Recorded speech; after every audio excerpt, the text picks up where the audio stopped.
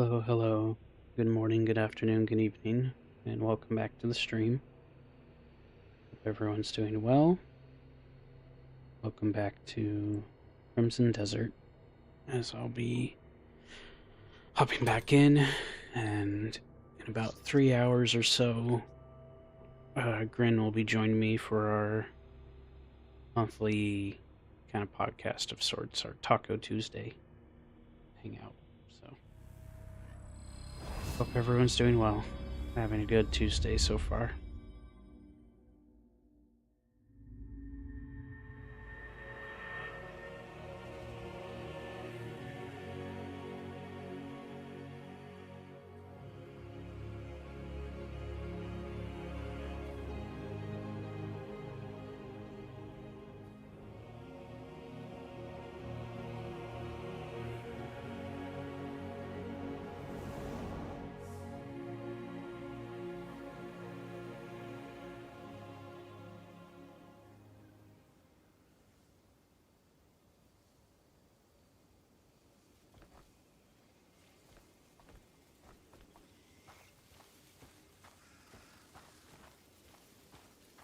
Got it with Damien, of When course. there's no fighting, it feels like the fire drains out of me.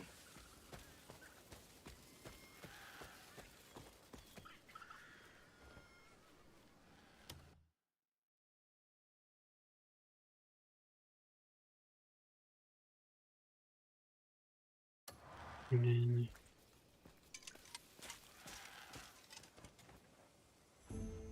You got any good trading goods?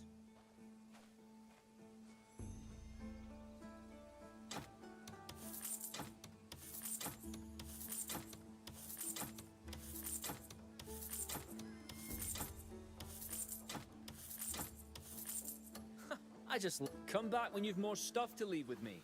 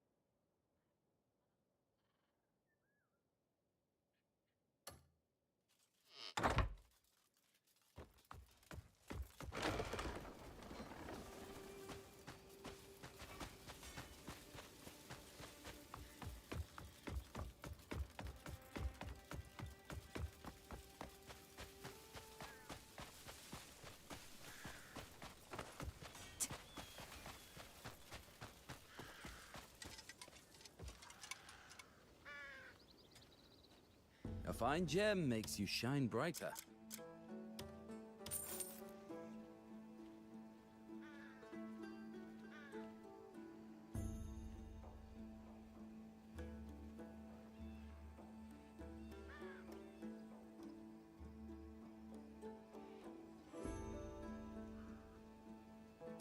Big. Come back when you're ready to spend some coin.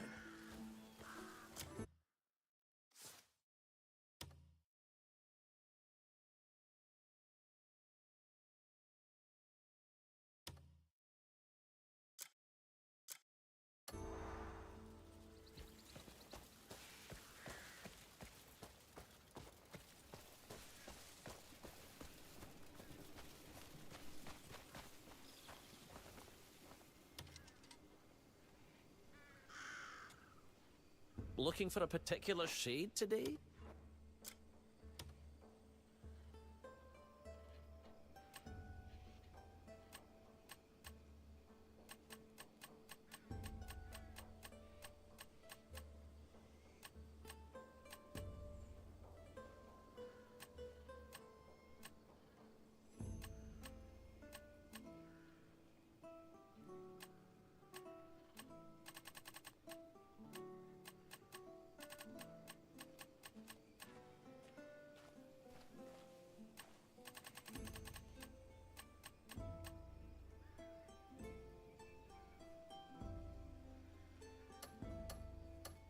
Do come back and see me when beautiful inspiration strikes you again. Always glad to have your company.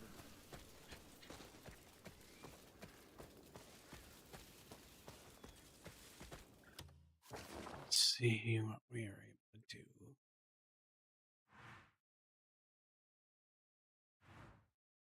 I need a special pack first, and I don't know where to get it. I think done.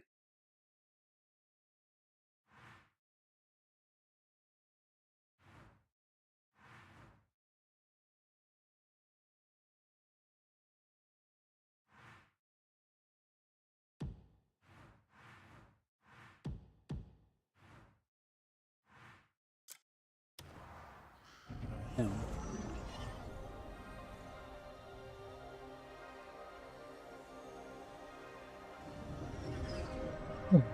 Wait.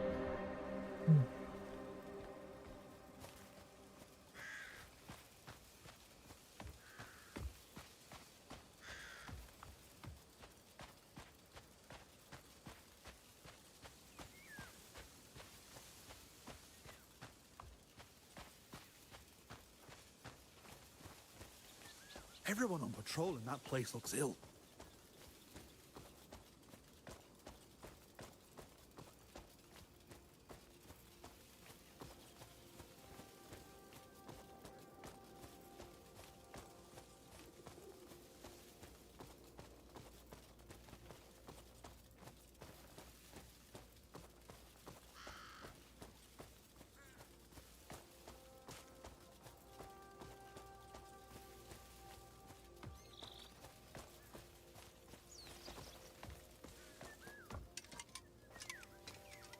I've been so busy preparing deliveries these few days that I slipped up. Some of the shoddier leather got mixed up in the delivery for the Southern Supply Post. I can't overlook this. It's a matter of trust. Do you mind delivering the proper leather for me? I'll be in your debt.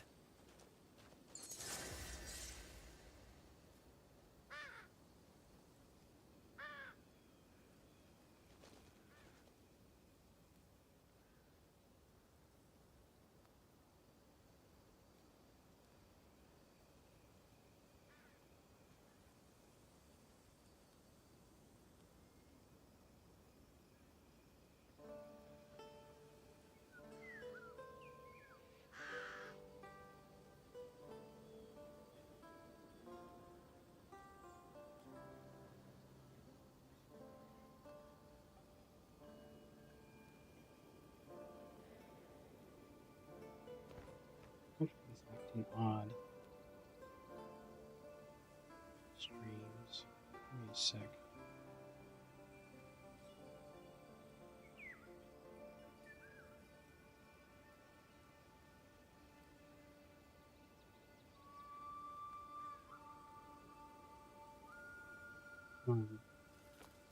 Focus on the game. Everything is like a little laggy, which is unusual.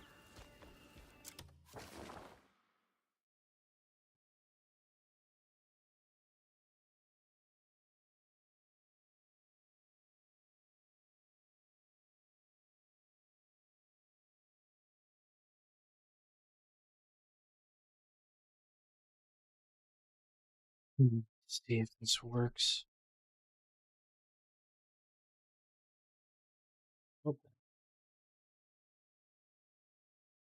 doing that. Maybe that should be fine. The advanced voice setting was causing issues. Oh, something's still chugging at things when I'm not focused on what happened.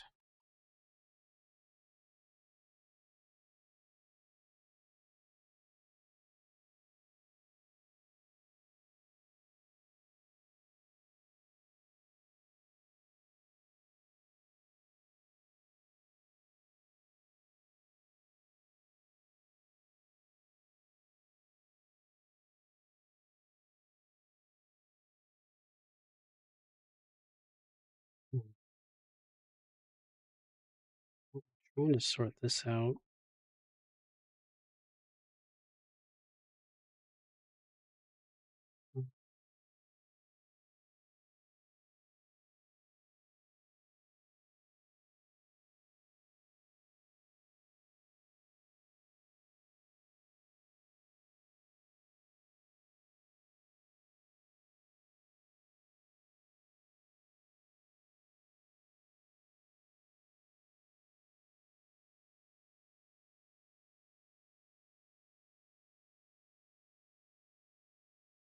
Be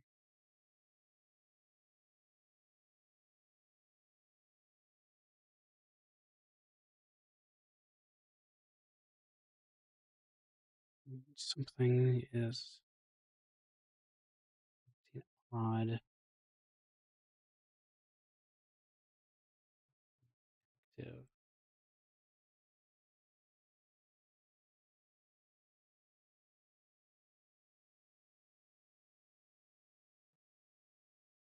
What's going on?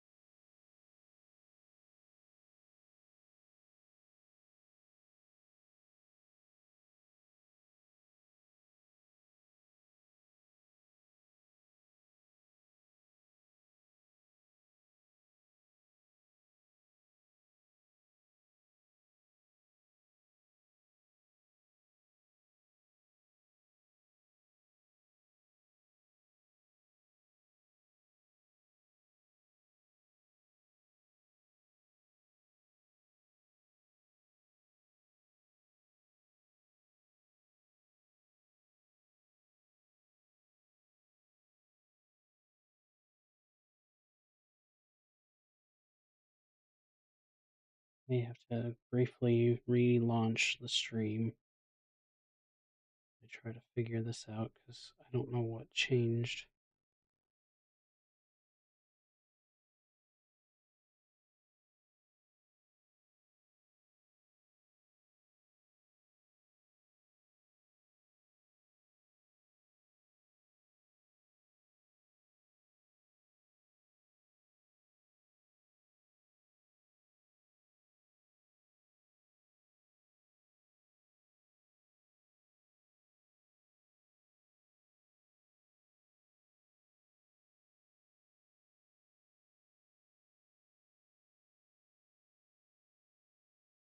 Apologies, I am trying to troubleshoot things and I'm just noticing there's some odd behavior.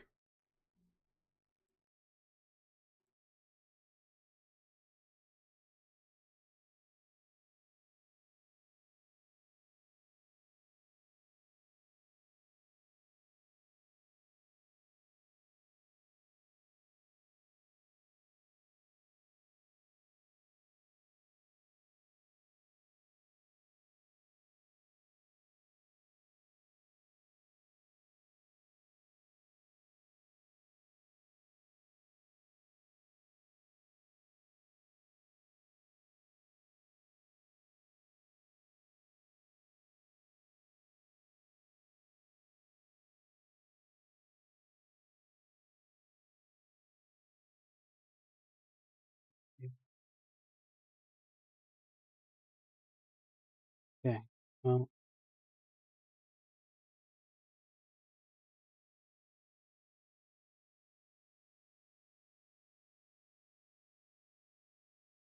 I'll need to quickly restart my computer. It looks like. I apologize, but I will be right back as soon as possible. So, bear with me. I'll be back ASAP.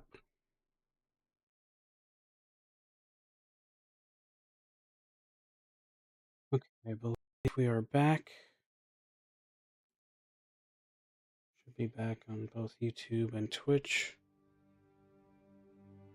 There we go. Apologies for all that. I think it's working now.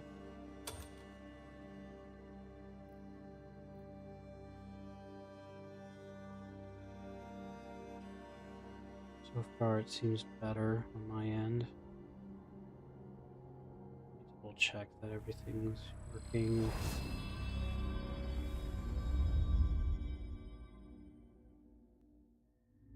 Good.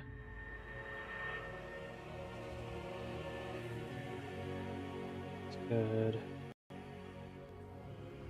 We had a little stutter there, but this should be fine.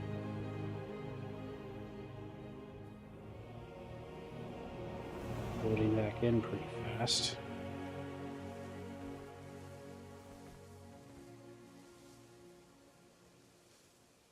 Made a noise, but I don't know what.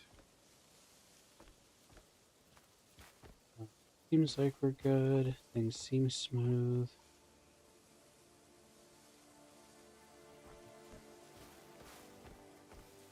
I had made a setting change, so apologies. Set it back to where it was.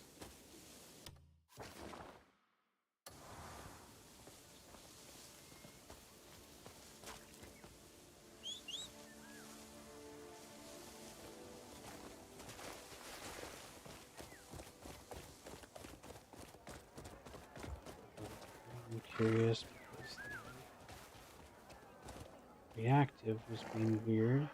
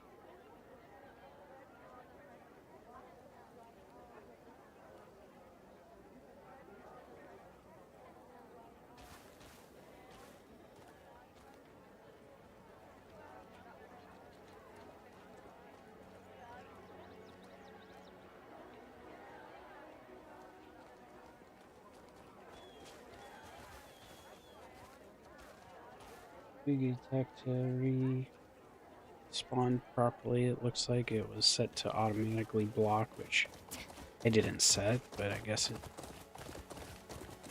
it did. Since I don't use it that often, it's fine that I have to prove it.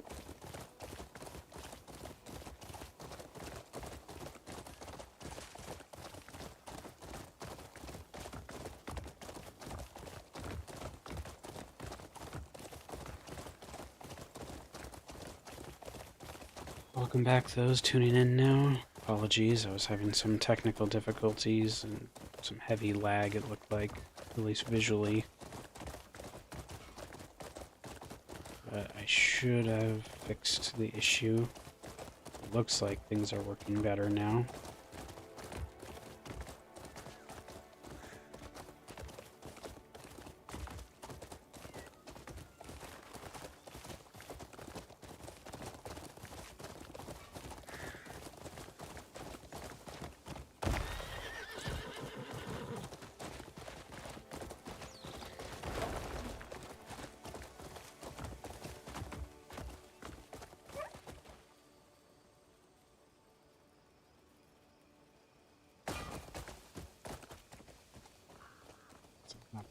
often.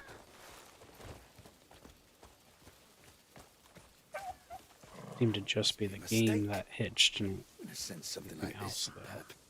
Grey, mate. You came all this way yourself? Yes, this is the one we ordered. So there was a mix-up after all. Knew something was a bit off. You'll take this leather off our hands, then? I appreciate that. Thanks for handling it yourself.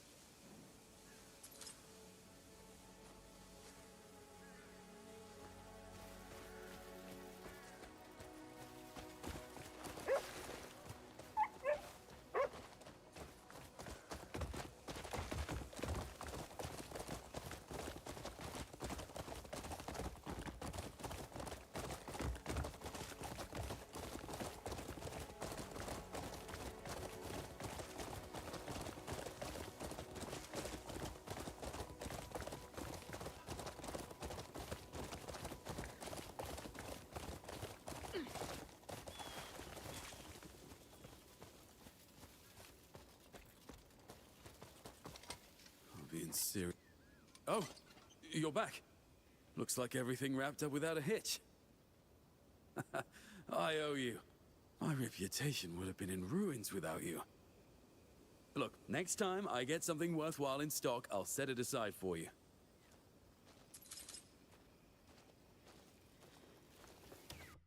We don't use for the bags anymore, so let's give useful resources though.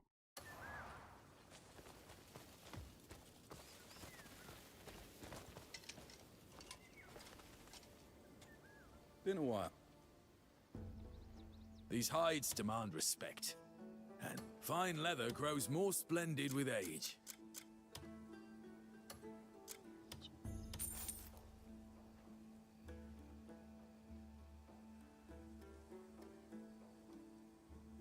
Nothing gets through leather of this strength. I worked on it all night. I'm happy to. There's always something better coming in. I mean, where to get some of those golden apples so I can start making gold bars. In fact,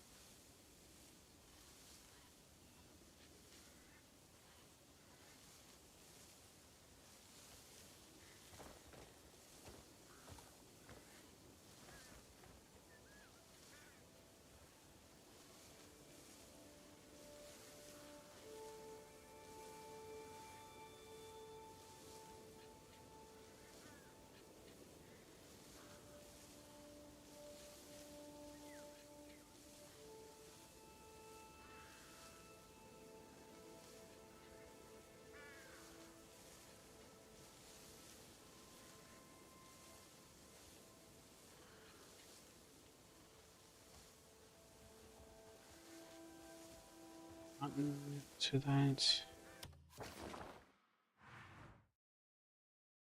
Luminous area. Yeah.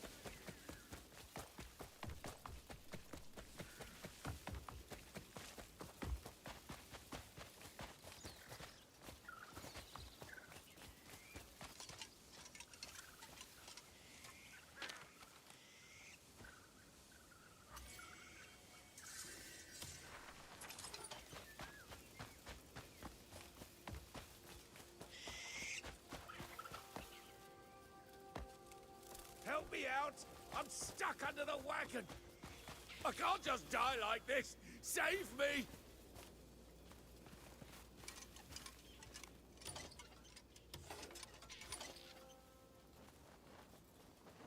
Oh, slower, slower! My whole body aches. Oh, when the wagon fell, I thought it was the end for me. Could you help me to town? I've no strength left to walk. You're a real lifesaver. They say nothing's ever easy in life, but oh, it sure is hard these days.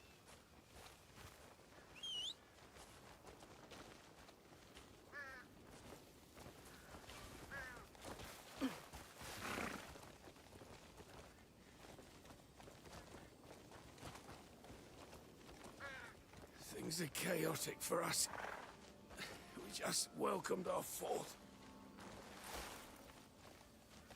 I wanted a new blanket for the little one. I thought I saw one. So I got under that wagon and it got stuck. Parents always want to give the best they can to their kids. And I've learned where to draw the line today. I've got to be alive if I want to take care of them.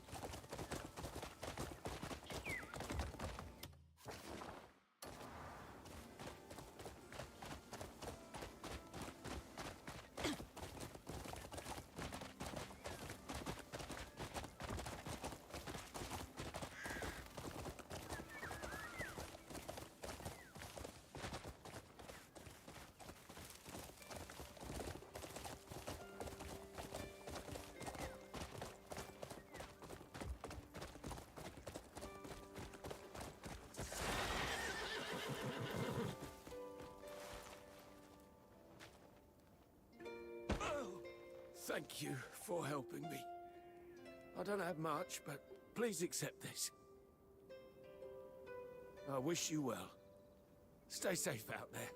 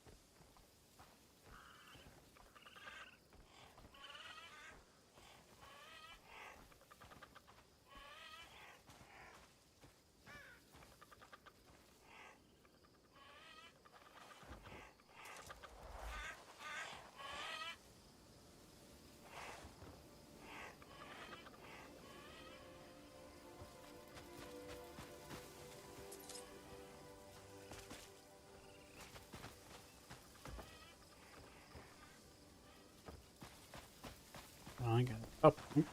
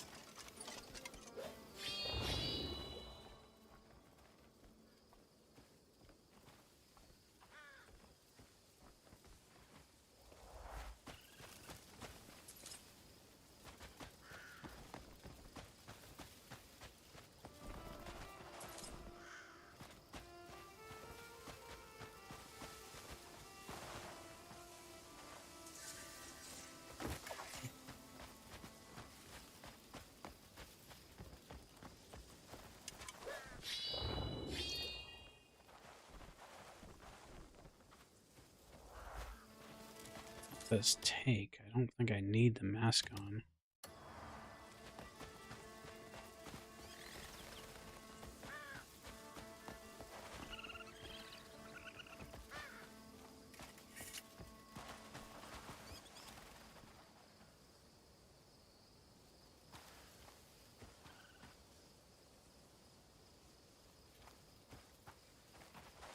What I'm currently doing is going through this field of flax, which is in this general region in Demonis, kind of just north-ish between the M and E of the Demonis, and north by northeast of the Spire of Soaring. And then this field area, this flax field, spawns all sorts of critters, but occasionally you get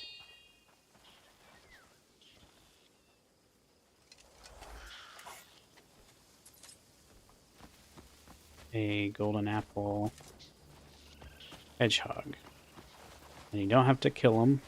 A lot of people are trying to use their bow, or if they have replenishing ammo, and that's possible, but you don't need that. You can just do your blinding flash. I'm not even sure if you have to do the concentrated beam for it. You can just possibly just do a regular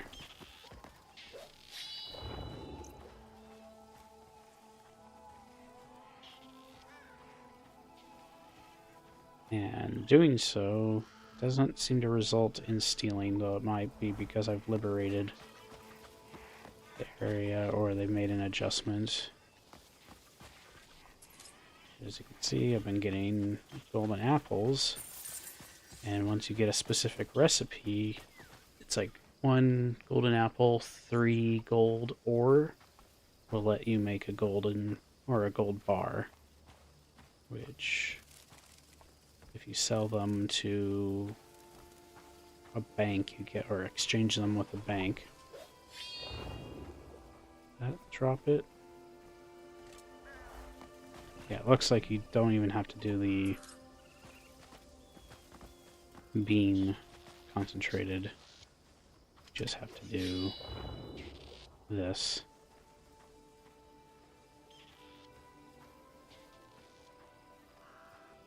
And that does force them to drop it, which is pretty cool.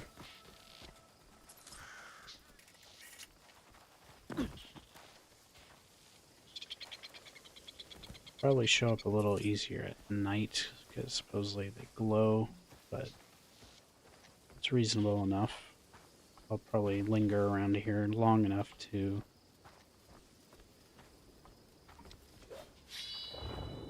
see how much they glow at night.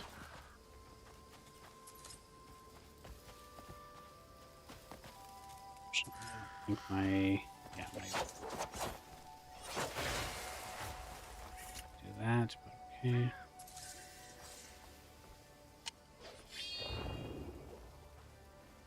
Gotta make sure you're not already wielding the weapon to do the blinding flash.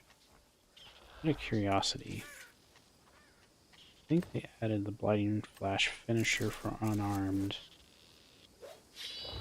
Yeah, you can do it with your fist as well.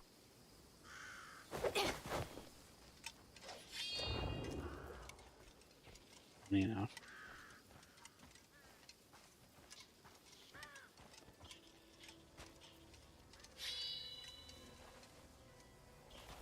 In that case, the focus light did actually work for that hedgehog. In the process of me doing this, I've already gotten 10.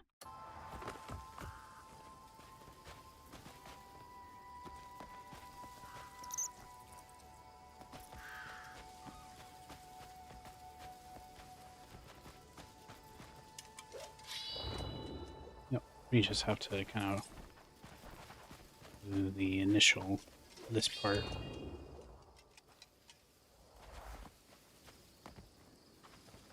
That will force them to drop the apple. It doesn't kill the hedgehog. And it doesn't count as stealing to do so.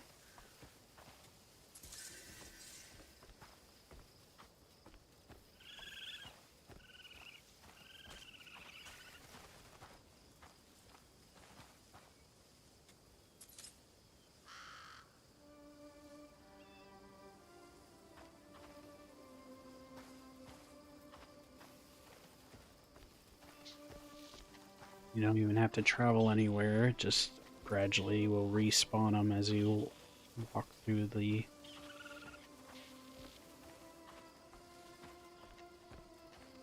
flax bushes.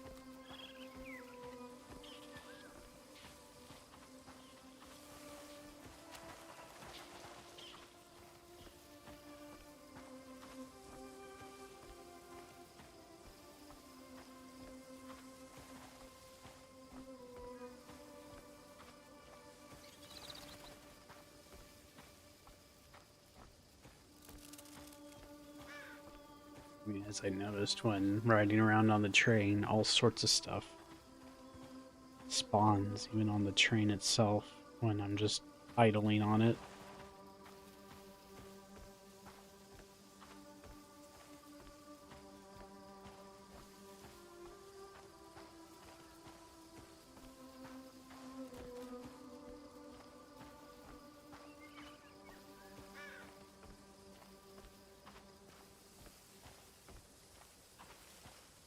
Sorts of little critters.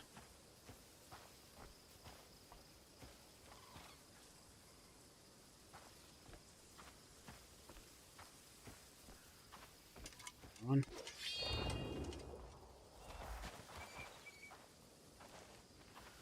Actually, on for 9.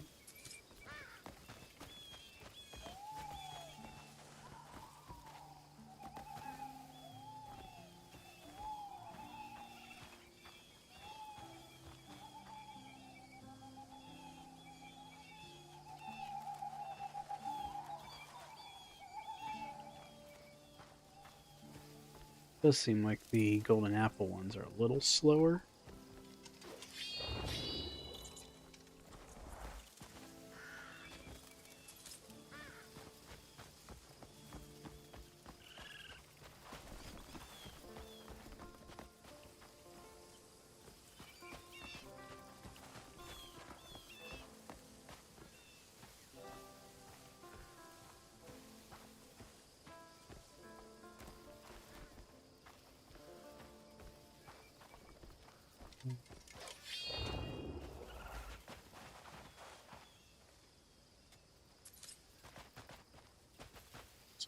appreciate it doesn't count as stealing.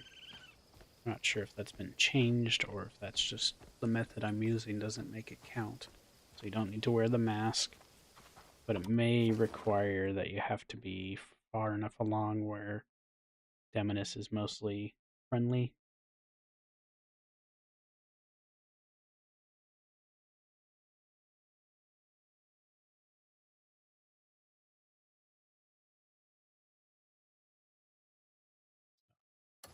Once you're at that point, which is like possibly chapter 7 or 8, I believe.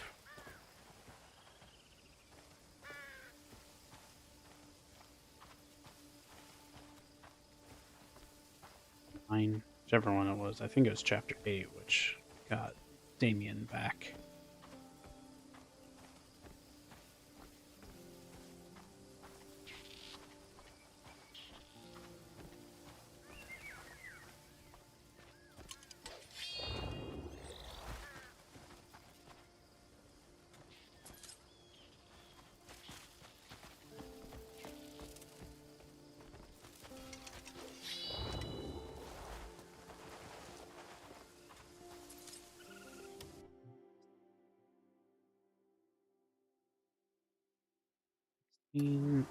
You'll see if I can get like a full stack of 20 or however many stacks to.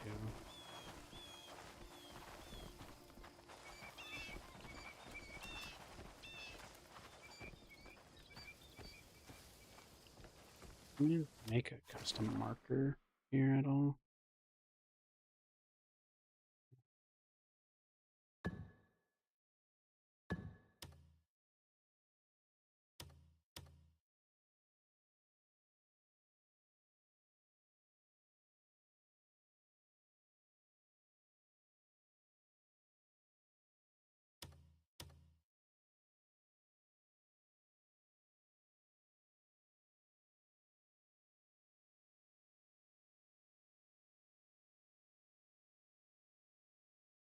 This is supposed to be like the Abyss artifact. This feels fitting. Make it like a gold. Gold sphere. For Assassin's Creed fans, kind of makes it look like an apple of Eden or a piece of Eden.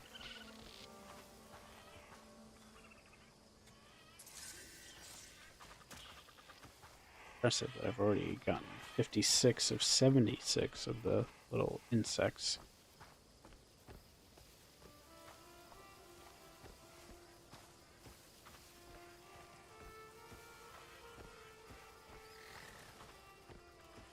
First time I've left a marker on the map.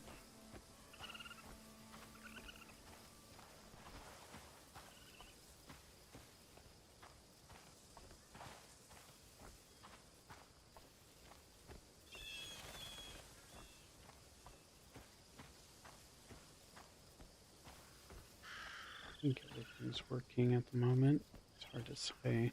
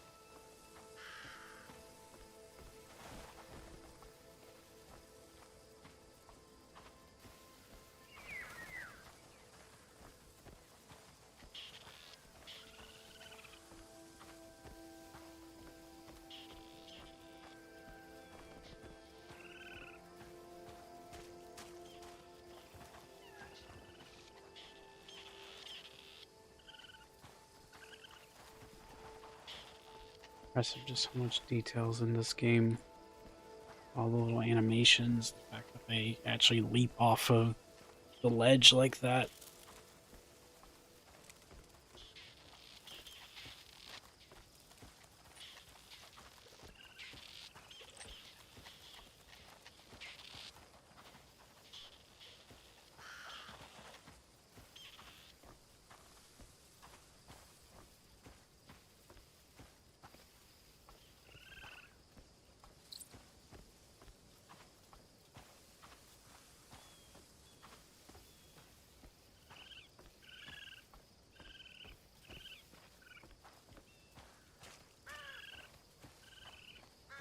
seem to be getting many more showing up.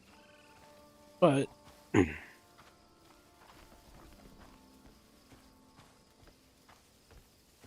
16 or so is not a bad haul for first time getting any amount.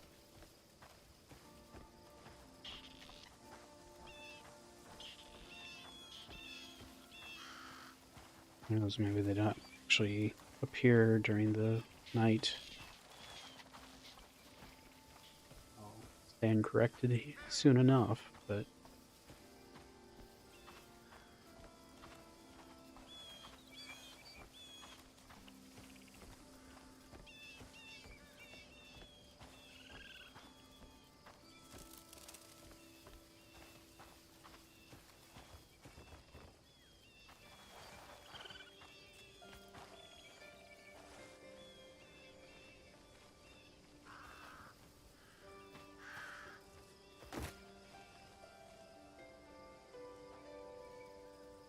I'd say some of these still alive. It seems like they are. I don't think I killed them. Pretty sure it would let me skin them if so.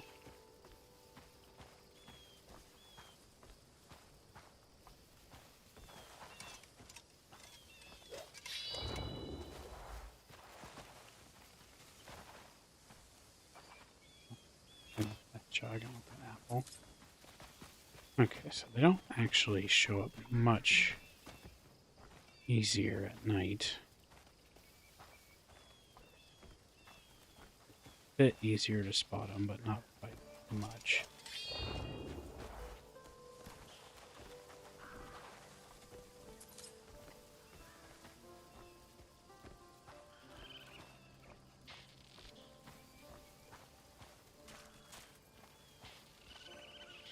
Since most food stacks to 20, I assume the same goes for the apples. So how many more would I need to confirm? 2 more? 3 more, technically.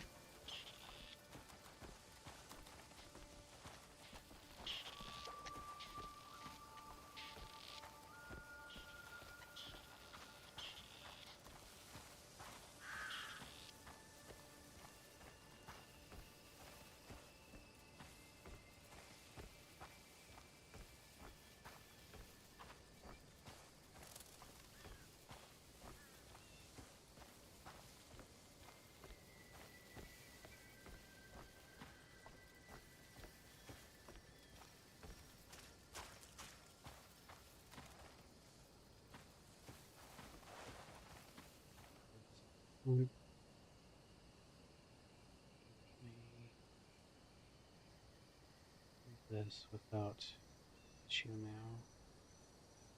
Seems so.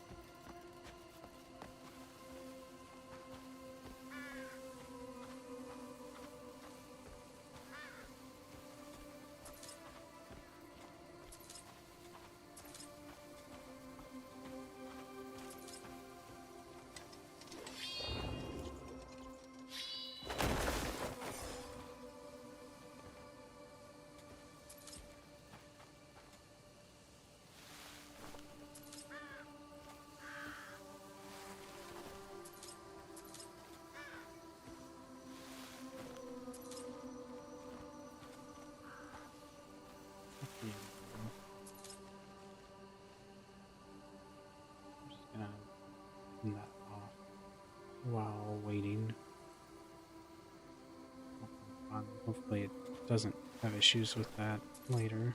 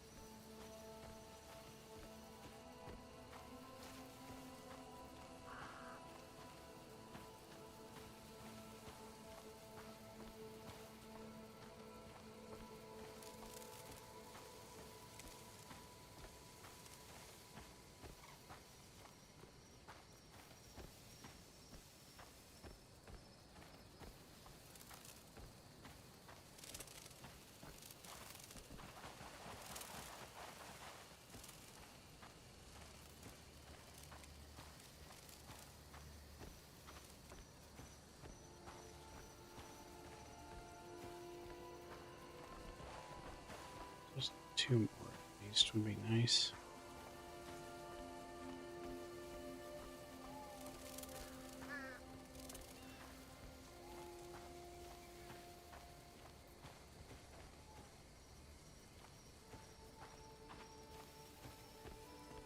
They do seem like they don't spawn as much at night.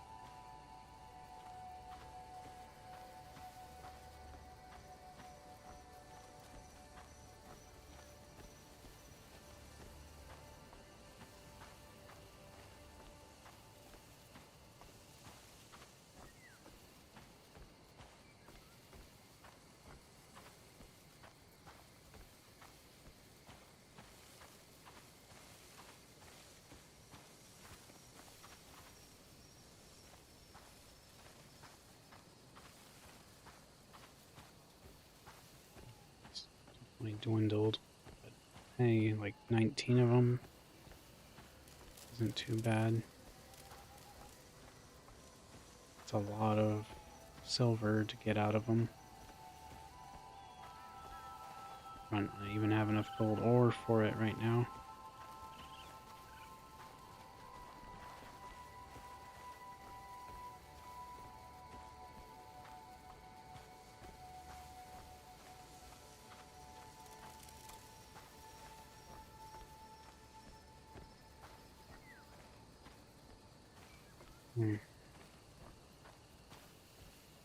Well, I might just have to move on since it doesn't seem like any more are going to be appearing. Maybe they will. So far they haven't, though.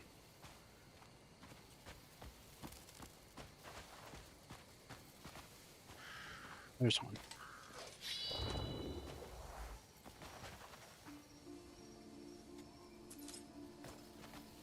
So that should be, what, 20. They're considered alchemy materials instead of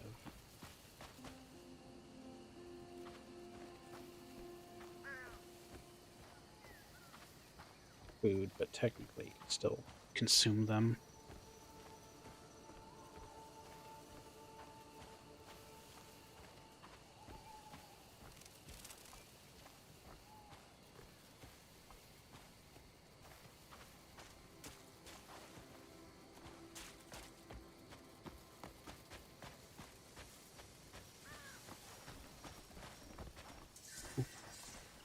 Platypus, fun.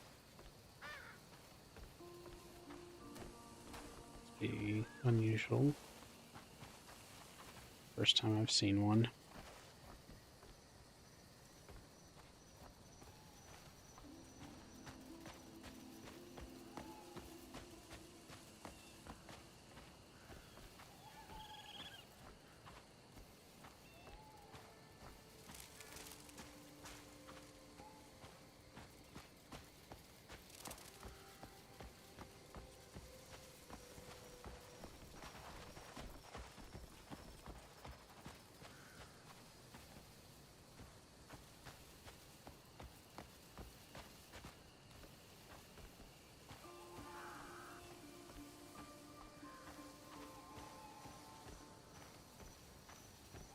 Just like to find out if they stack to 20.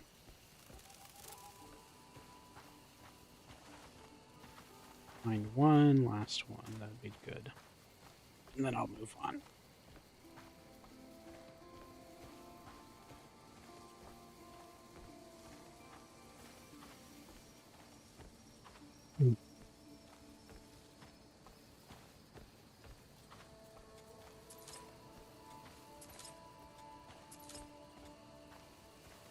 I'm supposed to harvest the flax. Since it's technically not a flax bush right now, they're just a field. Not having as many up here.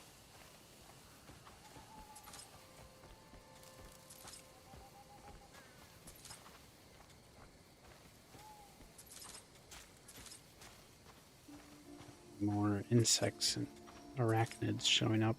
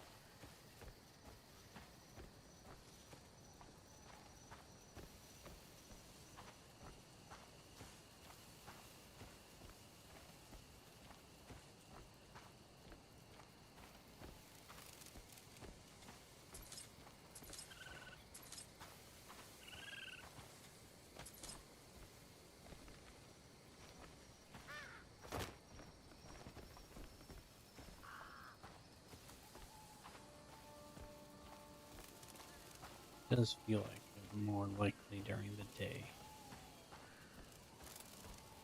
How few have appeared now, regular or otherwise.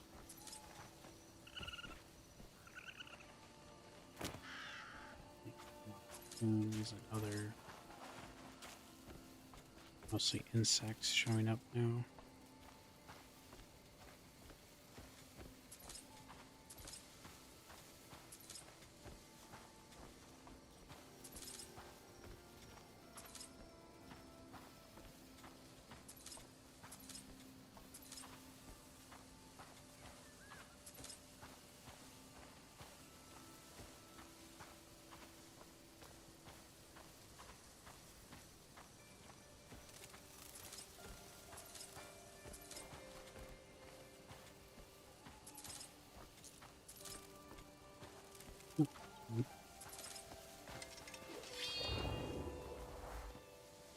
That will decline if well, it stacks above 21.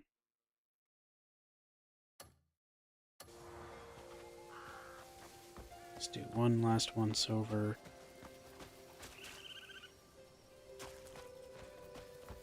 Nope.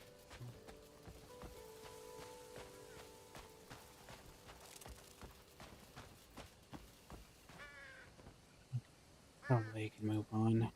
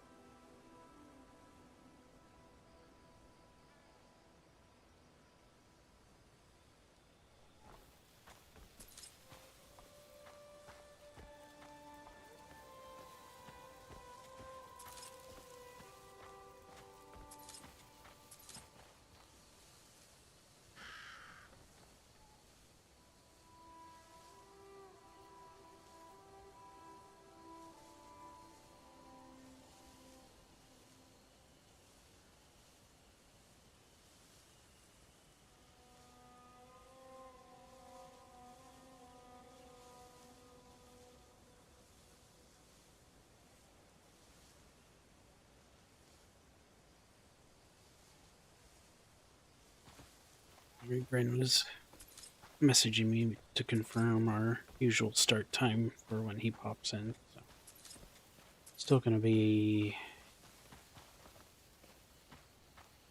hour and a half, hour and 40 away.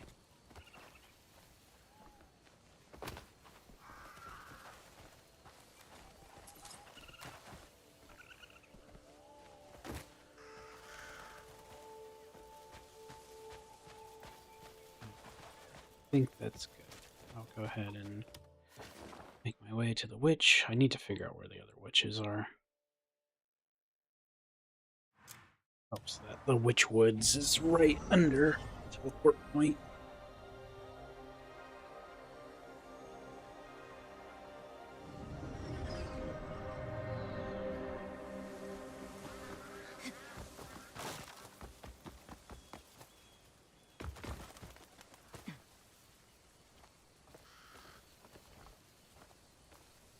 I think I don't need to grab the gold. You'll find what you seek here.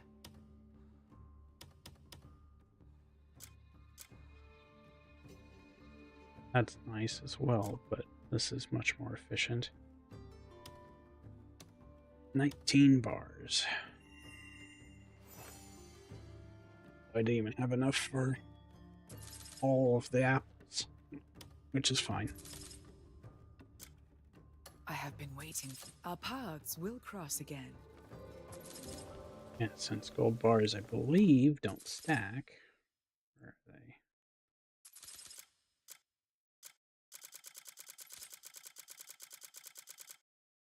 Alchemy, it's in the...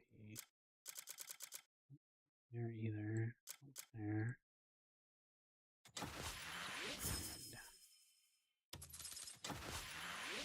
Just do all of them.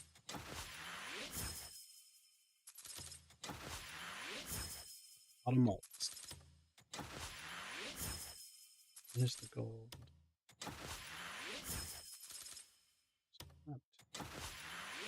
Oh, probably under currency.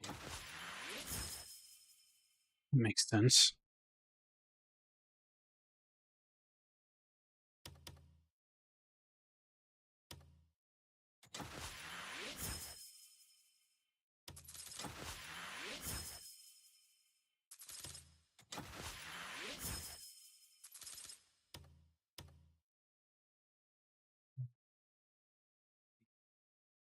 These, yep.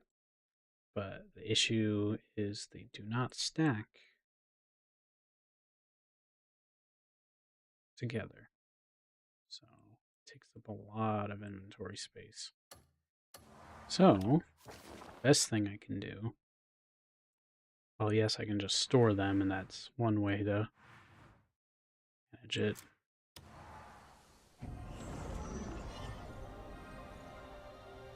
But because of how silver stacks, you can essentially cut the stacks down in half. So Yeah, what do you want? it would drop down to not I tip my cap to you. about Hail, stranger.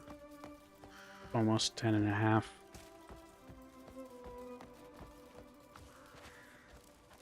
Almost 10. Yes. So it's 9.5 stacks instead. So where is the bank? Right there.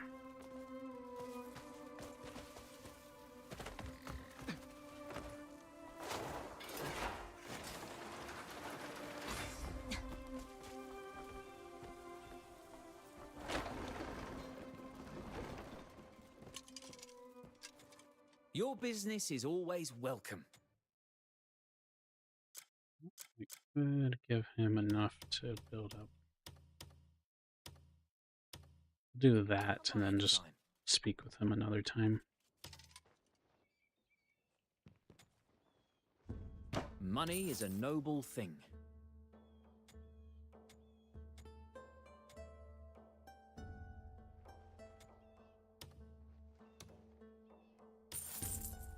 No, I definitely don't need much money. for a If while. you've no business with me, leave. So that does cut down my stacks quite a lot. If only I could like store the silver. Thinking normally in BDO it actually is pretty efficient to convert your money into gold Nothing keeps you bars going like a good bowl of rice. and then storing them that way, but I the think right they way might is hard to come stack by. in BDO comparatively, so that's the main reason it's better.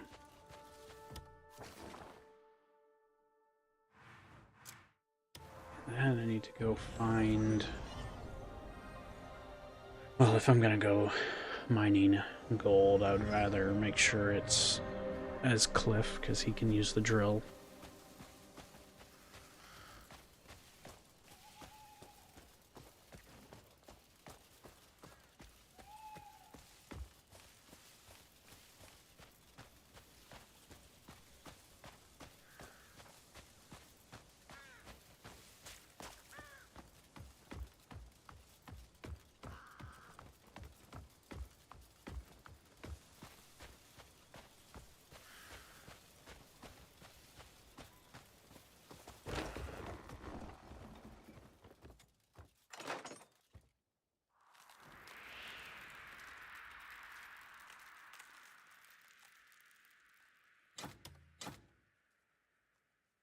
So the ingredients.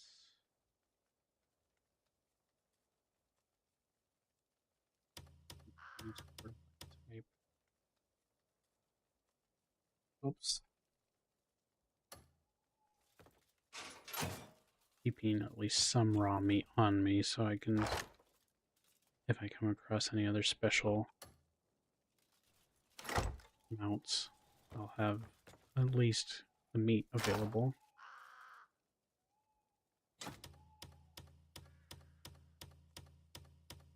I can store the apples here. Should mean I can just store them and then use them wherever I happen to be.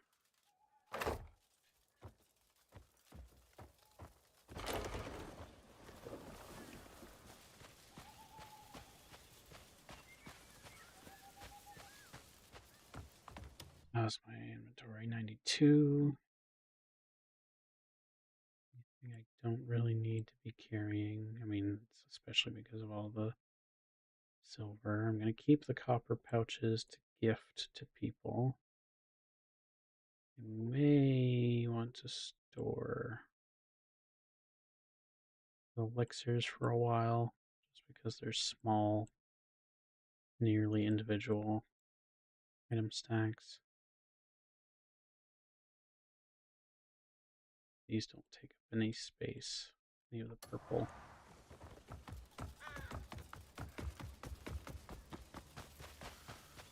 I'll just put the elixirs away for the time being. I haven't been using them yet, so don't need to use them now.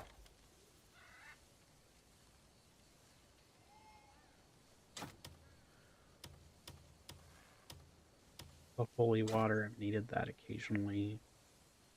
I probably don't need to be keeping so much. I'll keep the honey tea, it's an option for trading.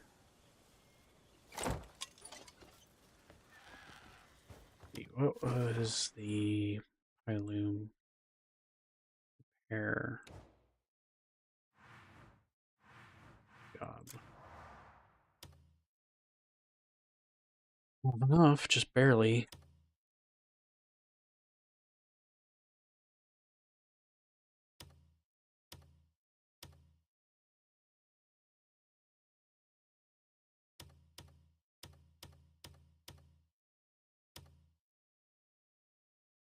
As well.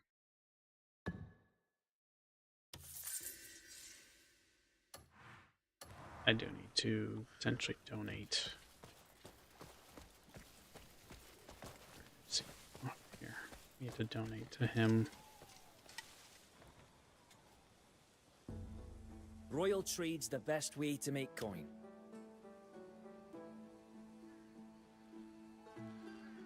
Ones.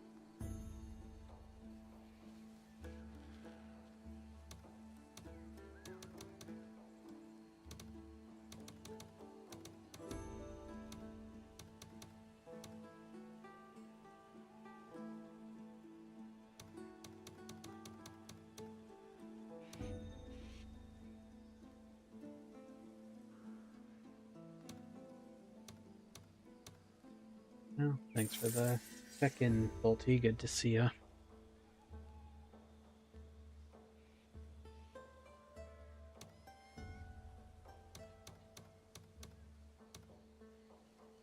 And thank you for the headbats, too.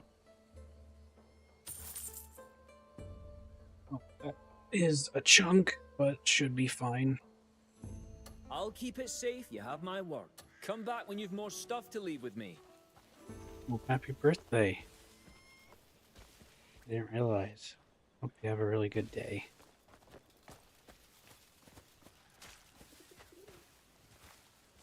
Happy that you can spend some of it here with me. I know it's already pretty late for you, so is that technically the 20th?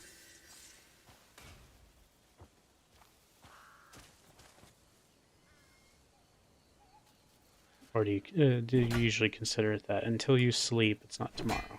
Okay, so the 19th. Well, I will hopefully remember that. Be able to wish it to you in the future as well. Even if not, I'm sure you'll still be around next year too.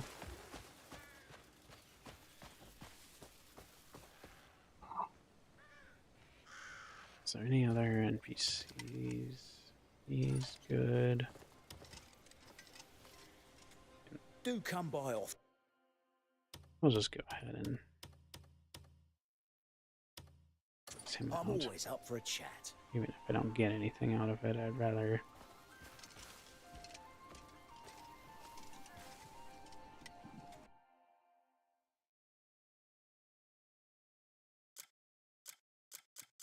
Fives.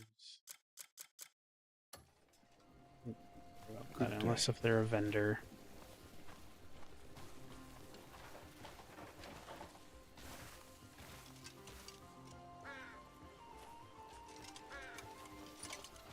Alright, I should probably go ahead and harvest.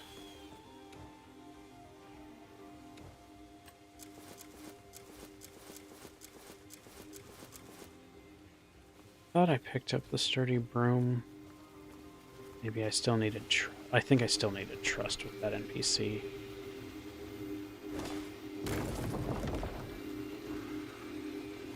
Thought I had, but I think maybe I left him at like 5 points and that just would have been a quick greet.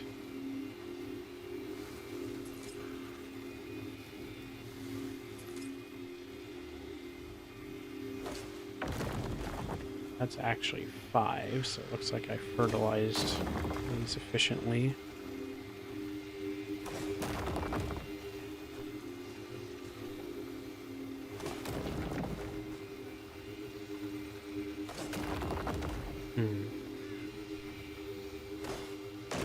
Well, unfortunately not everything can work out to be on your own special day.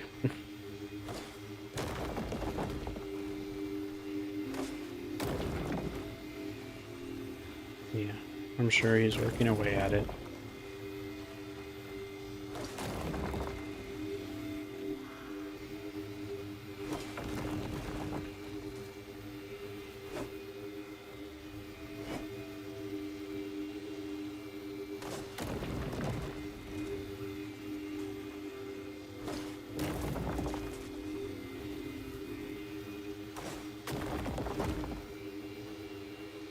Trying to pick up all of this nonsense. Hope that it's a slow animation.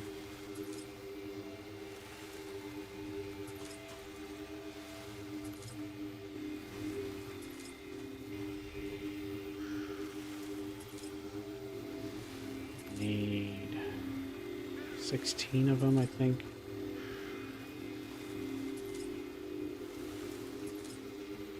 Seeds.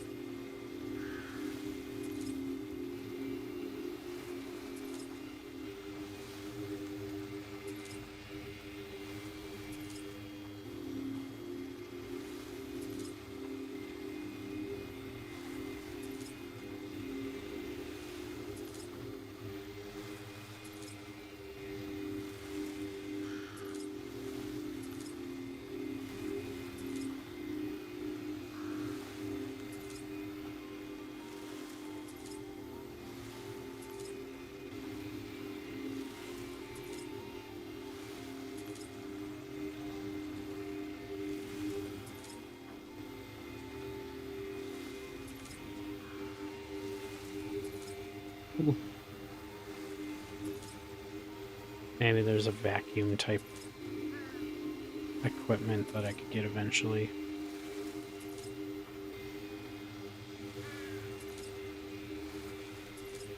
But they'll make one at some point.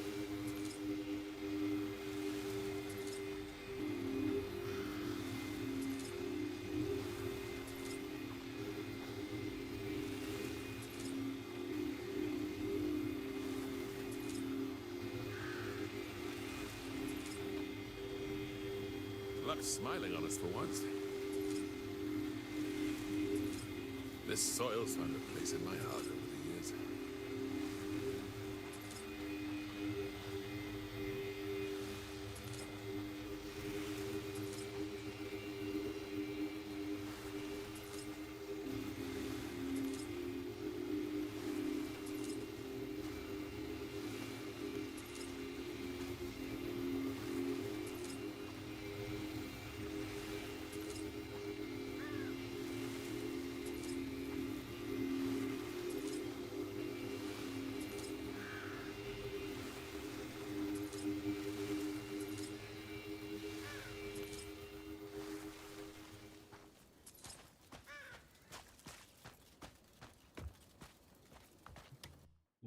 To extract 16 seeds.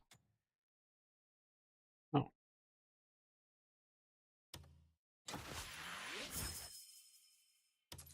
That helps.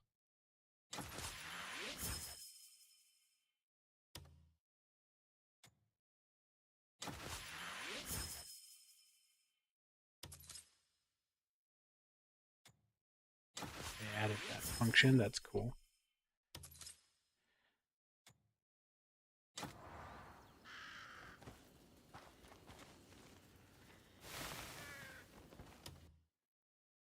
This way though, which is a little bit annoying. I wish I could just hold all the seeds. That's fine. It's already added so much convenience.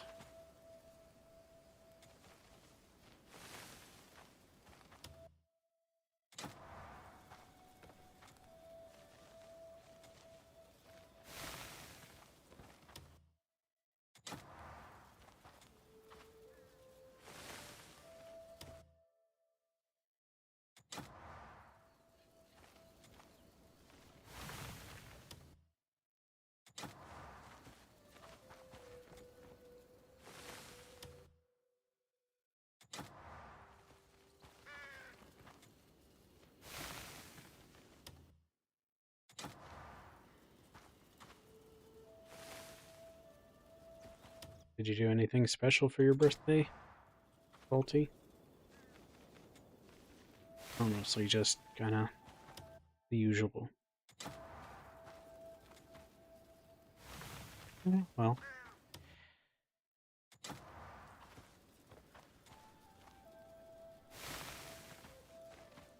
least that's more money for you, so that's good.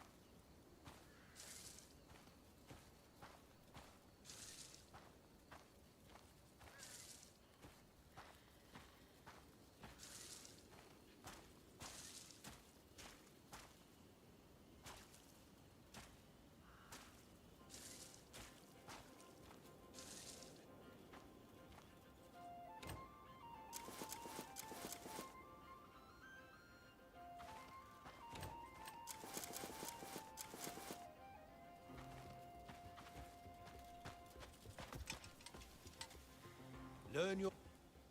Seeds take well to the soil here. Even the weeds, the peace in your heart will grow with the plants you care for.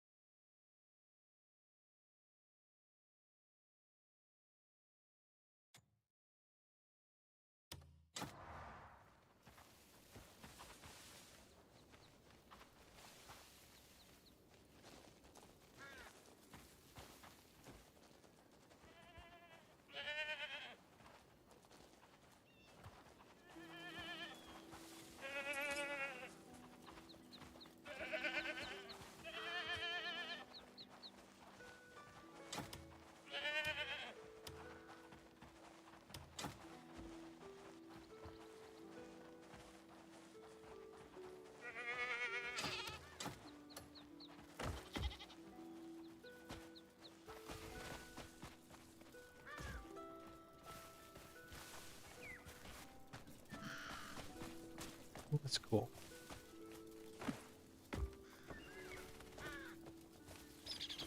Well, 25 is my favorite number, so I hope it ends up being a good year for you. Good day. My 25th and 2025 didn't end up being super great, but it is what it is.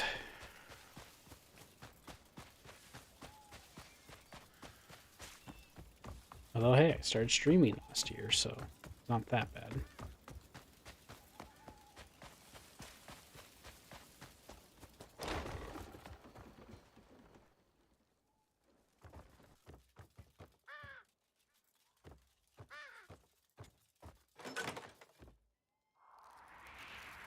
Let's see. I should try the corn.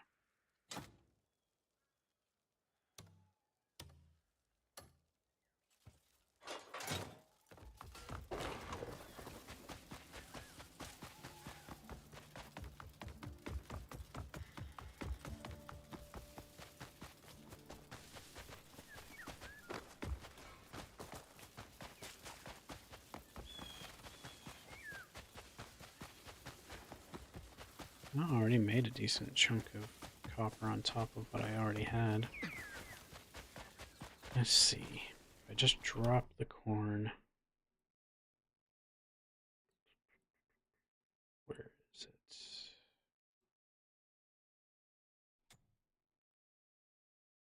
it?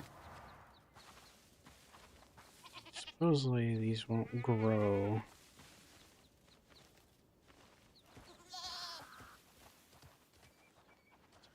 Place food on the ground.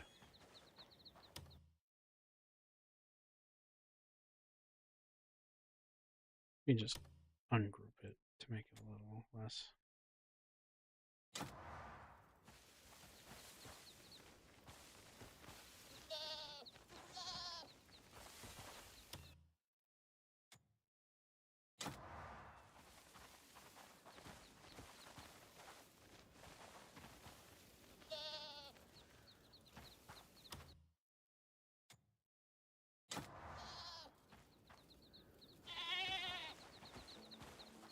Otherwise, I'm stuck with a lot of baby goats and baby chicks. One of them, I guess, turned into a chicken.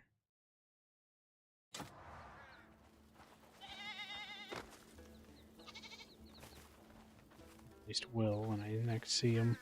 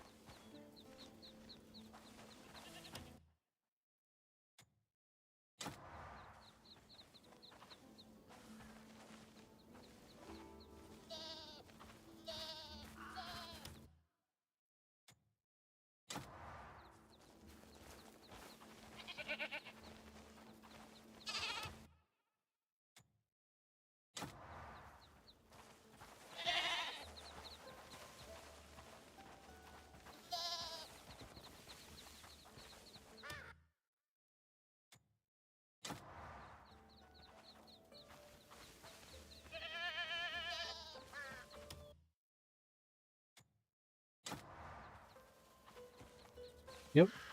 Nice, I got a rooster.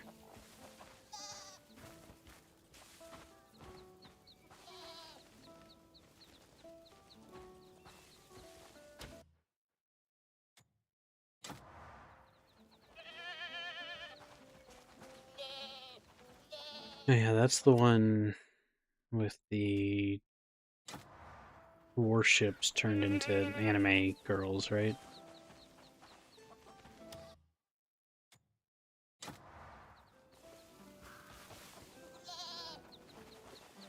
I think some of the Hololive members had a collab with them ages ago.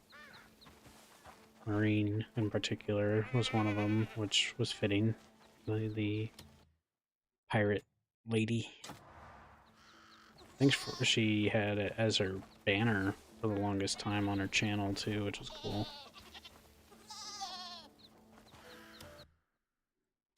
Not sure if those were ever available in the US or global versions. But yeah, it's an interesting concept for sure.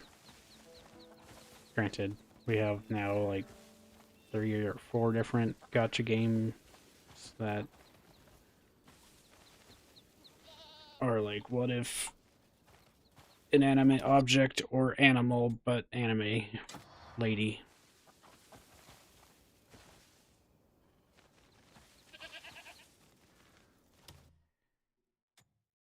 Now we have it where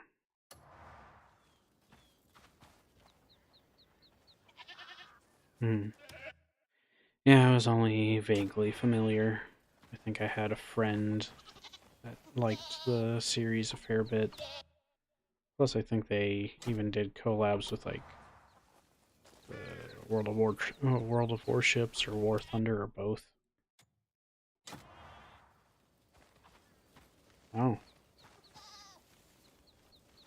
well, if it's doing well for them and making them money, it's more power to them.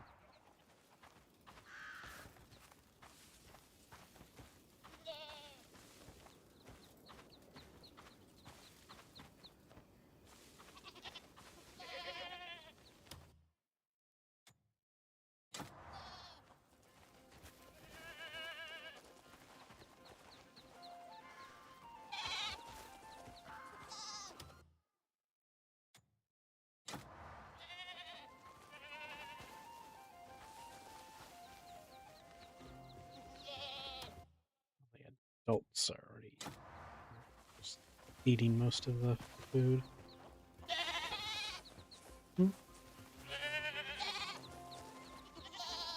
Well, if it works, it works. Would probably be the most successful marketing for them.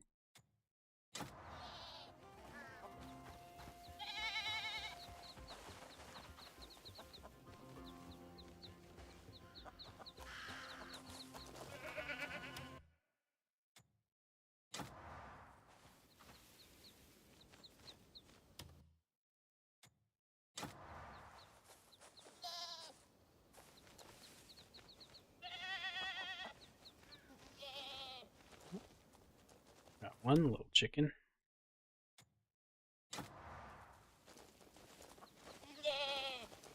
Me.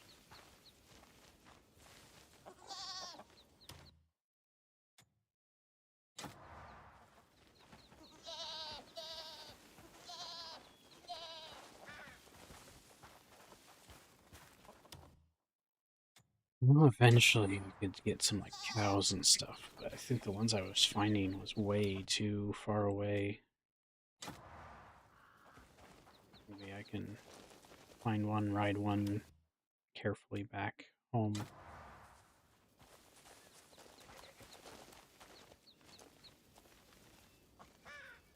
Let the little chickies get some. Oh. It's the rooster. Rooster came and got some more.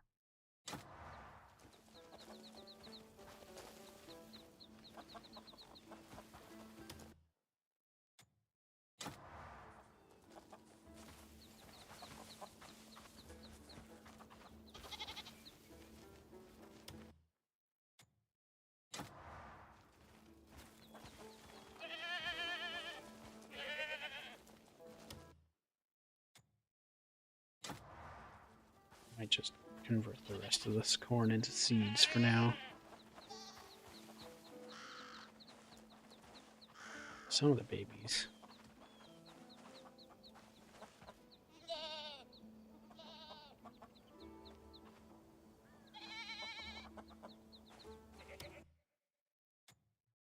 Take multiple of each.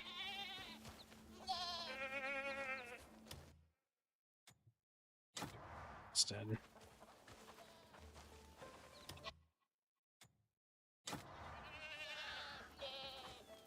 Would like for more of the chickens too. Though. Like there's 3 of them. Not sure if a new baby just appeared or if I've had 5 chickens.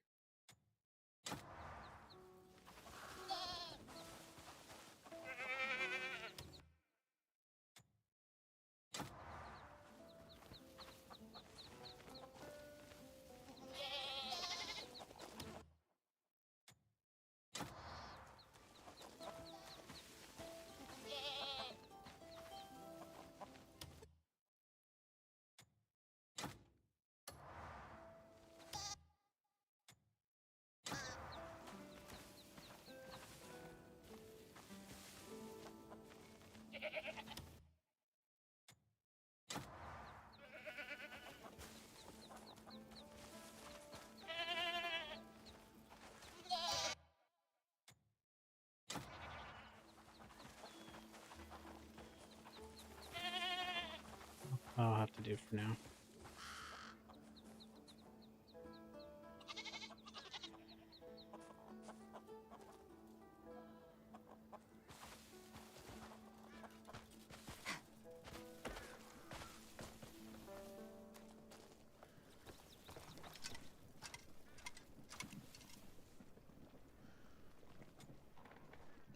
Need anything? I can get ducks. Anything for you. I'll make note of that. Need anything? Up on livestock now.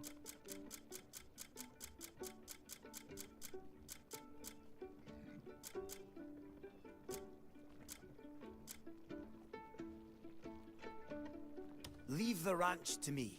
Heading off already. I guess I'll spend some time with the animals then.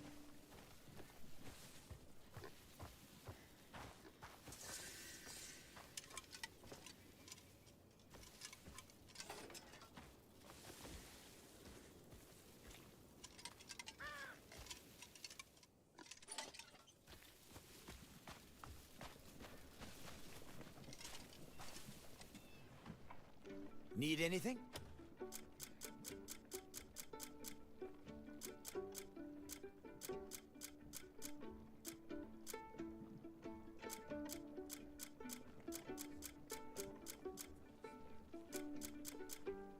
Leave the ranch. Bring some feed next time.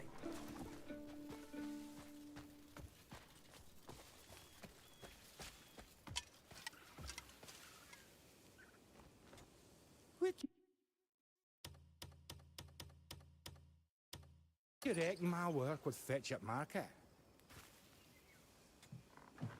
A well-crafted piece of furniture can transform the whole room.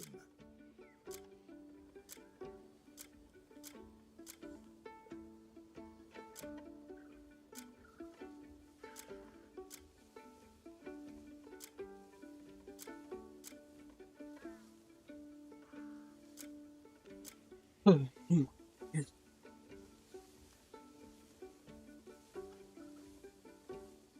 think I've already done 2 of the gatherables, so there's not really a point to do more.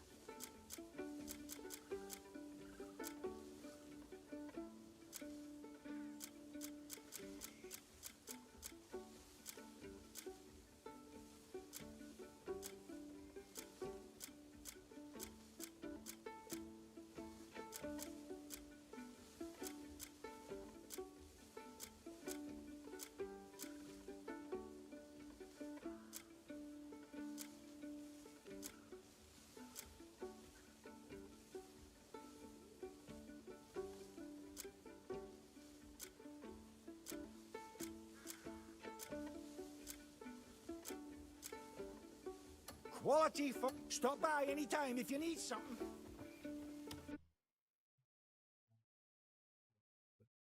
But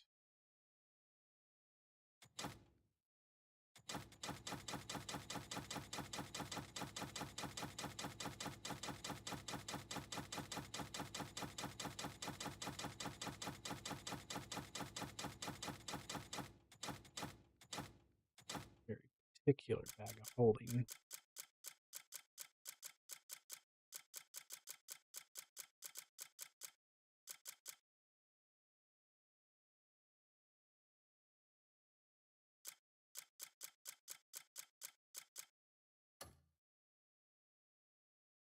I'll need to find out if you can get helmets.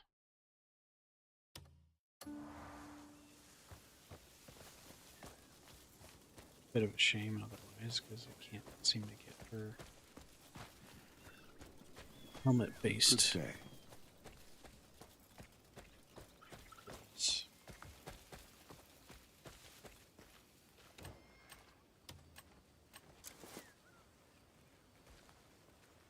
Technically, I could have her wear the Constellation helmet, which looks a bit goofy, but it works.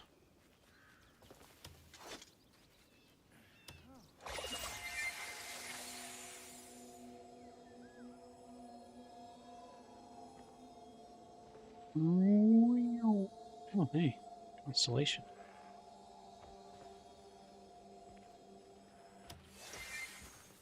Back again? That means if I line that right.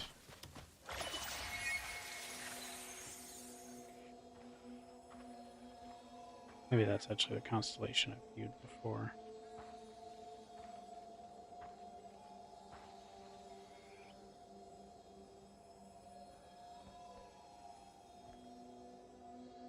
Funny how it's like a cycloptic telescopic thing.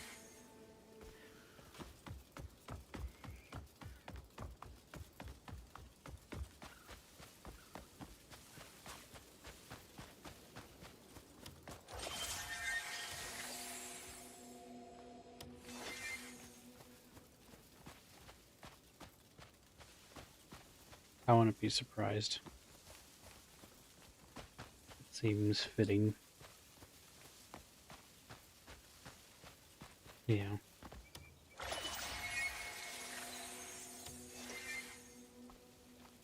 He would probably be pretty tough if they make him accurate to his depictions in Cyberpunk.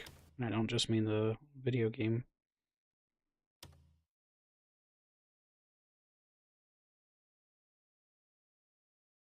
Maybe I should just wear this.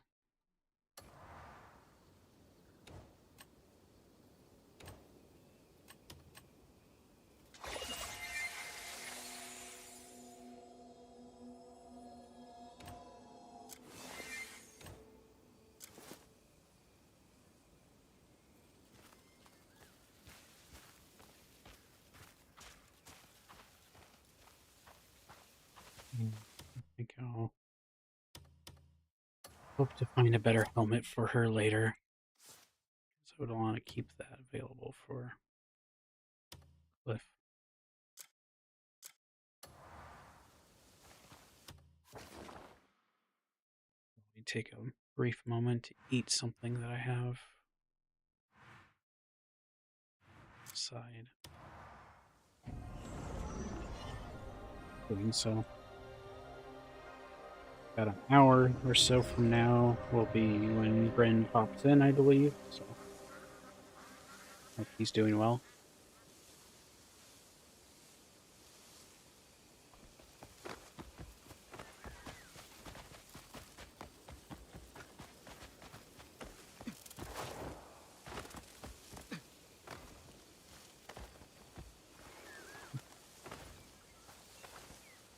Thank you, Balti. I'm sure to drink something too.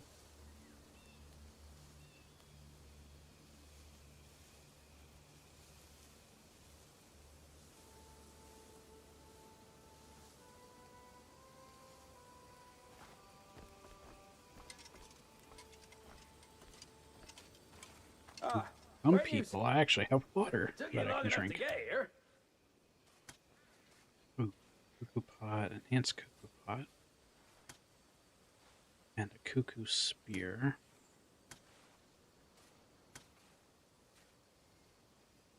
What does the cuckoo spear do?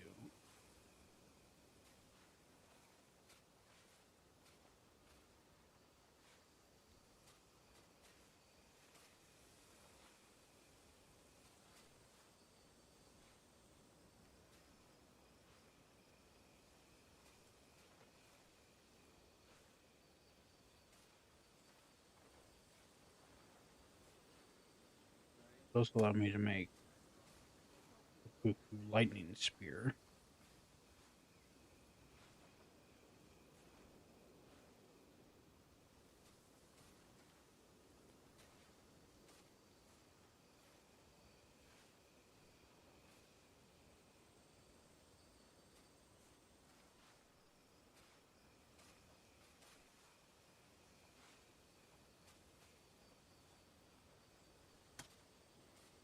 And the enhanced cuckoo pot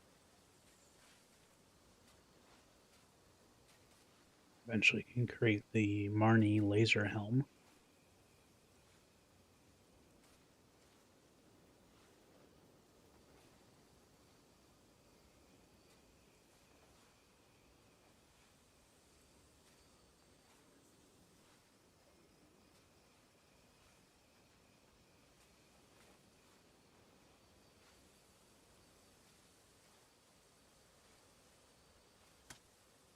I need to make this because this is the only way for Unka to have his version of gliding.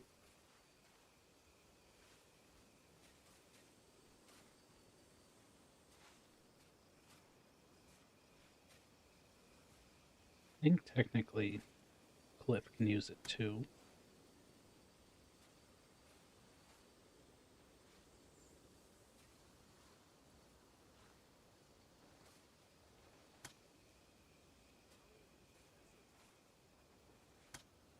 For now, oh wait, I need to get more iron anyways. This kind of work isn't as easy as it looks. Let's see. Probably start doing like a quarry mission.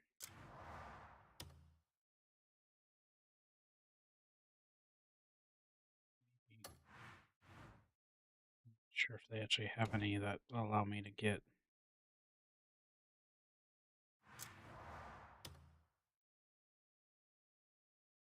Maybe not. These don't necessarily get me what I'm wanting. I do need to donate some more to the church.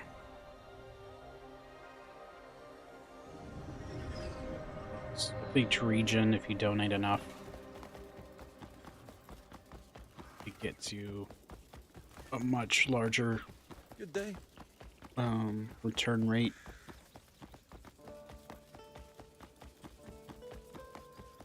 from missions. I think it's up to 200%.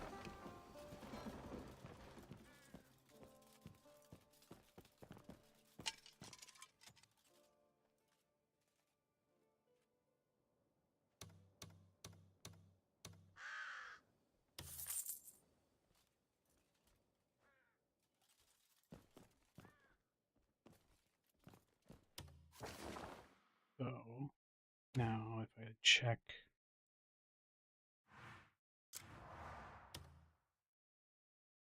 now it's 98% where it was lower.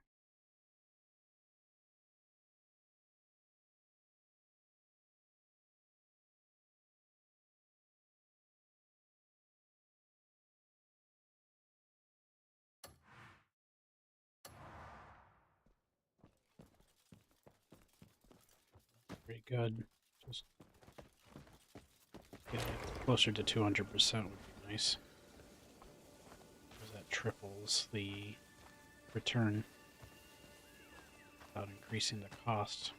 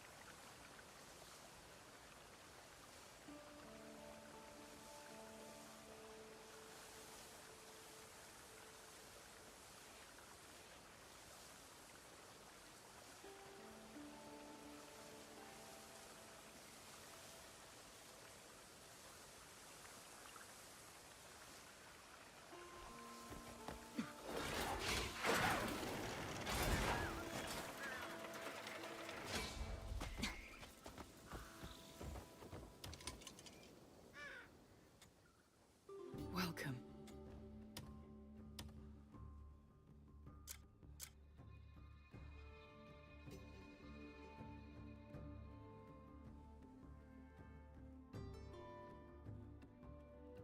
You'll find what you seek here.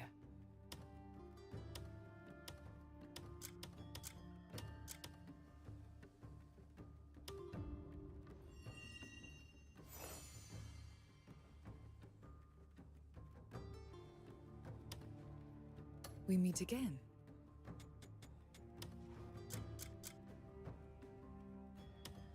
Very well.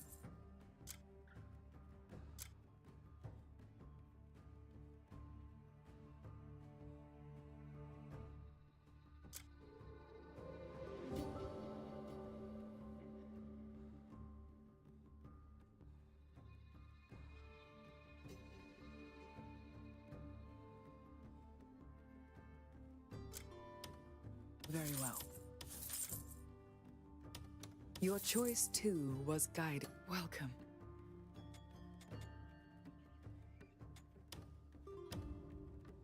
I have been... May wisdom guide your paths.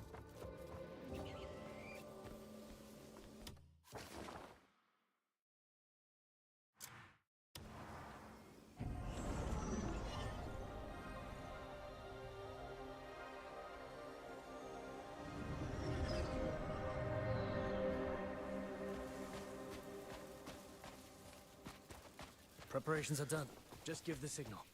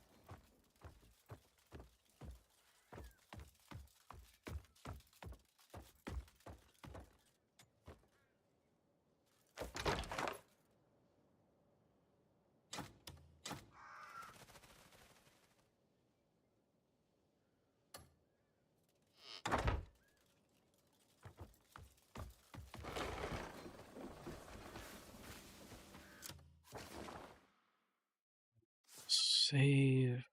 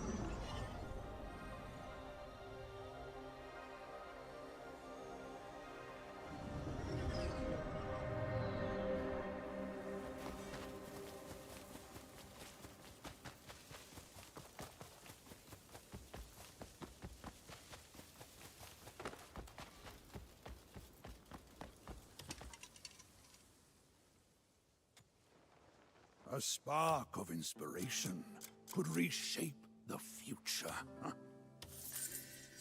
There's no... I will have...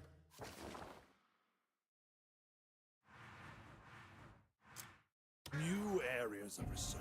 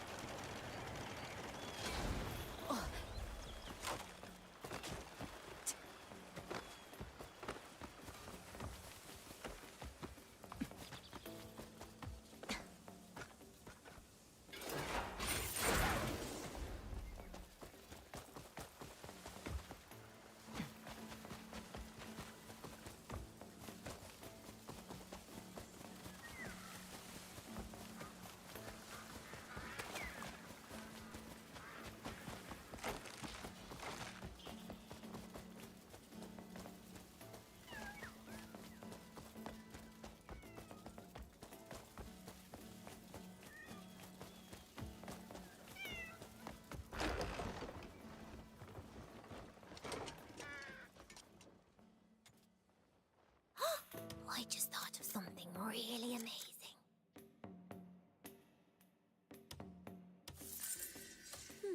You have to tell me when something fun happens.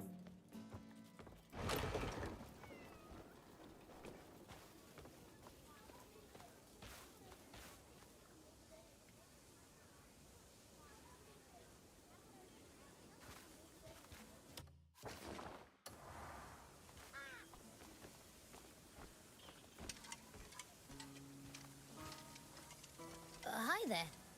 Oh, let's play a game. Find all the colors. Oh, let's play a game. So you like Find all colors, the huh? colours. Name every single color. Hi. I'm not supposed to talk to strangers.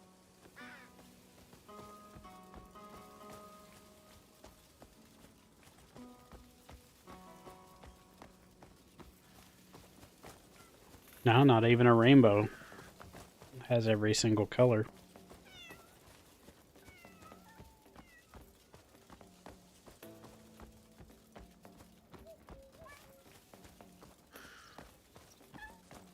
Hi there.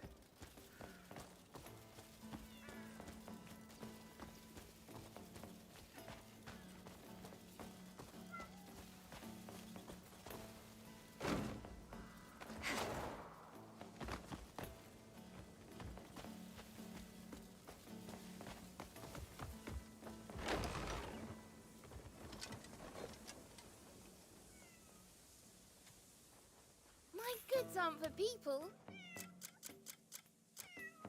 My goods aren't... Bye. Come back again soon.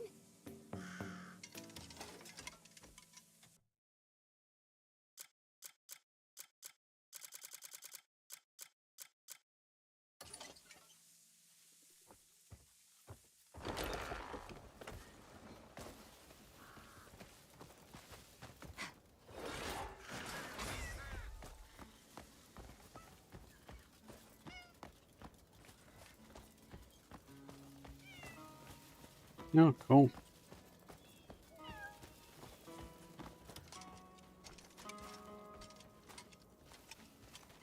Having a rough day?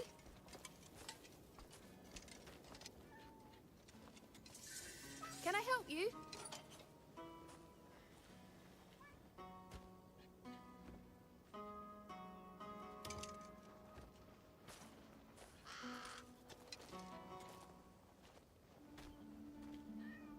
My goods aren't for people.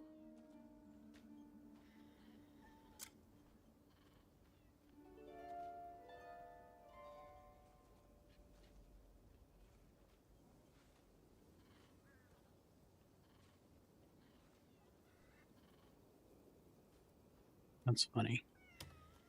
I made it myself. This one makes it so the cat will stay on your shoulders at all times, evidently. This one makes it so your dogs can fight alongside you. They're And cute, obviously aren't these they? are just the pills. Until next time, friend.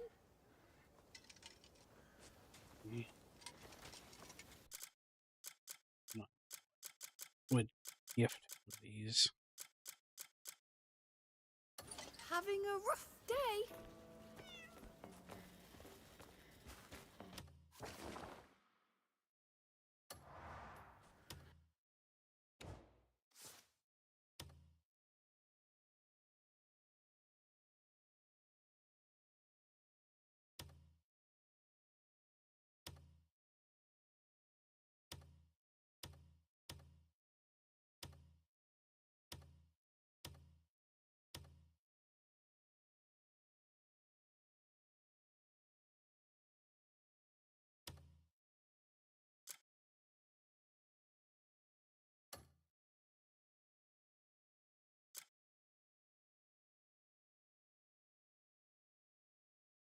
Both.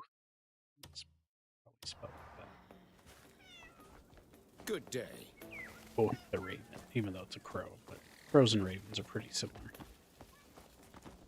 Ravens are a little fancier. Oh, would you like to hear me sing?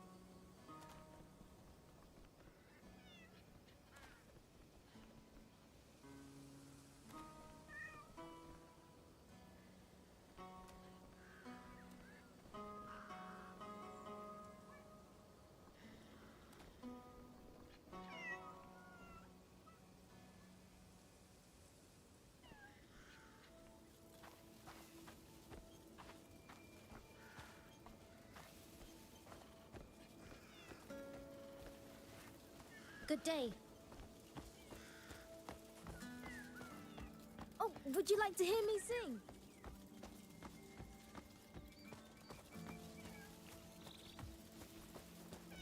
Having a rough day?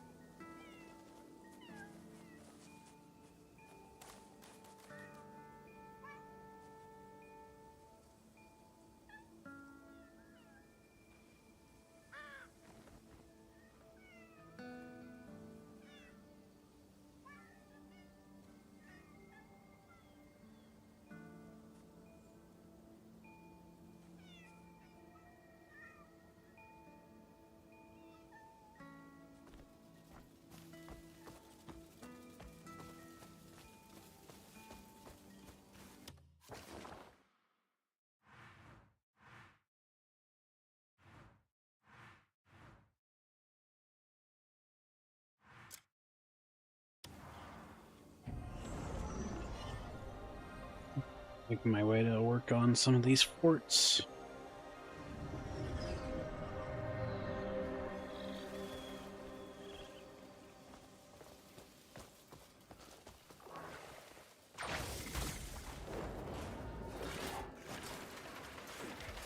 This one's done for. Oh, this one's fighting. Dead can't come soon enough.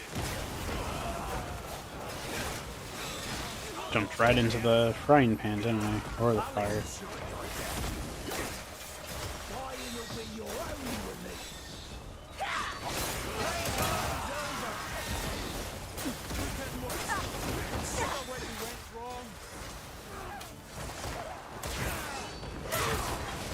you a gladiator or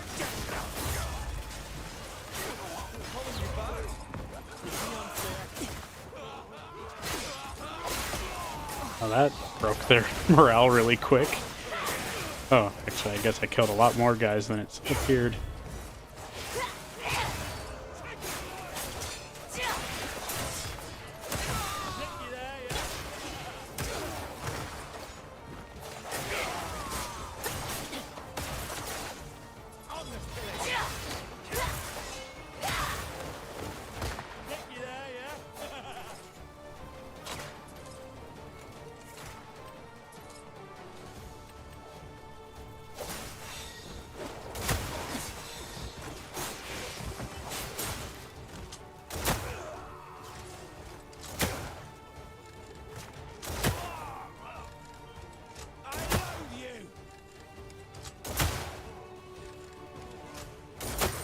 And I loathe you, random enemy.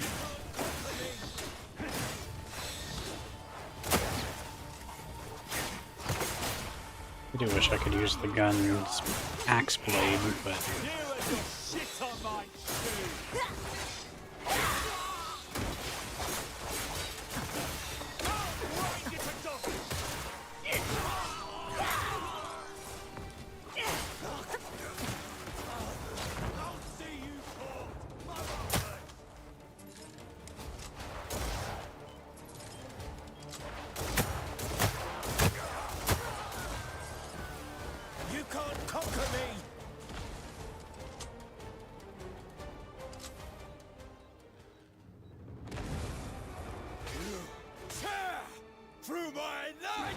I've seen people use this armor. You've got guts, I'll give you that!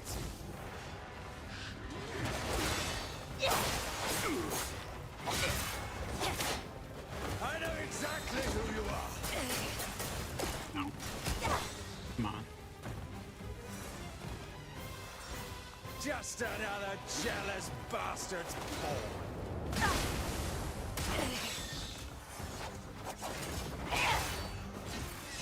But I have slain dragons!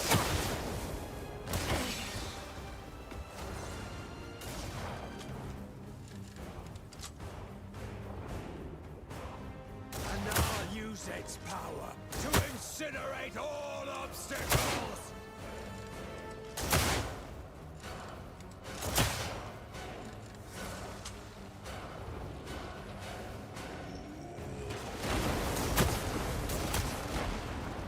Its flames will consume you!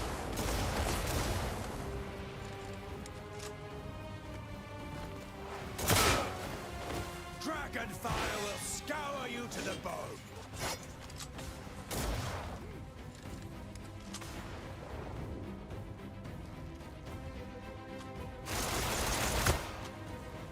And I'll laugh as you burn.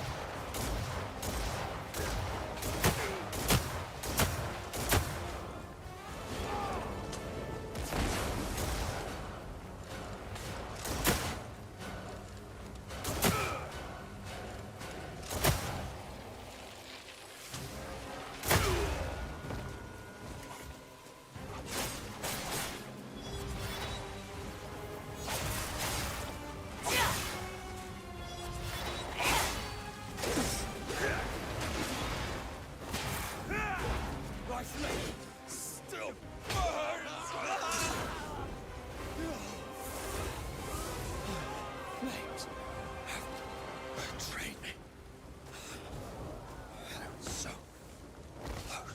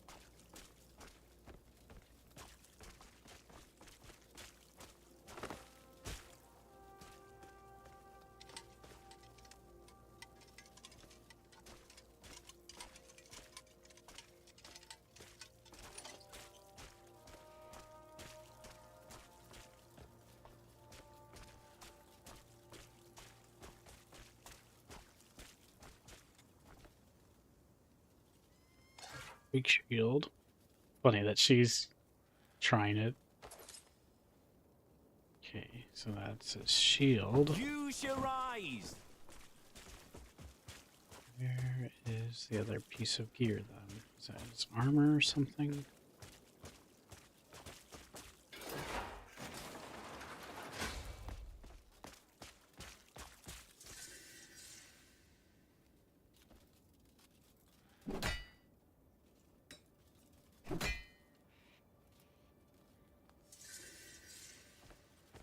Yep.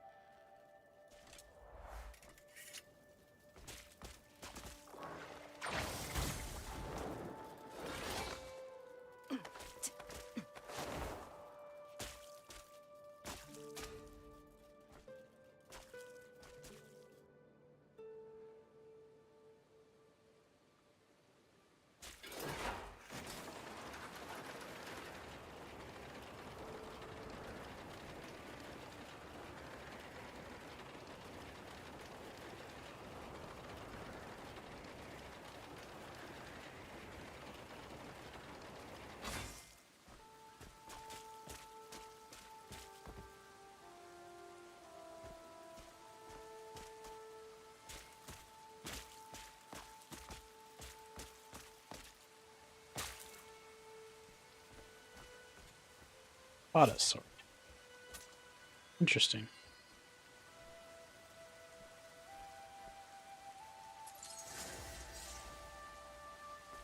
Mind yourself out there. The sword and a special shield. Shield does not.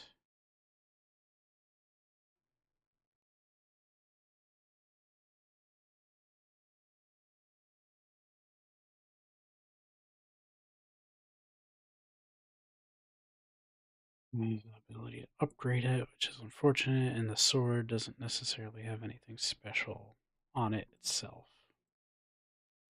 Gloves have volcanic eruption.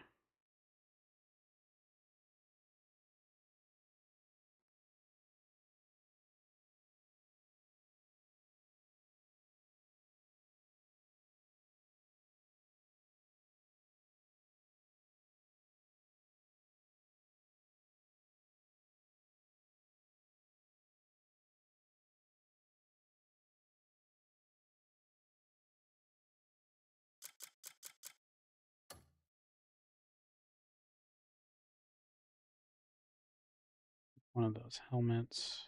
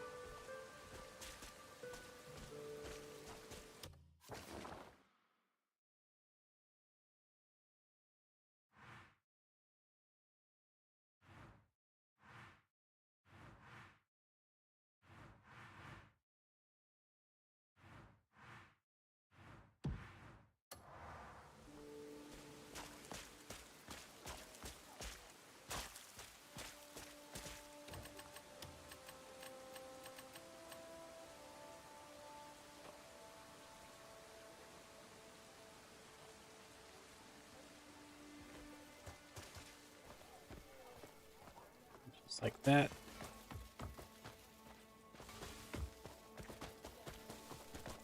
Arena's gone.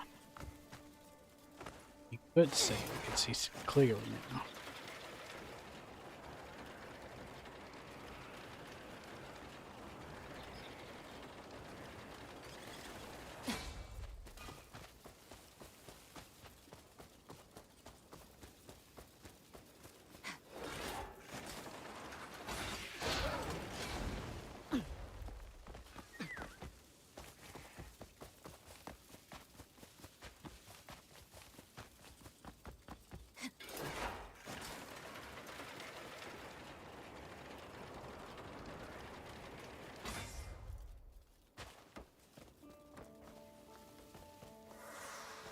Let's see. Look up some new food. Looks like.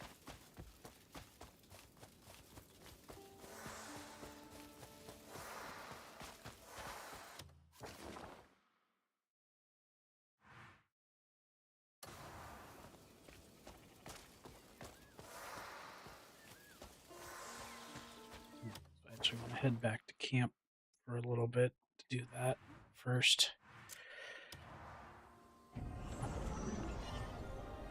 Force myself to fight with like really low equipment.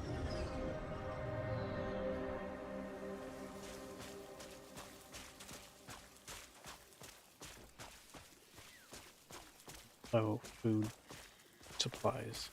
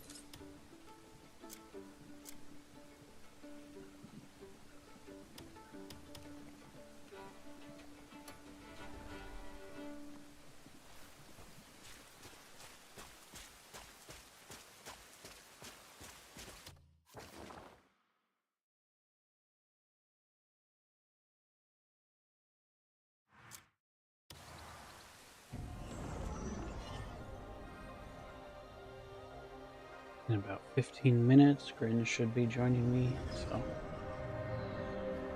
we have some fun bits of conversation to have today.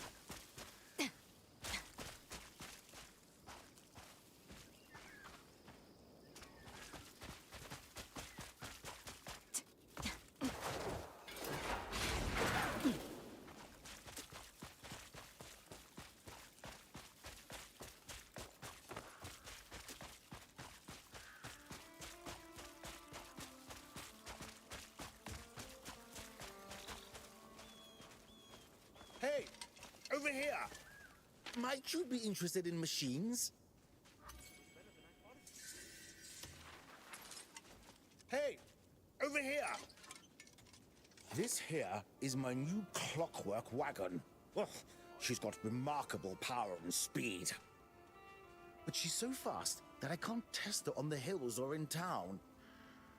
Then I thought of the racecourse. This beauty will run like the wind there. I'm tied up with work. Could you go and see if I could use it? This invention's going to be something special, I'm sure of it.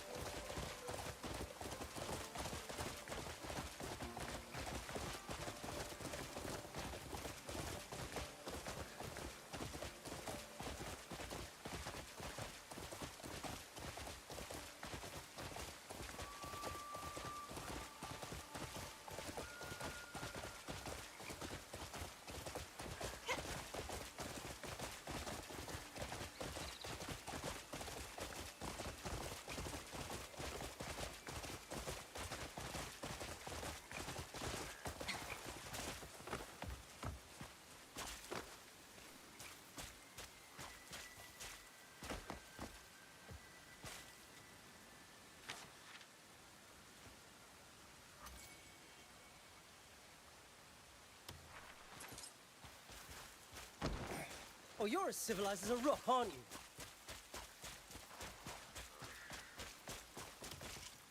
If you're looking for quality, you wouldn't be looking here, eh? Oh, you're a grey mate.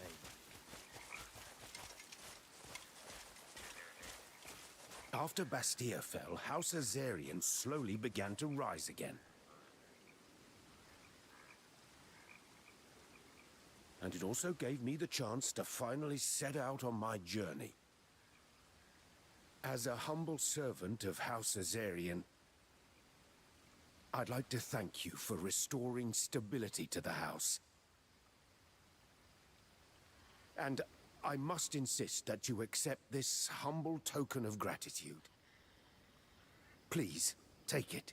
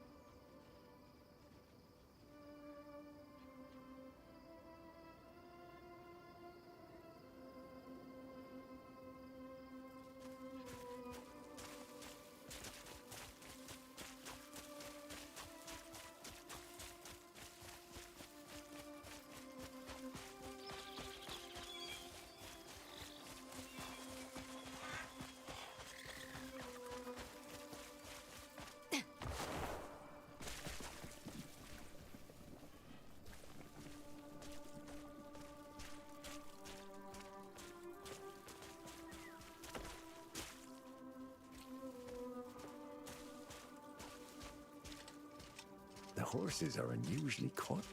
A clockwork wagon? Oh, you mean that chunk of rolling metal? This is a training ground for horses, so odd things aren't welcome here. The steam puffing out of it will give them a real fright, too. But I guess he can use it before dawn or after dark when the horses aren't training. Just mind you don't tear up the ground. And I won't answer for it if it breaks.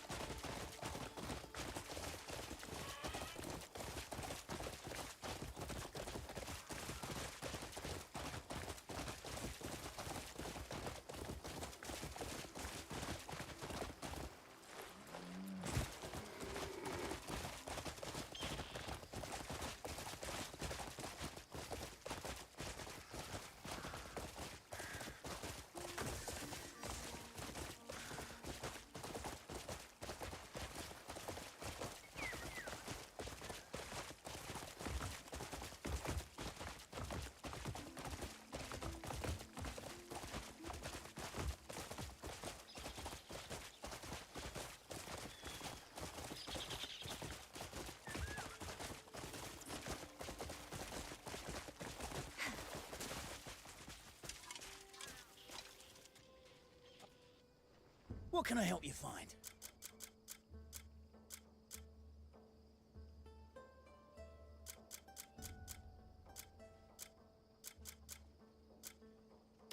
Why don't you pick out some more?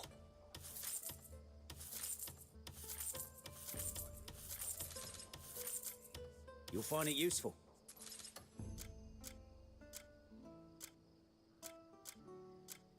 My thanks. You'll find it useful.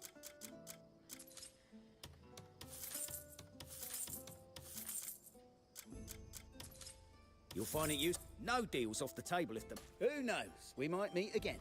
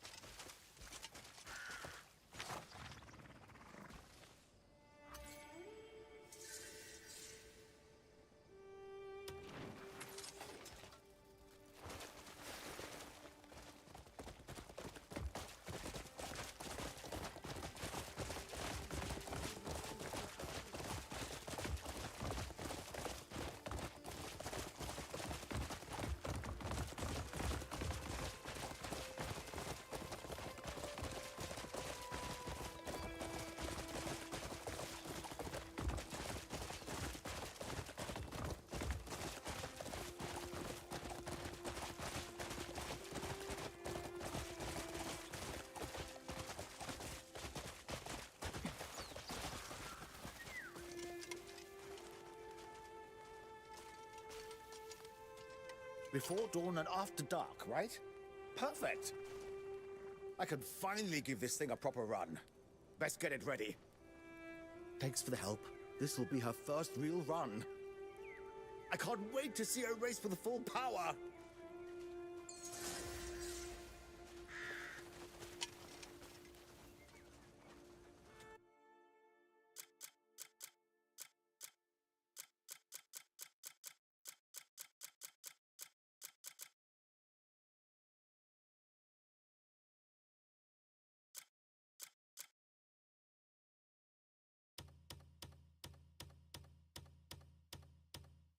Here you are. Take care of yourself on the road. I prepared this for you.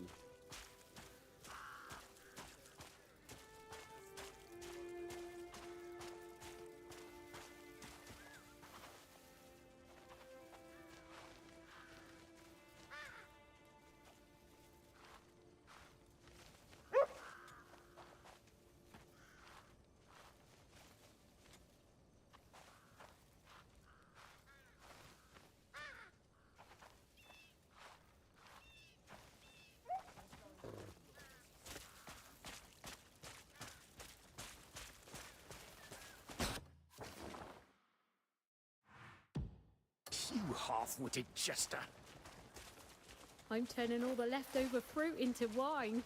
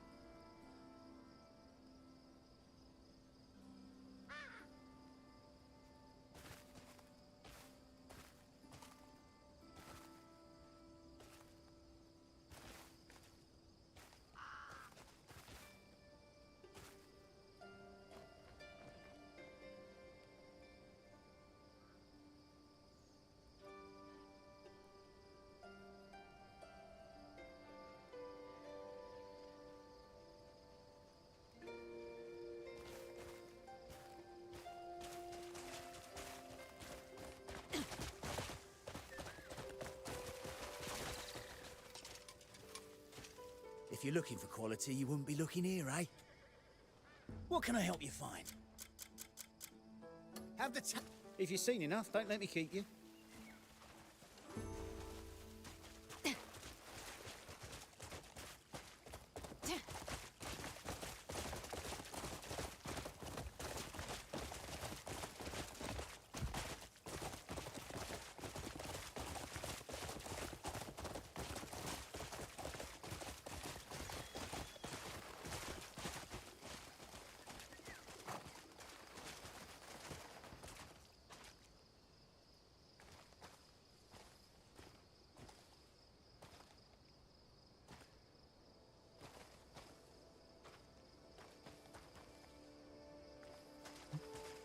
Waiting on Grin to pop in. Please. Doing okay.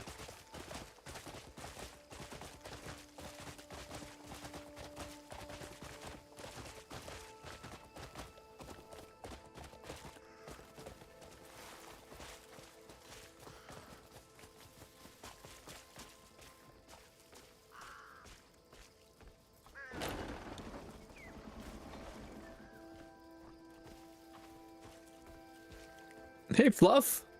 Hey, there you are. Yeah, sorry I was 1 minute late. That's my bad. No worries. It's like, let me pull up the stream.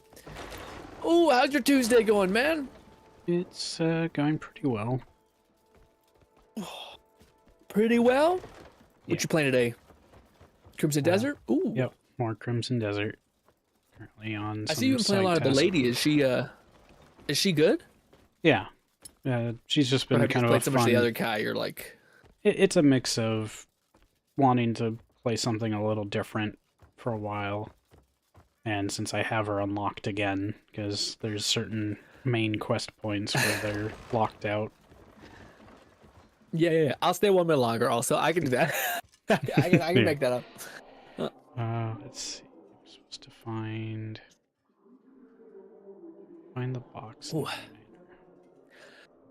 Ooh, all right. So you've just been playing this all week, or have you jumped around to a few games? You've been playing some like I don't know. I always call them like indie Steam side game kind of things. So played Mouse PI for Hire yesterday, and Sunday was playing some NTE, and then of course Warframe last Saturday, and then Friday was Far West, which is pretty fun. I'll be playing that again this Friday. And tomorrow, my brother and I will be continuing our Rogue Trader playthrough. So what's Far West? What's that about? So Far West is a pretty recently, I think it's still early access, but recently released first-person shooter up to 4-player co-op. You play as robot cowboys that fight off the undead, plus some other enemy types eventually. But it's kind of a mix between... It is so difficult to find good let's see. It's a bit of Deep Rock Galactic meets a bit of Helldivers, and maybe some other similar games. It has like kind of a elemental system that makes it similar to like Gunfire Reborn or even Borderlands. Yeah, if it sounds like that's what I was thinking. Is the art style similar, like a shell shaded type thing, or different? Not really cell shaded, but it is an interesting design choice where like there's no humans in this universe that they it's all robots created. So everyone's a robot. The undead are actually more like demons. They have like hooves and horns and stuff. They're like mutated humans, or no? There's just the lore is that there's no humans in this universe. So. PV extraction cowboy something. That's one hell of a way to describe it. So yeah, it's you select a location similar to like Deep Rock or even Helldivers. You drop in on a flying train, which is fun, and you then have like various side objectives. And then the main thing, your main goal is that you have to complete some sort of a main objective. Then you go take on the boss, and then you have to get back to the train and extract. Okay. But along the way, every map, there's like multiple different biomes, and every map has like some side quests and some like mini objectives and hidden things where you can find like little gravestones, or you can find music discs, and even like some hidden side quests as well. Where it's like an extraction shooter, very similar to Gunfire. It sounds like, similar, yeah. But it's pretty fun. Like collectibles and trinkets like that. And then you have it where you start off with like a rifle that has like 4 revolver chambers loaded into it, and that's just how you reload. Is like it's technically a like fully automatic rifle. It's actually kind of the worst primary gun in the game. 4 shots. Well, no, it's revolver chambers, so it has like 6 shots per chamber. Oh, okay, yeah. So it's like a revolver. Yeah, yeah. Like Borderlands. Borderlands 1 had a lot of guns like that where they had like a revolver, a rifle, but the sniper, things like entire that. the entire barrel is filled with those chambers, so it actually has like 6 times 4 at least different bullets in it. And then so when you So it's like a single shot shotgun, but just nothing but barrels, so it keeps cycling through those barrels. right, but it is rapid fire. Okay, So yeah. so when you reload, Yeah, they just kind of all pop out, and you That's load sick. 4 chambers back in. Mhm. And then there's various unlockable weapons. What you end up doing is that when you load into the game, when you go visit the weapon merchant guy or whoever you do to manage your weapons, you can select a weapon to pretty much track it as your current weapon or that you want to get, and then you go do missions and you get fragments, which there's at least one guaranteed from defeating the boss. Then you also get potentially one if you find certain side objectives. Then there's even like a little, like a loot goblin, but it's a coyote that runs around. So if you take him out, Ooh, he also that's drops cute, a weapon yeah. fragment. And then there's sometimes a side So just no objective. humans. Everything else is fair game. And then there's like a little side objective where there's like a forge, and that can create a weapon fragment as well. And so far, all of the all weapons require 6 fragments, so it can take a bit. But then you also have utility items that only require 3. And the plan is that if you have surplus fragments, it's not like a waste, because they're planning on eventually adding a weapon cosmetic system where the spare fragments are used for that.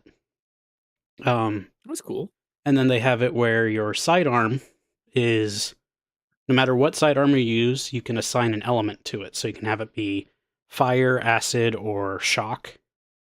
And that's pretty fun because one of the main gimmicks is, yes, you're a robot cowboy, but you also have, for whatever reason, magic as well. So you can assign up to 3 different magic abilities, which are kind of more your grenades, technically. Gotcha. Because your so-called grenade is a utility thing where you throw it out and it's like a box of ammo for yourself and allies to use, or you can get like a healing aura, or you can get a one that like sends out the healing bottles, which are probably more potent heals, but then it's not like, oh, you have to stay in the aura to use them. And then wow, yeah, I'm pulling it. I just pulled it up. I just seen your stream basically. Yeah, the style is sick. It's like not quite. it's really, what's a little shell shaded, I guess. It's like Tim Burton-y almost. It's kind of cartoony. Yeah, I don't know how to describe it. Yeah. But it's also let's see. Then there's like one other utility. Co-op? Yeah, up to 4 players. Yeah, so you're buying stuff. I didn't end up playing with anyone during that last stream, so hopefully this upcoming one I can get some people to play with. To game with, grind with. But it looks like a fun game to visually watch, actually. Like it's especially how fast paced it can be. I think the learning curve is what makes it probably more interesting when you're actually starting like nuking shit. And then as you progress, skeletons. The progression is like you level up your character and you also level up your weapons. Then you can assign certain stat priorities. So all secondary weapons have the ability to give you lifesteal. And I would highly recommend that be like the first thing you put in. A wood robot. Yeah. First thing you invest into for your sidearm is lifesteal. Plus, it's your elemental weapon. Your primaries don't do any elemental damage, but they're generally going to have more damage and more ammo comparatively. Yeah, this game looks super pretty and like saturated and all that stuff. Well, why haven't I not heard more about it? Like, is it it's just fatigue with people when it comes to extraction shooters, or this is the first time I've seen this. It looks great. I would say it's an indie team. They had been doing multiple pre-release. They've done multiple pre-release tests, and I think only very recently did they have a Next Fest demo that was public. So that was like February, I believe. So people just haven't had the chance yet. Gotcha. And then otherwise, I mean, I've been seeing people play it, but it's also because I've been playing it too. But some of the channels I watch really like it. Yeah, that's something I wanted to ask you. So, like, for me, I find anything that had, like, I know there was a point where people were so fatigued with Battle Royale. And for me now, when it's like an extraction-like or rogue-like type thing, I find immediately like whatever the premise is, it becomes minus 3. You like tune out almost immediately when you hear what type of. So, I guess it depends, because with how that game works, it's definitely tailored towards like if you're a fan of Helldivers, if you're a fan of Deep Rock Galactic, if you're a fan of even to a degree Borderlands or Gunfire. But it's also still an indie game, and it's only as good as the word of mouth that spreads.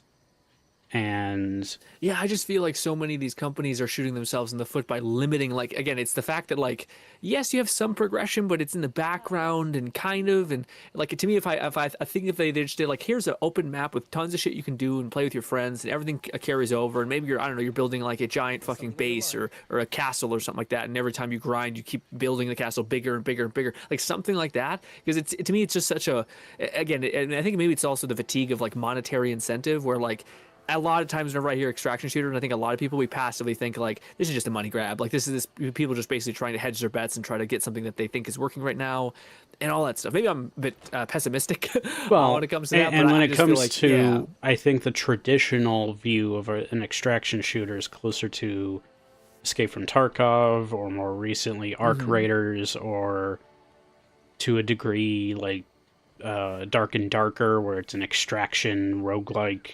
melee medieval fantasy style game. Yeah. There's that sort of thing. But why does it have to be a roguelike or extraction shooter? It could be like anything but. I think there's like 50 of these. I know that's how a game works. I know you have like, you build a game, it's like 4 years. It's in part, it's just the subgenre that they chose, but it makes it work for, you go in, it has randomized. I mean, if you really think about it, Warframe is an extraction shooter. If you think about how missions are, just think about how the mission structure is designed. You go in, you have your objective, you go do your objective, you find your extraction. But I'm not like collecting. Yeah, but I'm not like collecting power-ups as I go, and then all those power-ups are like ripped out of you, essentially. Like there's my main thing that I think most people are fatigued with the what is it called, extraction shooters, is the fact that I lose my power, I lose a chunk of it, or there's like so much risk associated with playing. Like I lose all my loot if I die. Like, yeah. Well, it's not a lootable extraction shooter outside of you collect like fragments and such. It's not the same thing of Tarkov, where you go in and if you get into killed, a problem of lack of progression. It doesn't, like you're like, it okay, doesn't I'm lack to play, progression though, because it has character progression where you can choose how you invest your points into your character. It has weapon progression where you do the same thing. There's also collectible jokers, which you both get temporary ones while in a mission. So as you complete objectives, I definitely think we could agree that it's a lack of progression. So like there is progression, but like as you're playing right now and I'm watching gameplay of the game, you're like gaining various power-ups, you're doing various encounters that gives you an edge, and then when you get to the end, you're like massively reduced. Now maybe you got to keep like 1% or 10% of that power that you accrued through that first journey, especially if you get far enough. But you're still like losing. Like again, the idea of like the idea of like I only have an hour to like play. I just came home from work. I only have like a small amount of time. Last thing I want is to play, and then all of my time I invested in this thing to be like revoked, or maybe not revoked completely, but only like revoked up to 2%. So or I keep 2%. You collect gold, you collect souls, and then you use the gold to level up your character or your weapons.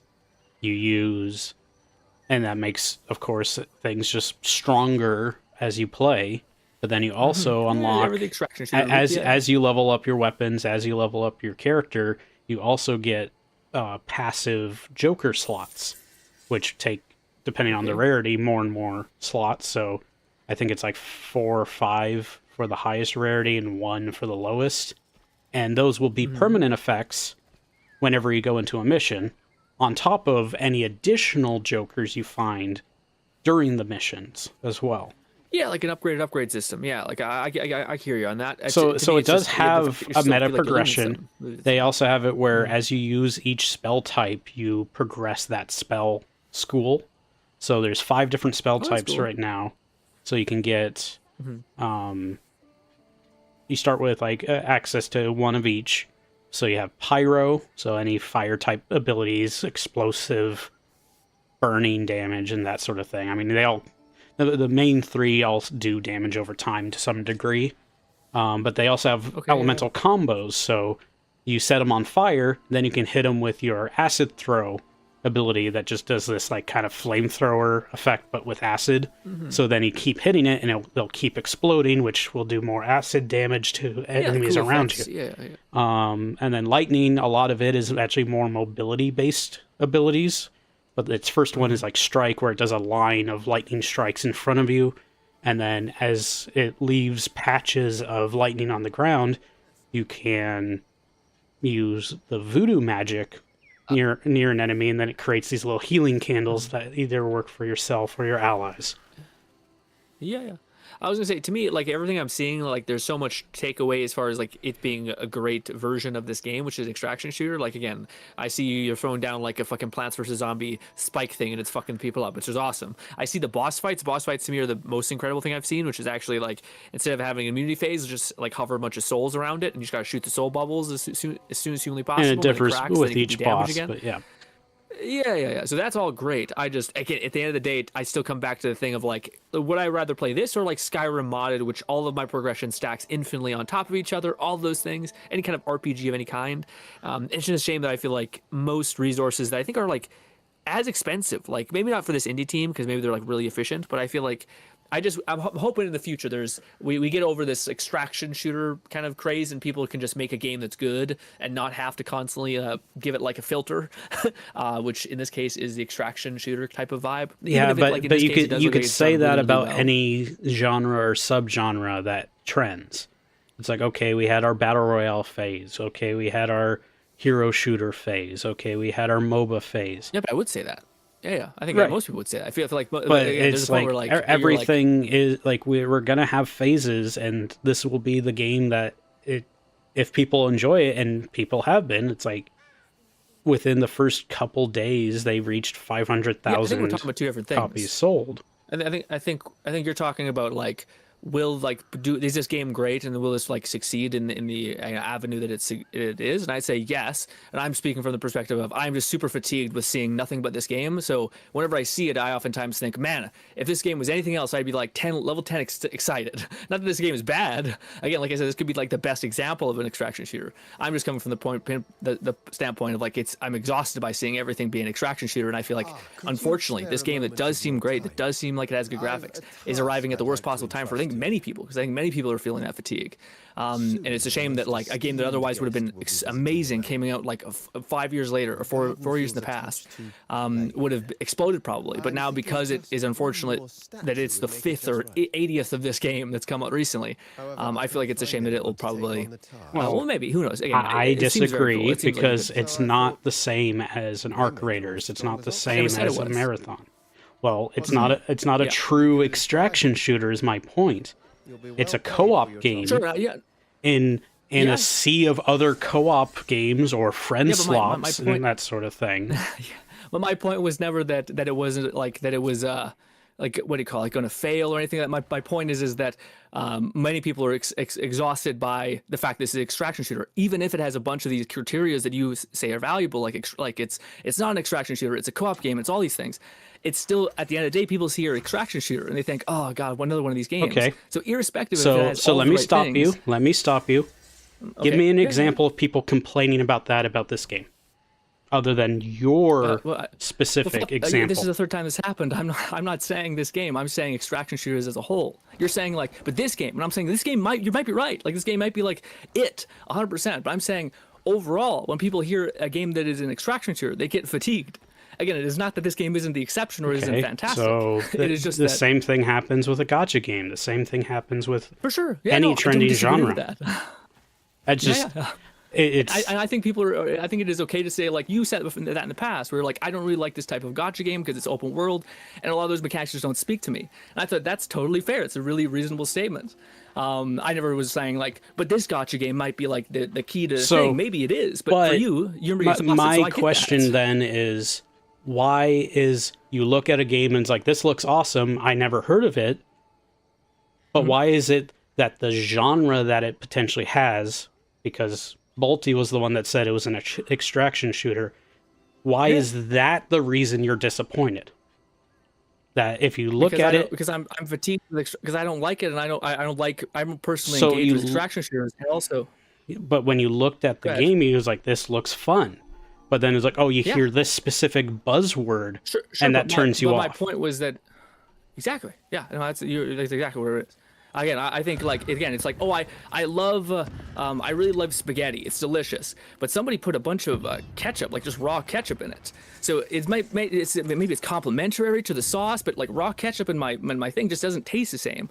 Now maybe if I did it and I tried it, I might love it, but it doesn't change the fact that if someone had advertised this is spaghetti with a bunch of ketchup in it, that it'd be like, I'm not sure, man.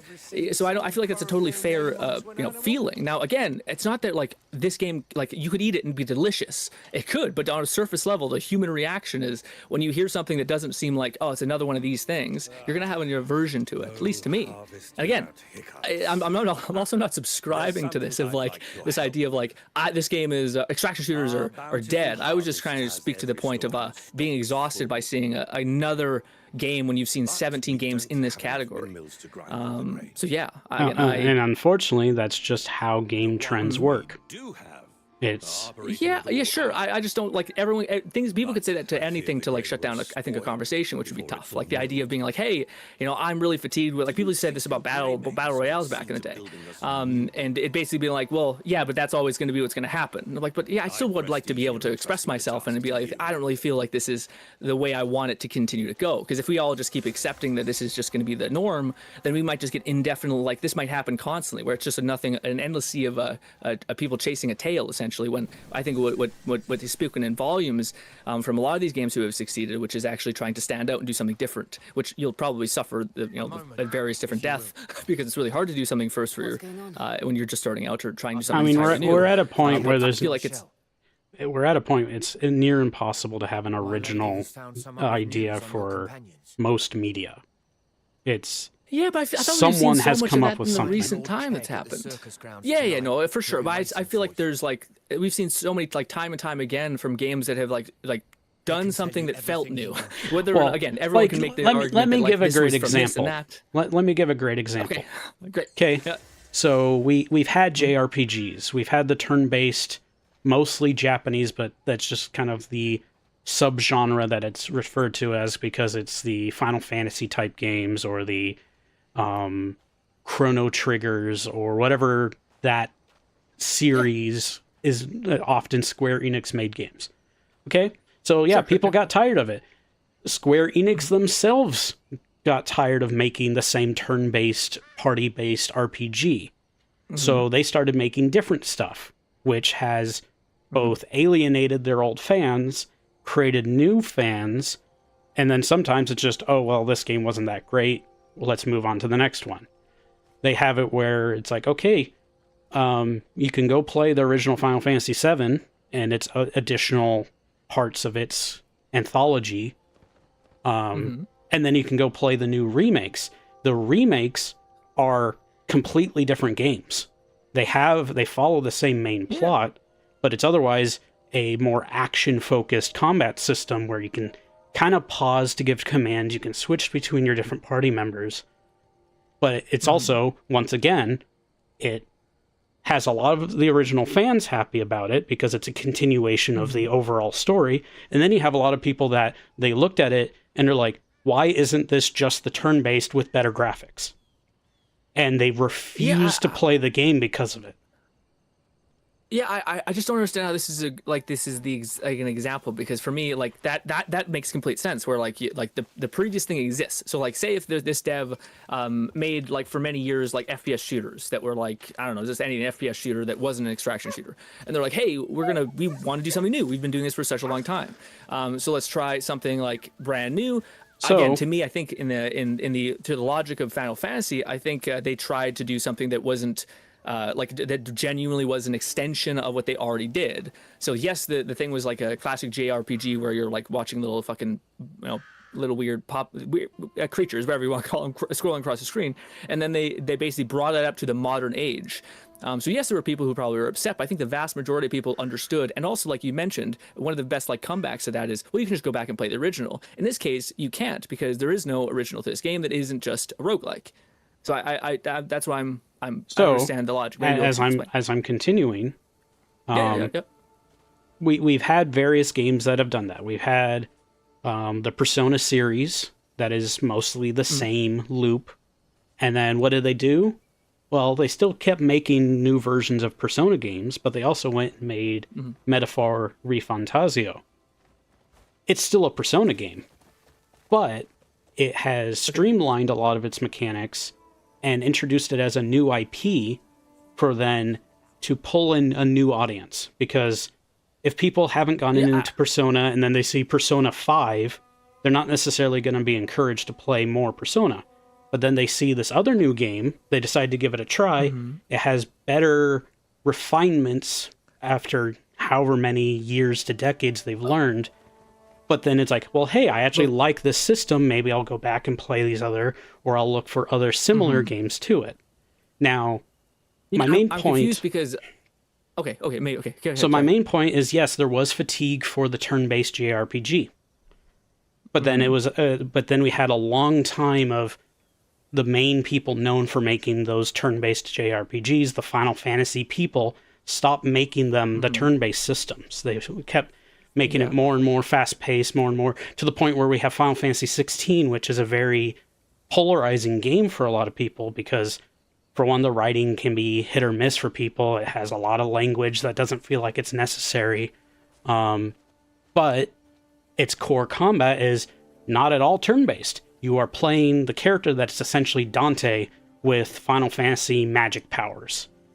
You play as a Devil May Cry style combat system.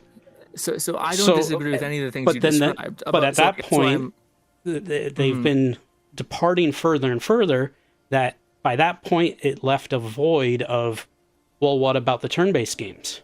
What about those RPGs? So, again, so then I don't understand... coming full circle to a new game of an older genre, we have Expedition 33. Yeah. And Expedition 33, while yes, it has more modernized mechanics, it's still a turn-based RPG. And even follows a lot of the... I totally... If I could step in just a little bit, I totally, like, just because I feel like you're going to continue to say, and I totally agree with that, what you just said. Like, if the idea is that there is a fatigue buildup of, like, let's say this JRPGs, and it's just JRPG, and both the community and the game company devs are tired, so they stop making RPGs, they pursue something else.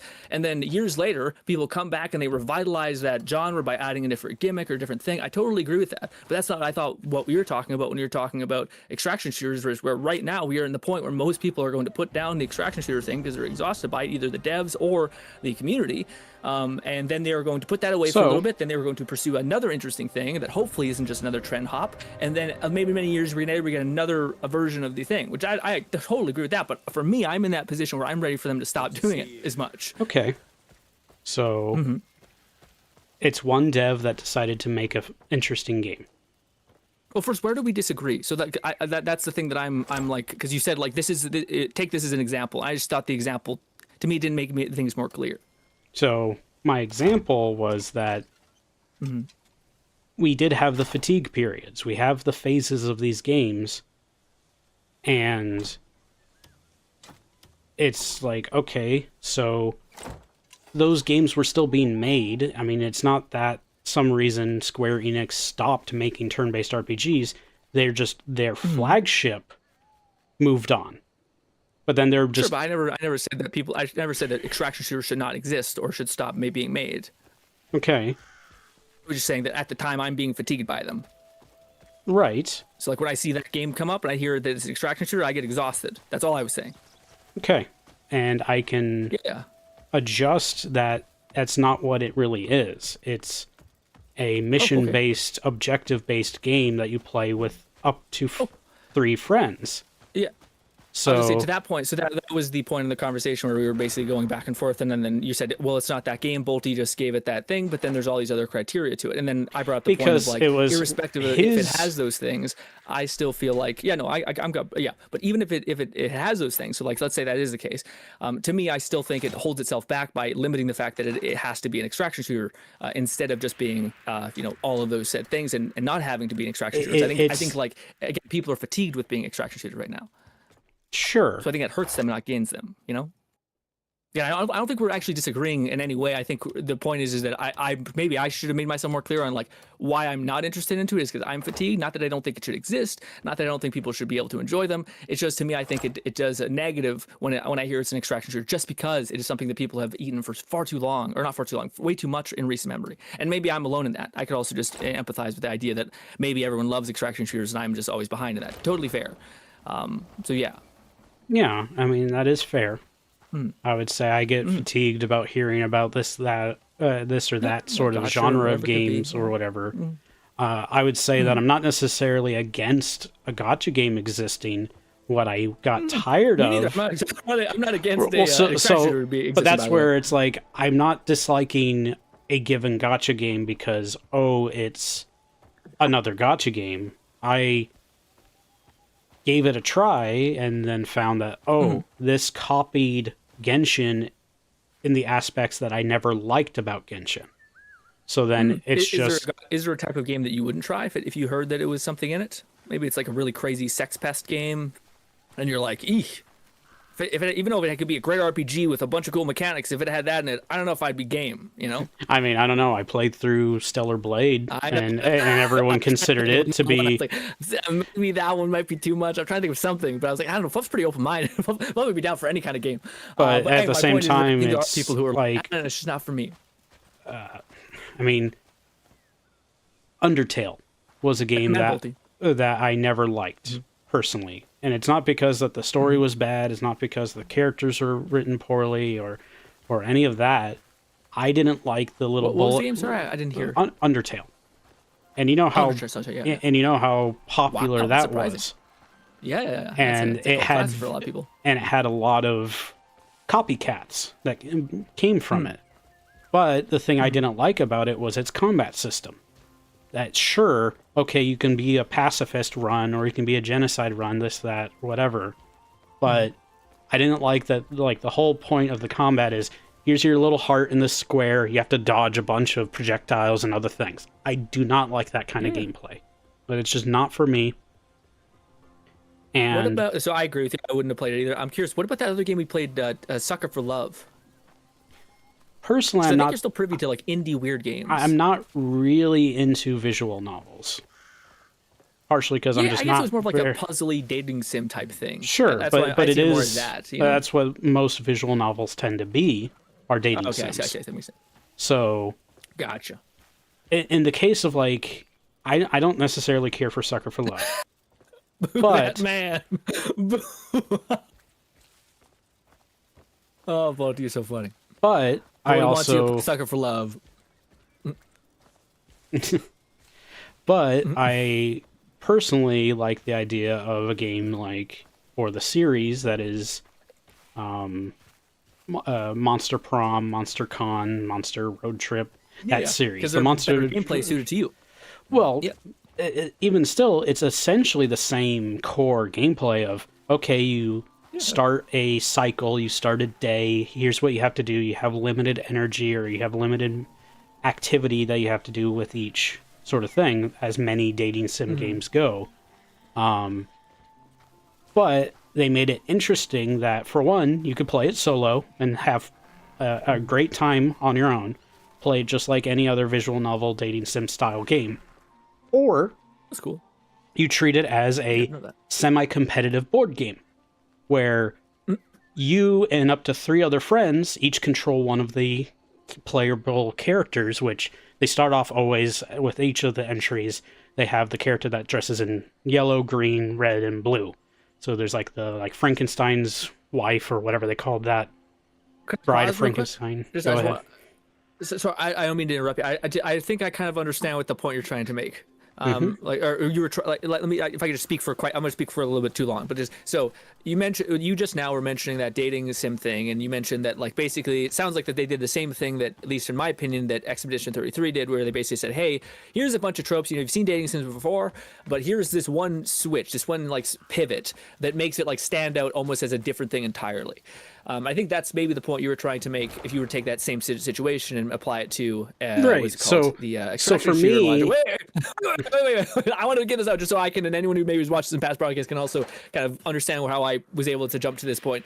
But anyways, so Again, in the same point, Expedition 33, or not Expedition 33, sorry, extraction shooters, maybe for you and for maybe other people like Bolty are vouching for this game that it is different enough that it feels like it shouldn't even be considered an extraction shooter because it does so many new things and does some sort of spin, some twist that makes it feel like a breath of fresh air, even in a genre that's overplayed at this current point.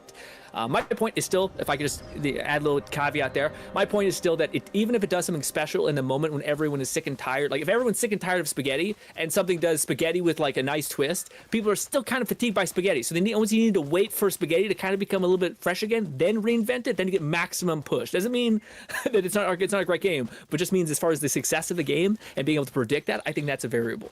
But anyway, sorry, now continue. I just want to make sure people understood why I was like, okay, I understand where Fluff is coming from, if that is where you're coming from. Let's see if I was correct. So, for me, I do enjoy very specific genres. I like action RPGs in particular. Well, first, real quick, was I correct, and that's what you were the point you were trying to make, or was I off? Yeah, more or less. Okay, good. I just wanted to make sure I wasn't like, you're like, no, you completely misunderstood me, because maybe that's the case. But okay, great. But for me, I just wanted to see if I was even in earshot. Frankly, I've had that actual experience of getting sick of a given food to the point where I just didn't like pizza for the longest time. Yeah, for sure, yeah. Because we would have it where we would have it maybe once a week, and it would almost always be the same toppings and such, where I was just tired of it. And it was to the point where I didn't want pizza, period, for a long time.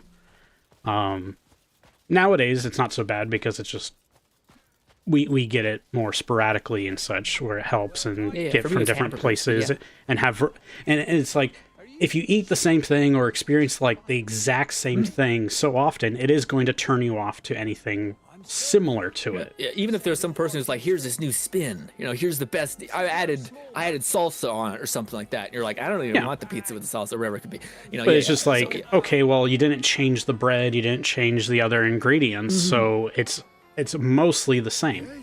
Now, I don't know the best terminology I would give to a game like the co-op focused, objective focused. Yes, it's still kind of an extraction game because you go in, you do your objectives, you get out. It's not so. It's less about you collecting loot and gear or whatever it may be, and more so that it's an objective-based, team-based game where you go into a mission and then you get out. Star Rock Galactic or whatever. So there's not like towers that we're pushing deeper into. It's just like missions, right? Right. So it's like, okay, that makes sense. It's like semi-procedural where it's like, okay, it's this specific biome, this map type, but this time it's this boss, this objective, this, and then a scattering of other side stuff. Or like with Helldivers is in a similar sense where it's like you go in, you have your main objective, but you have a bunch of side stuff that you can do. You don't have to, but you can do. Obviously, you get more meta progression for doing that, where it's like, okay, you get more money, you get more samples to do research of things, you get that sort of thing, and that's kind of how it works with this game. But it's kind of this mix of, for one, it's an early access game, so there's more to be added. When I played the demo just months ago, it didn't even have the cactus spell type. That was just added with early access, and it's really fun because you get these like summons that synergize with your different elemental stuff. If you hit it with the voodoo, it converts enemies into your side, at least temporarily. I don't know if it lasts forever until they die, at least. That sort of thing. But the thing I like about it is I haven't actually played that many games that are like this. Even though, yes, I've played a bunch of extraction shooters to a degree, or at least I've at least experienced it vicariously, at the very least, where it's like, okay, I don't care to play Tarkov, but I've watched people play it, I get the gist. I haven't played Marathon, but I've watched people play it, I get the gist. I haven't played Dark and Darker, but I played Dungeonborn, and they were very similar games. Dungeonborn's unfortunately dead, but it is what it is. And that's an example of like, okay, well, maybe this was too similar to its competitor. Other than it being free to play, what else is it doing to keep people? And it wasn't doing enough. Or they were making poor post-launch decisions. With this game, though, it's closest to Deep Rock Galactic, but instead of you being space dwarves that are going in, mining up resources, fighting off bugs, you are robot cowboys going in, completing different, more Helldiver style objectives, but then you go and fight a fun boss, which isn't even a guarantee that you do that in either Helldivers or Deep Rock. So there's enough of a difference in that just core gameplay loop where it's like, okay, well, now you have a fun boss fight where you get to zip around like you're playing Doom Eternal as you take out hordes of enemies while also fighting off a big bad boss that none of them necessarily have the same mechanics. I appreciate that, well, when I recently played Borderlands 4 with the newer DLCs, I really liked that, for one, the Stone Demon boss technically didn't have an invulnerability phase, but it did have a phase where, like a dungeon or raid in an MMO, it had enemies coming in that you had to stop or else it would heal the boss. Yeah, now the boss was any immunity phase. Yeah. And then, well, the final boss of the new DLC didn't even have any additional phases. It was kind of disappointing, frankly. But I at least appreciate it. I at least appreciate that it was like, well, it didn't have an immunity phase, so you could just plow through it and be fine. So Bodhi says that is like Deep Rock Galactic. I was gonna say that was the one, as far as you mentioned, that it's not like your classic, you're pushing deeper into a thing. It makes the most sense. It is the closest, because it even has like a similar mission selection system, and it's very similar to that.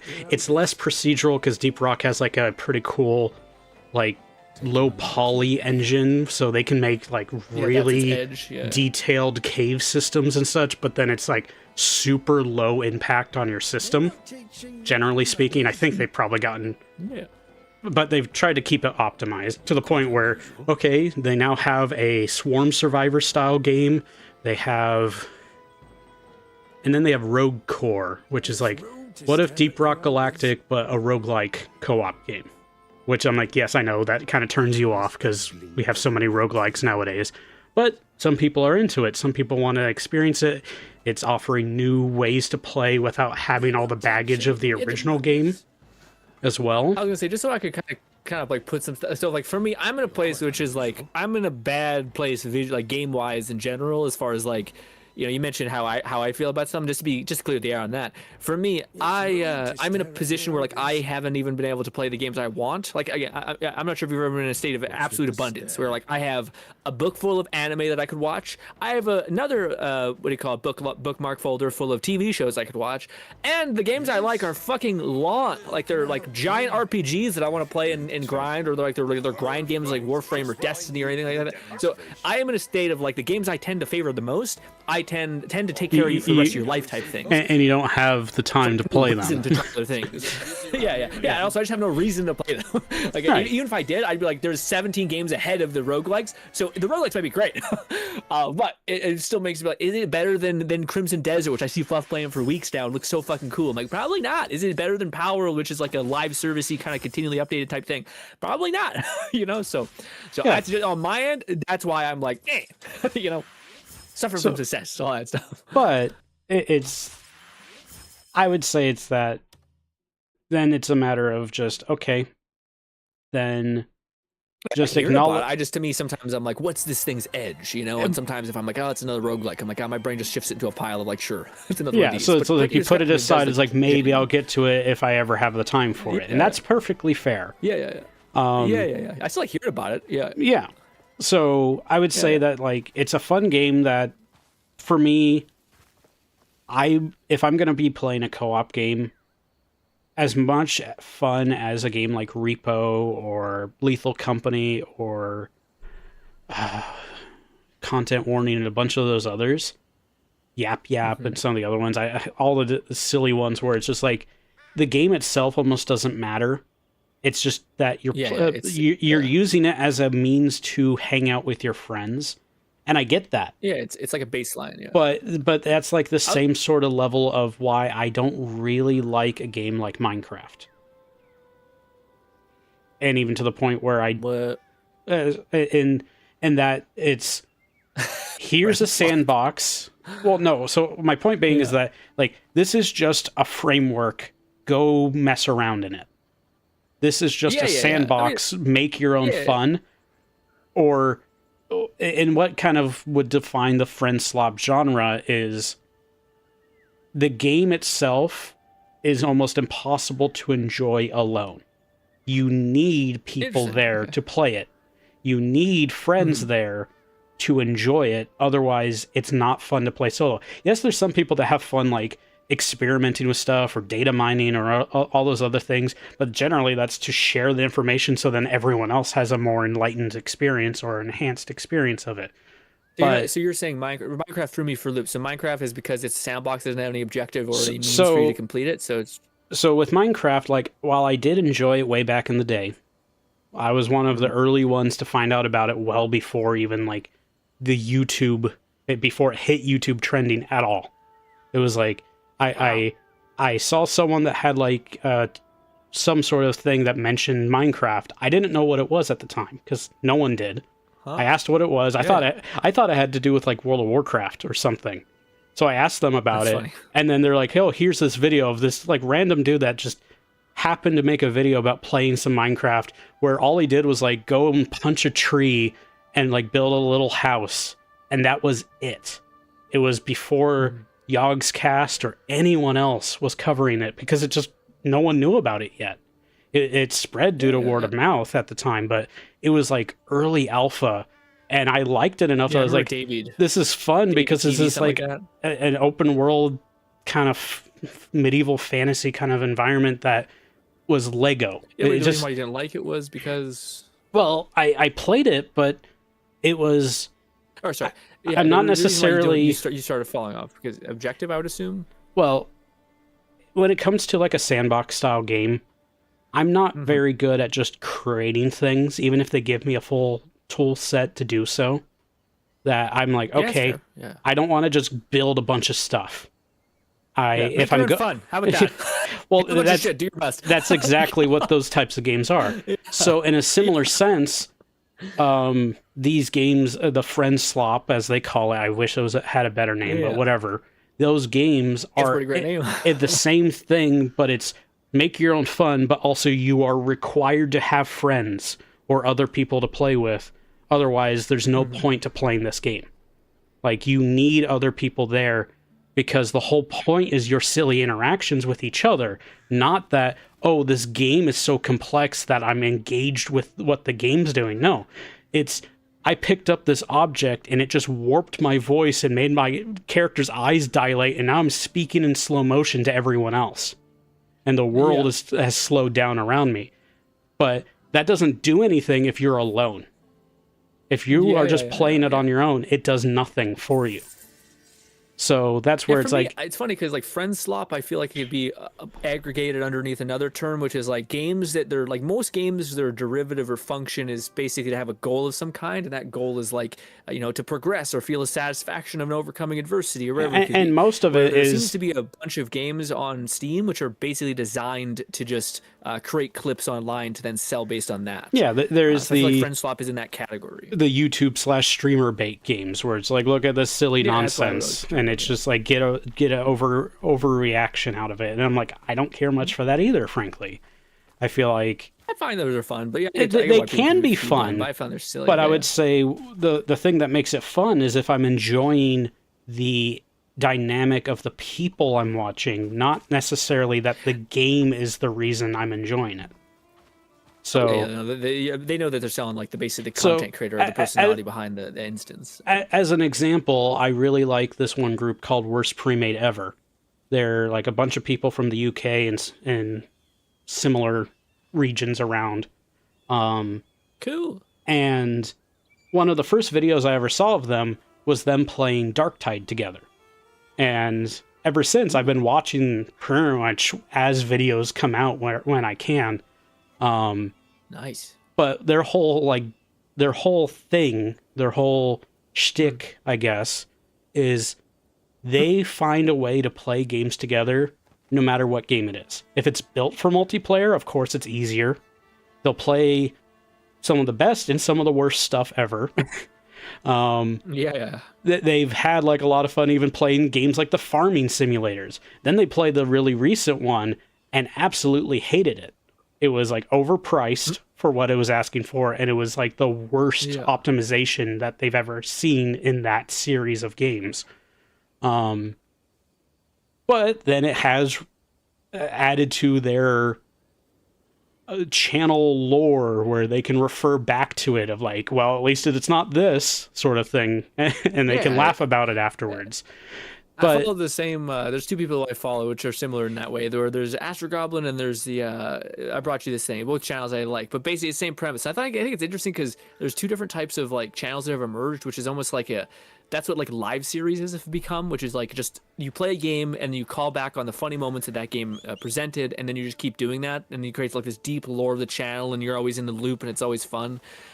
It's funny how it's almost become like TV in that sense, where like if you miss an episode, they'll refer to something, you're like, "Fuck, I missed it," and you gotta go back and check out that episode. And that's the game where looks like shit. and that's where it's like almost at that point the game itself almost doesn't matter, almost. Yeah. But it's still like it presents like, oh, I wouldn't have learned about them if I wasn't into Darktide at the time.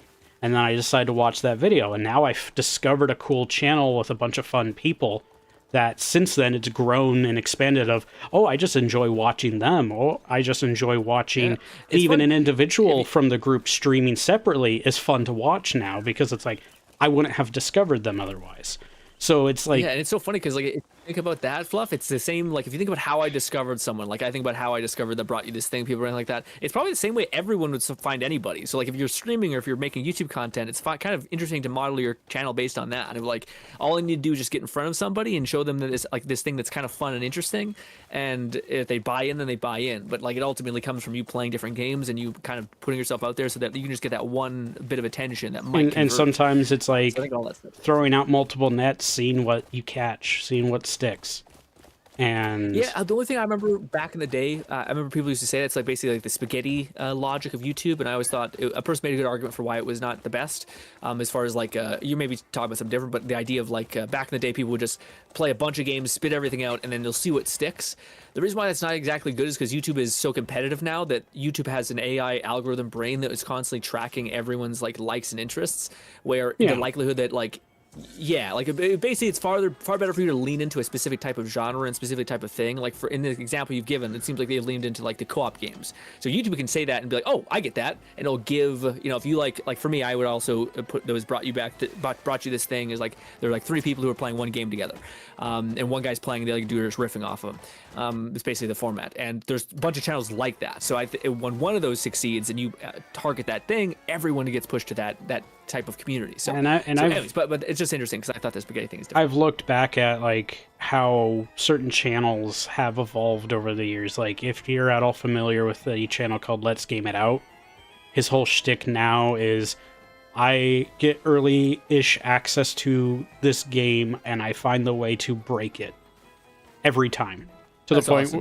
the point where he gets featured in those games with his like logo and everything and that sort of thing. That's awesome, yeah. But I look back at where he started. To me, where that channel started was like PewDiePie. Like PewDiePie has like same thing with Markiplier, same with Jacksepticeye. All these big channels have like what is it called? Like eras.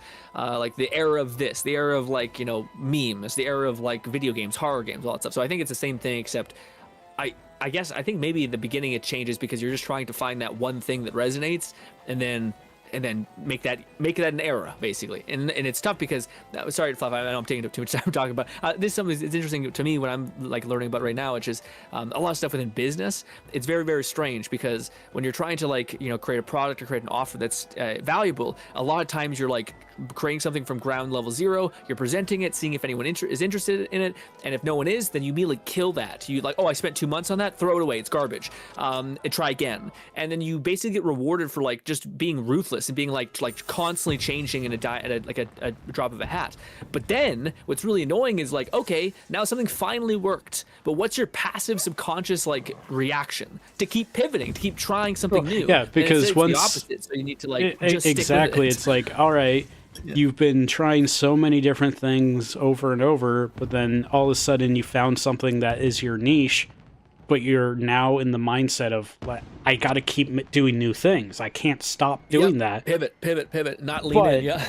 But that's where it's like, for me, if I had any particular things, obviously my Cyberpunk playthrough did really well. I did almost everything I could in that. I can't become, I'm the Cyberpunk person.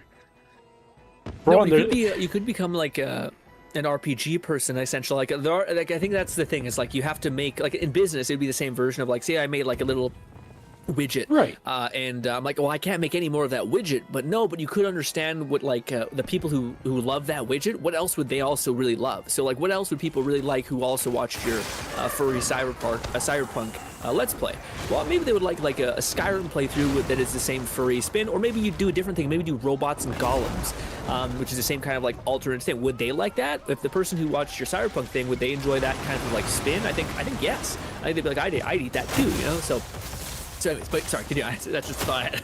But it was that sort of thing of like, I recognize that a lot of people enjoyed the playthrough, but it was like, thankfully I didn't get to the point where then people were like, where's Cyberpunk? Play more Cyberpunk. Because like, I have a full series. You're welcome to watch through it.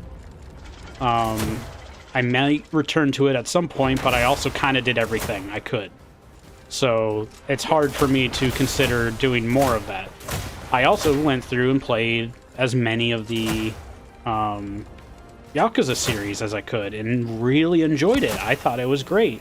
I also got a little fatigued by the end because I was like, okay, I'm playing like 8 of this not genre, but of this series of games in a row. Well, I think that's the reason. Like, I think it's a tell where like whenever we mention any of the channels that we just like we watch each one of their videos as they get uploaded, like pretty locked in fans of those channels.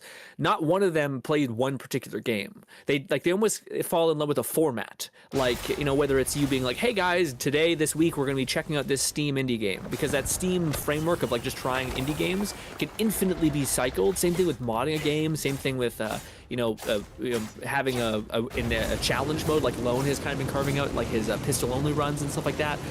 So like you basically find a format that can plug into anything. That way you don't lose your fucking mind when you have to do it for like a year straight. You know. Yeah. And that's where Lone's got a good idea of what to do with his channel. Is yes, he is at least doing some variety while streaming, but otherwise he is focused his YouTube channel as, I'm the gacha game guy. I will make stuff about Slayer, all that. Yeah, it was like, I'm gonna make stuff that focuses on this genre of game, even if I will try out other games on stream, which is perfectly fine to do because streaming and YouTube videos are a different aspect. Like, if you're at all familiar with like they Josh, also give you some signal, which is cool. Yeah. As you I think that's the interesting thing. Maybe familiar with someone like Josh Strife Hayes, where his main channel is I review any and all MMOs, and then he's built up a reputation of, I just reviewed this MMO that I really liked, but talked about like, is it any good? Because like his series is called Worst MMO Ever with a question mark. Like, is this actually the worst MMO? It's not necessarily that his actual goal is searching for the worst, but that is the framework that it has. His point is like, I'm going to find out, is it actually bad or not? Is it really good? Do I recommend it going forward? And that's where some of the games were like, here's Terra Online, and this game I actually really enjoyed, and it's fun, but it does have its issues of like cosmetics that completely take you out of the game, of just, it's not immersive to him at all. And then like a month or two after he made that review, the game shut down. So everyone jokes that he killed the game with his review. And then it's like, uh-oh, another Terra event is about to happen or something like that. Which, I mean, it hasn't happened all that much, but it's enough to be like a running gag, which is fun. Yeah, it's still lore. It's still something fun for people to fight onto. Yeah. But then over time, he also made like a secondary. But like Cowboy. Sorry, to me, as soon as you were saying that, I was like, there's like Cowboy, who's like known for making builds of any game, and he'll just make like cracked out builds in any video game he plays. So you can always count on him playing something and making a cool build for it. So there's all these channels that have like carved out a niche. The only thing I think is interesting, and maybe me and you are both not in that category, or have not yet been in that category. Actually, maybe I have it in some ways. But the point is like, what happens when something works? how do you like jump to another thing? Like, you know how like PewDiePie has his era of memes, then he has his era of horror games. Like, when and how do you know to pivot? Lucky enough, none of us have gotten to that point yet. But I feel like that's also terrifying. Is like, what is the next step for you?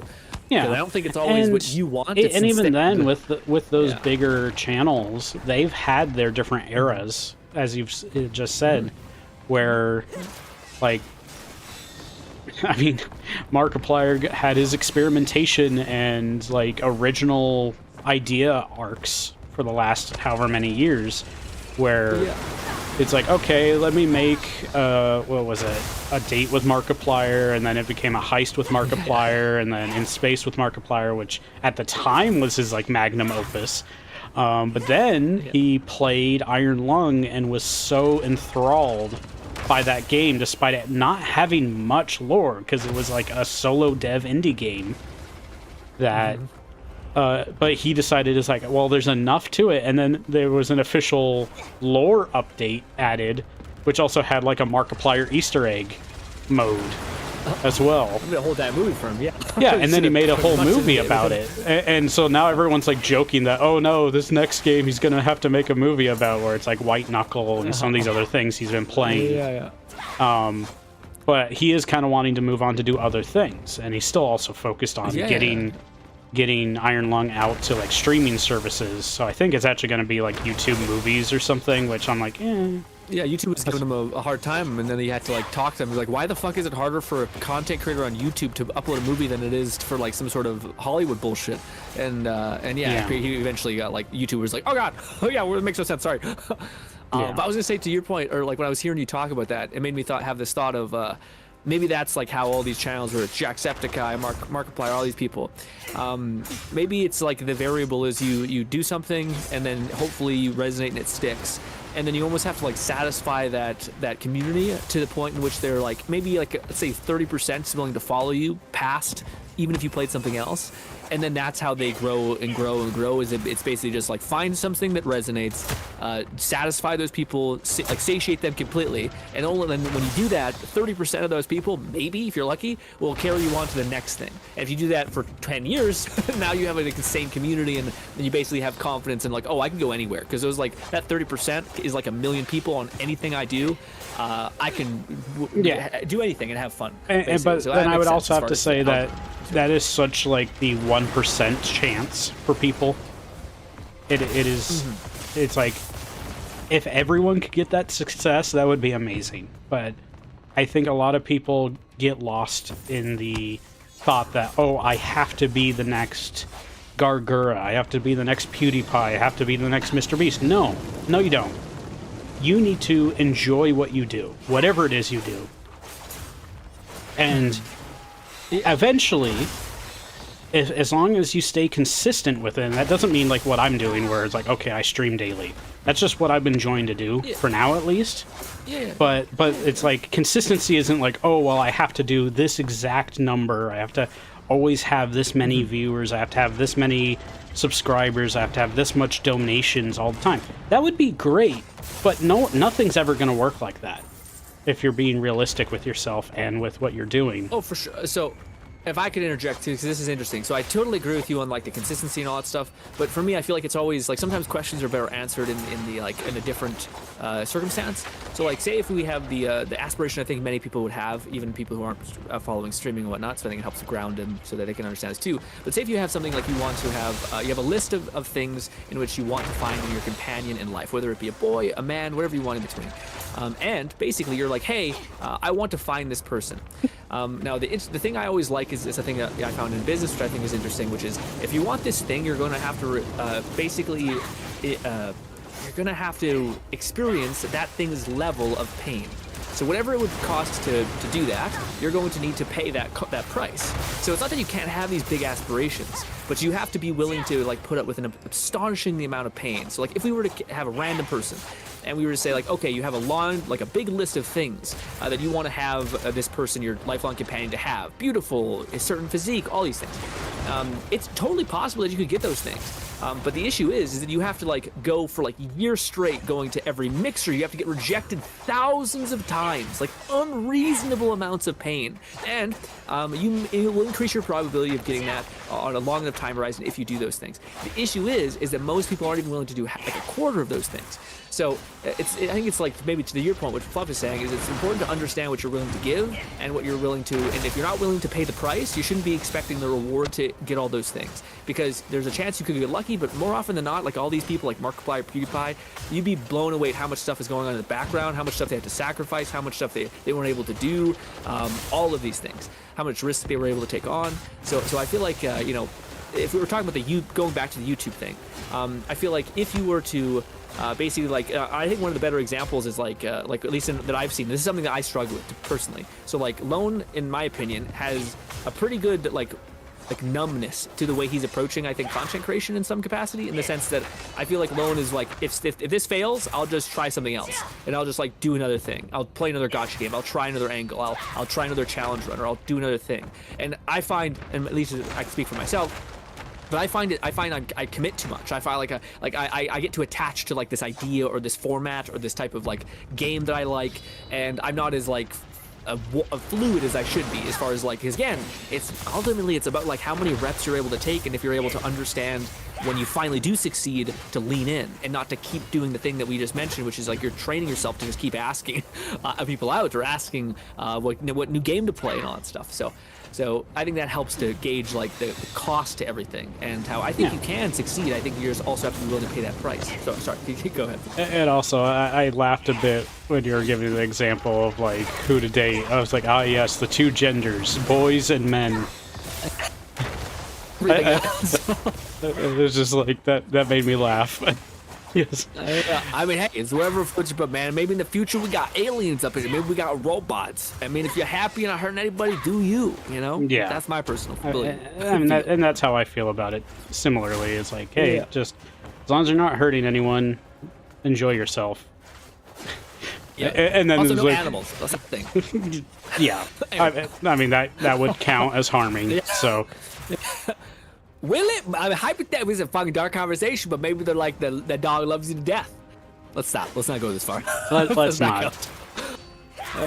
Unfortunately, that sort of thing is why we have certain diseases and stuff in the world, is because people decided I heard to about not. a new corona coming at us from a rat or something.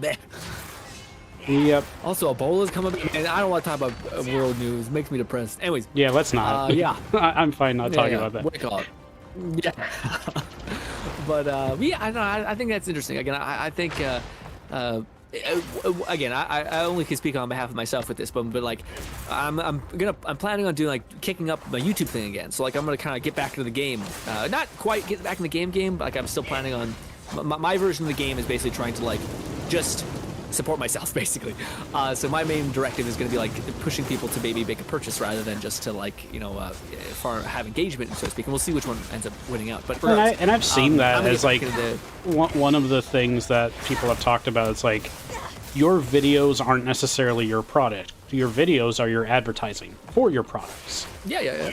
And that like this is what gets people into the door. This is the foot in the door, is what they're watching. What do you offer to them outside of that? And so for a lot of people, it's like, oh, well, the real way to make money on YouTube now isn't the ad revenue, isn't whatever else, isn't even just donations from people, because it's whatever situation people are going through. You can't expect them to just give them for them to give you money when you need it. Yeah. Especially on this economy. Yeah. It's great if they can, but also it's like there's been certain things where I've seen some streamers that are starting to struggle as like ability to make money off of doing what they're doing is ebbing and flowing, or waxing and waning, where it's like, oh well, my streams aren't getting as much attention, I'm not getting as many donations. It's like, well, in part, sure, it might have been because you were discouraging people from donating. You're saying don't donate to me. I don't need the money. And then it's like, uh-oh, I need the money now. I should have not been discouraging that, because some people have just been doing it out of the kindness of their hearts, and the moment that you tell them no, stop it, they will. And they won't, like, maybe they'll still watch, but they're not going to give you more than that after that point. And well, that's the thing that's interesting. So, like, sorry, I was just gonna say. So I want to jump in because to me, I think it's interesting because it all comes down to like the value offered. So, like, if you think about like the old style of doing YouTube and streaming and stuff like that, which is the idea of like, sounds weird, but like if we were to numb everyone down and we were just able to say what it is, you're basically like, you are paying me for my personality and for me to keep you company, and to keep me around and all those things. And maybe I'll be able to support my stream, myself, all that stuff. I'll be happy. I'll be able to, like, you know, when you're at your office job, I'll be in your, whatever it is. So that's the old, like, thing. And for me, like, what makes me feel like a lot more good about it is, and I think it makes more sense, like, the idea of, like, okay, what if you weren't just paying for my lovely personality? You know, what if you actually were paying for something kind of, like, nicer in the sense that, like, and I think that people, like, overestimate what that might be. So, like, I always take the example of, like, a Patreon. Like, if, let's say you're into, I don't know, like painting, or let's say you're into, like, you know, Lone's getting into, like, VTuber rigging or something like that. Any of those variables, and you were to say, hey, by the way, guys, not only are you supporting me, and that helps me a lot to pay the bills and to be able to continue to stream, but also you're going to be getting this massive, you know, 6-hour live stream course that I made, where I just walked my viewers and everyone through how to do this thing. So that way it's not just, like, my lovely personality that's up for grabs. It's possibly, like, you know, an advantage, a resource, something. So I feel like those people tend to frustrate me because I feel like they're not able to adapt and, like, offer more, so to speak. Sorry, go ahead. And that's where, for me, it's like, I'm late to the party when it comes to VTubing. I'm late to the party when it comes to streaming. Like, in a lot of ways, I'm like, man, I wish I started back in 2020 when everyone was exploding with that. Yes, at the same time, it was saturation of people, but a lot of them succeeded and are still going strong to this day. Now, when I've looked up, like, what people suggest to do and how to handle doing the VTubing or streaming thing, is a lot of them, for one, it's something I would highly advise against ever doing, is don't think that you're just going to throw money at it and win out. That there's a lot of people that are aspiring or say they want to become a VTuber, but they've not streamed. Just like a $5,000 endeavor. Yeah. Well, potentially. Like, I think, like, with other things. Yeah. I'm just saying, like VTubing is one of the rare things that, like, it costs a decent amount of upfront capital. Like, let's say it's 2,000, anything like that. It's quite intense, you know. Like, if you were to take all of that, if you were starting at zero. But the key thing is, like, yes, you may need that much. You may need to invest a lot to have, like, a very enticing model and interface and all this, like, signature stuff. And yes, it takes money to make money, and that's always going to remain true. But so like we talk about stuff a lot, like, it's sorry, go ahead. I feel like I forget what I was saying. That's why I want to say it, but you can finish. But the main thing is, do you even like streaming? Do you even like the content creation?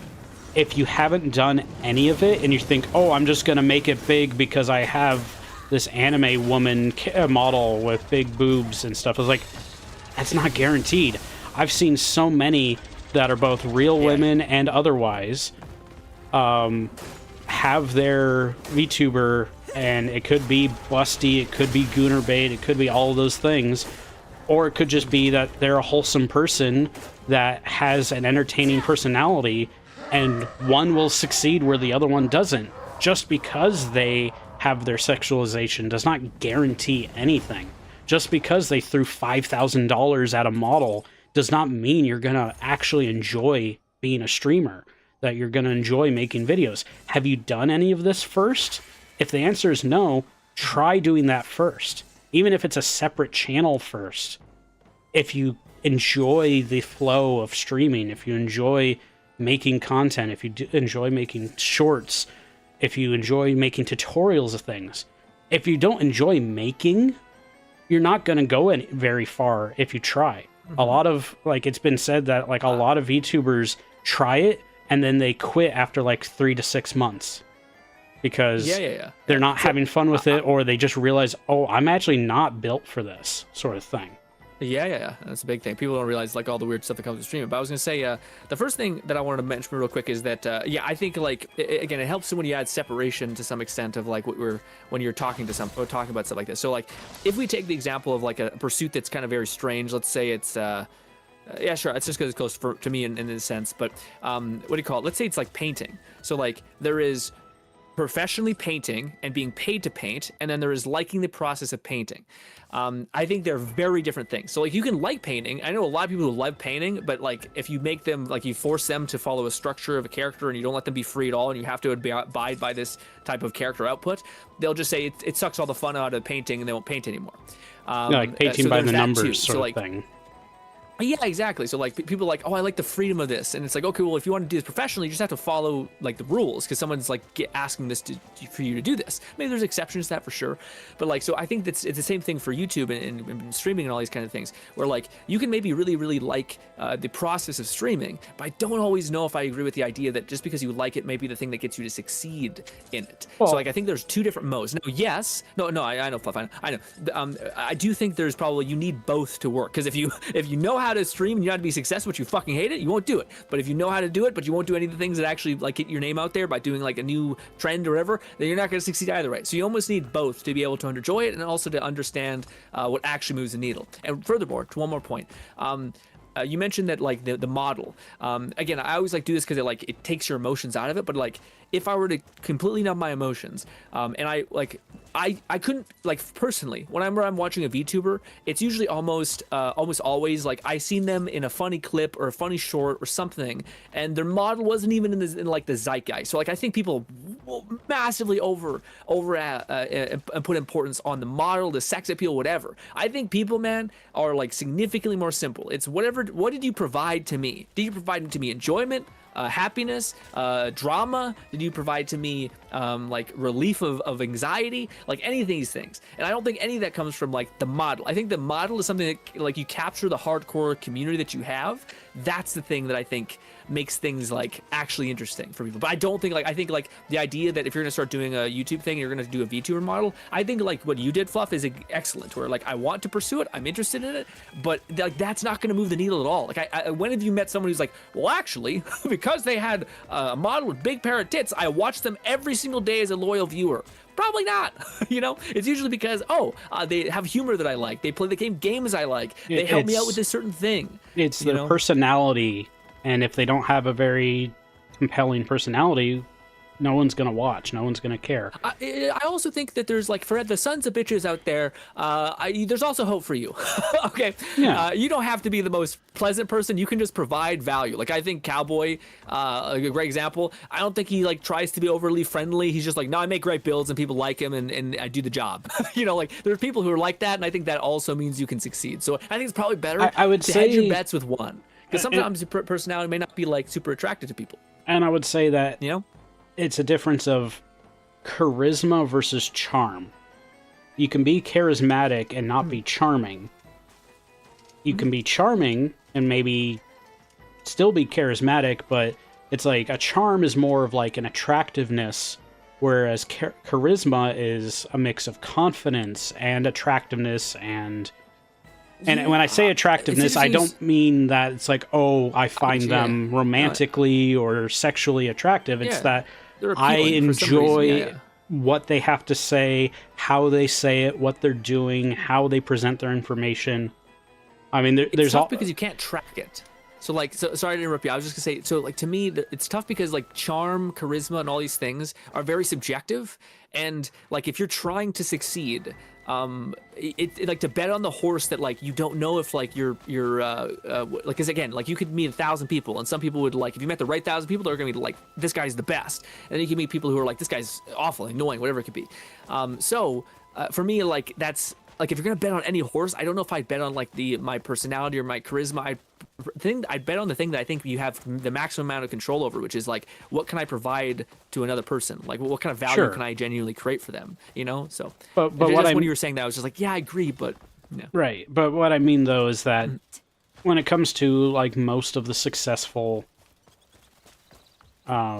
channels I've watched and that I see others watch and enjoy, is what they come back for is the personality. Whether it's someone like Queso that has his kind of niche of how he gets made fun of for being overweight, but it's something that he fully embraces. Because he's actually just like a big guy. He's not even necessarily like unhealthy to a degree. Yeah, like there are people who generally have like thick bones and shit. But he has like a particular voice and personality that just really appeals to a lot of people. It's personally not much for me, but I see why people like it.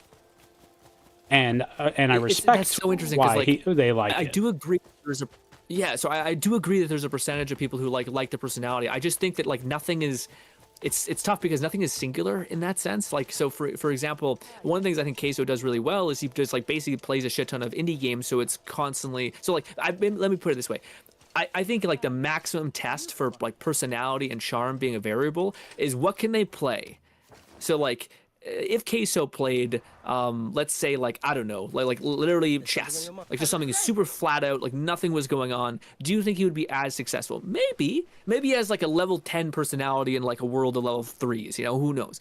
But I think it's also that other edge, which is like, it's almost like you need multiple things to survive or to like make it, which is you need to have like, and it's funny because like it's like I always think of an RPG where like you could have other stats, like you could have a stat of like charisma like 10, and then if you know a little bit of like marketing yourself and you're willing to get out of your comfort zone, bang, you hit the right number, you can win.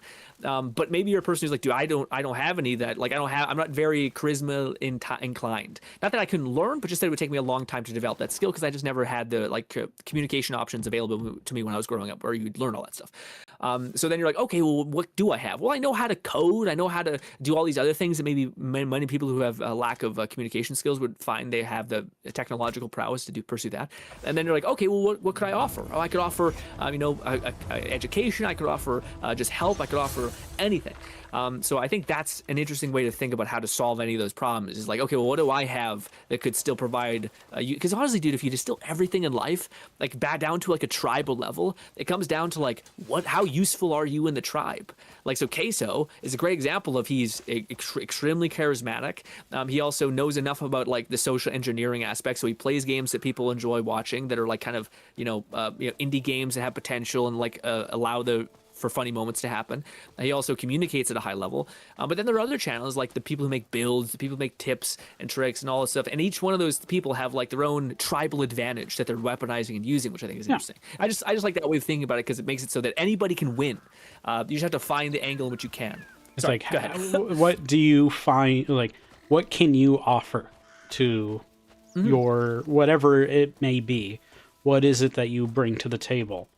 And so, I mean, there's even like channels that succeed by just being like, here's a long playthrough of a game. It might even be the full game.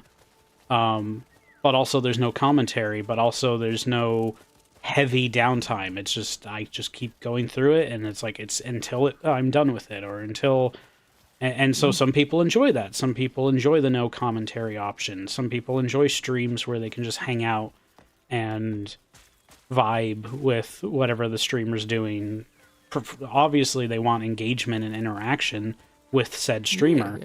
But then it's also the case that I've had to deal with of, okay, I appreciate those that are genuinely here to want to hang out, ask about the game, talk about other things, talk amongst themselves.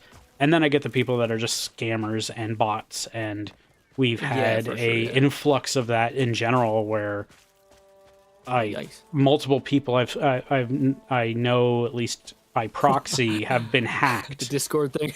A lot of Discord stuff. And I mean, shit. And it's a bunch of just, it's unfortunate, but I'm like, man, it just surprises me how often people fall for it at the same time. And it's like, And then it's really baffling when it's the same individual that falls for it more than once. I'm like, oh, yeah, that's surprising. And then I actually realized, I think it was like Rose Doodle, where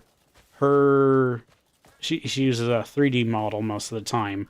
And at one point, someone was like, "There's gullible written on the ceiling," and she was like, "Funniest thing about that, they're actually it." And then she moved the camera up to show it actually said gullible on the ceiling, and it was hilarious. It's like she's been got by that before that she knew, or like that Wayne Radio thing where he was doing streaming, and then there was just a fridge in the background, and he was pinning stuff to the fridge. It's a fake fridge, and it was a cardboard cutout the whole time. It was so funny. But it's like some people just find that bit and then they just keep to it, where it's like, oh, you guys always made fun of me for being gullible to something. Okay, I'm now gonna literally put that somewhere, or just have it be that funny you should say that actually, and then they do this big reveal and it's like been that way for months. And only now do they do the big reveal, and it's like, it's kind of like a magician at that point, where it's like, yeah, well, I think again, like some people have better like social engineering aspects. Like they know that like if I set the seed up, this is gonna be such a fucking fun moment for my community. Maybe other people will like it, but like the people who fuck with me will really like this. But you were mentioning stuff there about how cool it is, how you may have an advantage in this different way, but sometimes you may come across a thing of like, it's not like you're coming to the conclusion a little bit of like, you might be like lacking in a certain area, or you'd be good at this thing, maybe not that good at something, or you might be presented with like, okay, I have a kind of a weakness. And it's funny because like to me, I think of immediately like a stat, like a RPG basically. So the idea of like, okay, yeah, maybe you have like a bunch of stuff that you have an advantage in, but it's also cool that like you can level up and grow. So like the idea of, okay, I have this going for me, I have that going for me, but maybe I don't have. What is it? I don't know. Maybe it's like like we just talked about, like that like social engineering aspect of like, can I create moments that my community will just like eat up and love? As a perfect example, and you can learn and develop that. As a perfect example of that, a channel I really like has been streaming for many, many years, and to the point where he's done well enough for himself. He was able to get a house and take care of a few cats. Now he has like 3 of them. And now, yes, he has his moments of like kind of realizing that, okay, I should have been promoting things more. I should have been keeping more kind of lines of revenue going. Yeah. And that's an understandable struggle. Everyone has to learn that. But at the same time, another thing he's been doing is like last year, I think, he was like, I'm going to dedicate myself to learning how to animate in Blender. And he's been growing that since, to the point where he's been making better and better animations, where he does like silly little shorts as he's been practicing, and all sorts of stuff there. Have they got him to go to the dark side yet? No, I don't believe so. I don't think he cares for that. I mean, I know. He's currently got a girlfriend that like they call each other husband and wife at this point, even though they're not married, but they've promised that they will. When the time is right.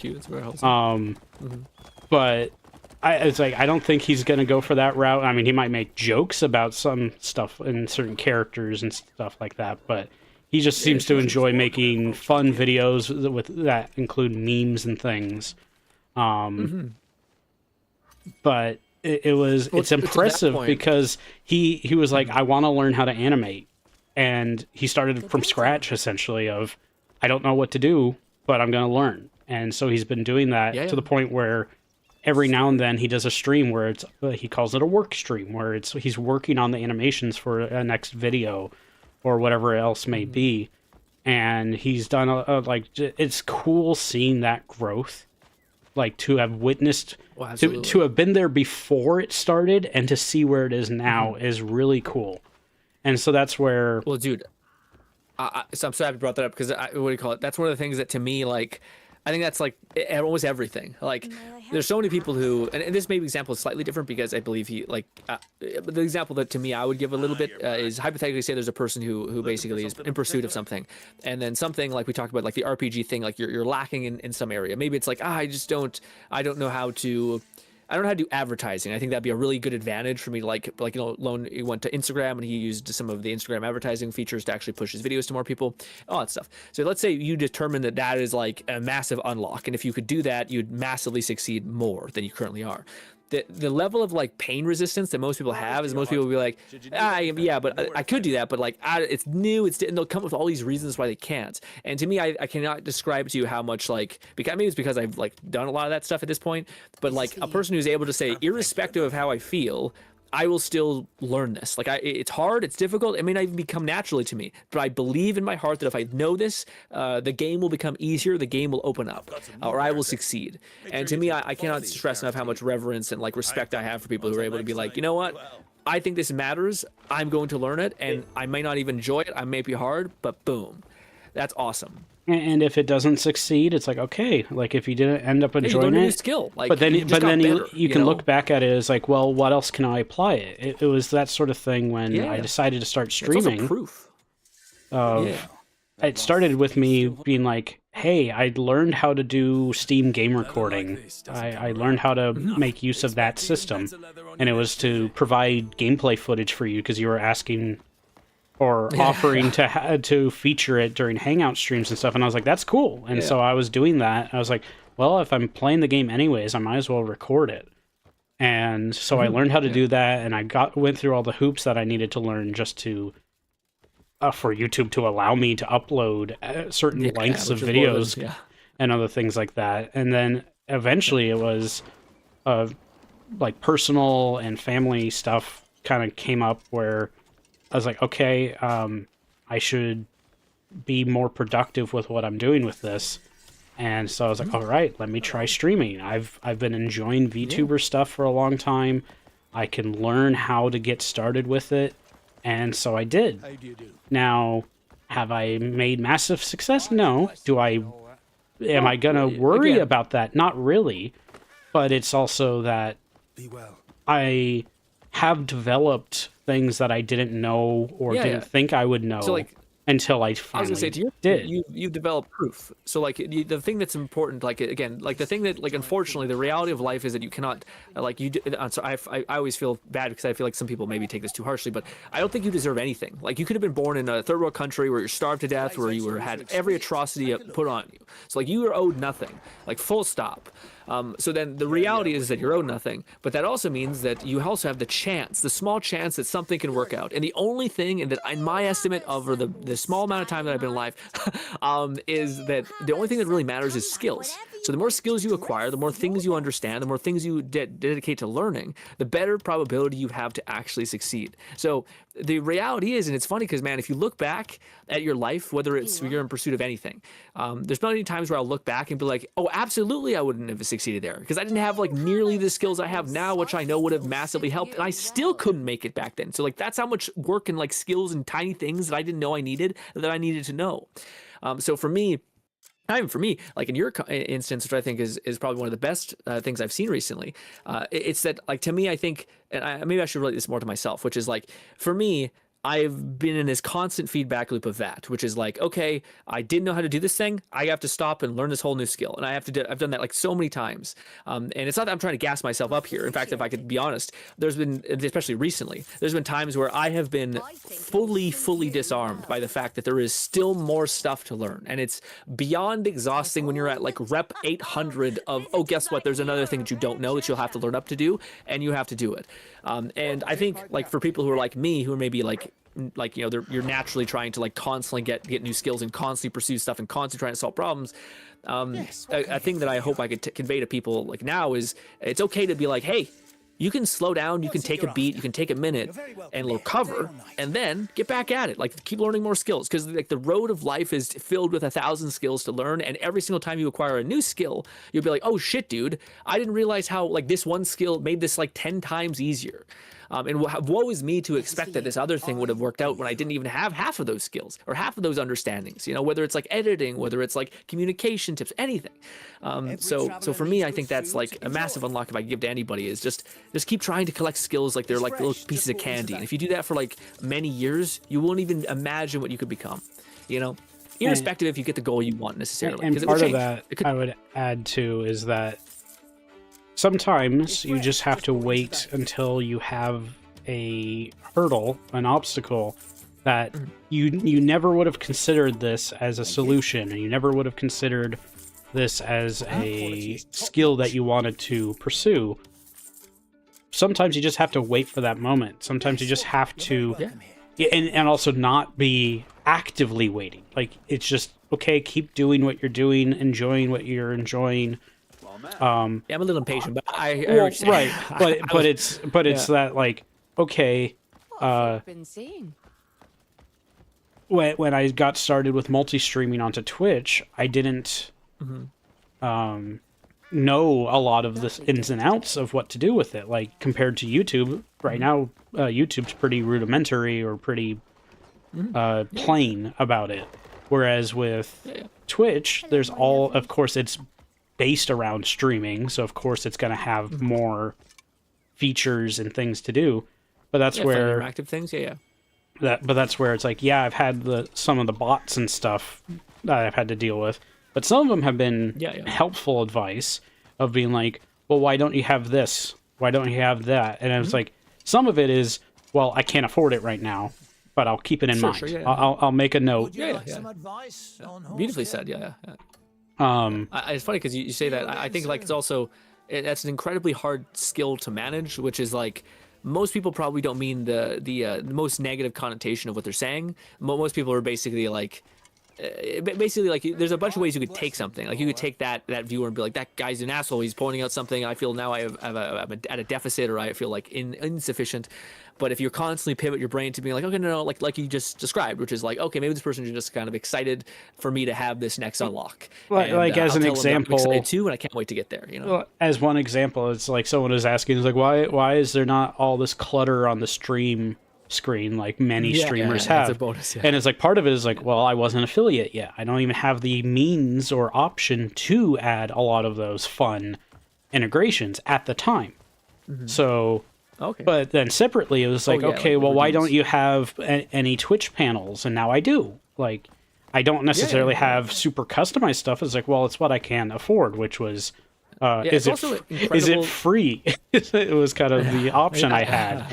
And if it is, and that's where it's like, oh, well, free isn't going to guarantee good quality. Of course not.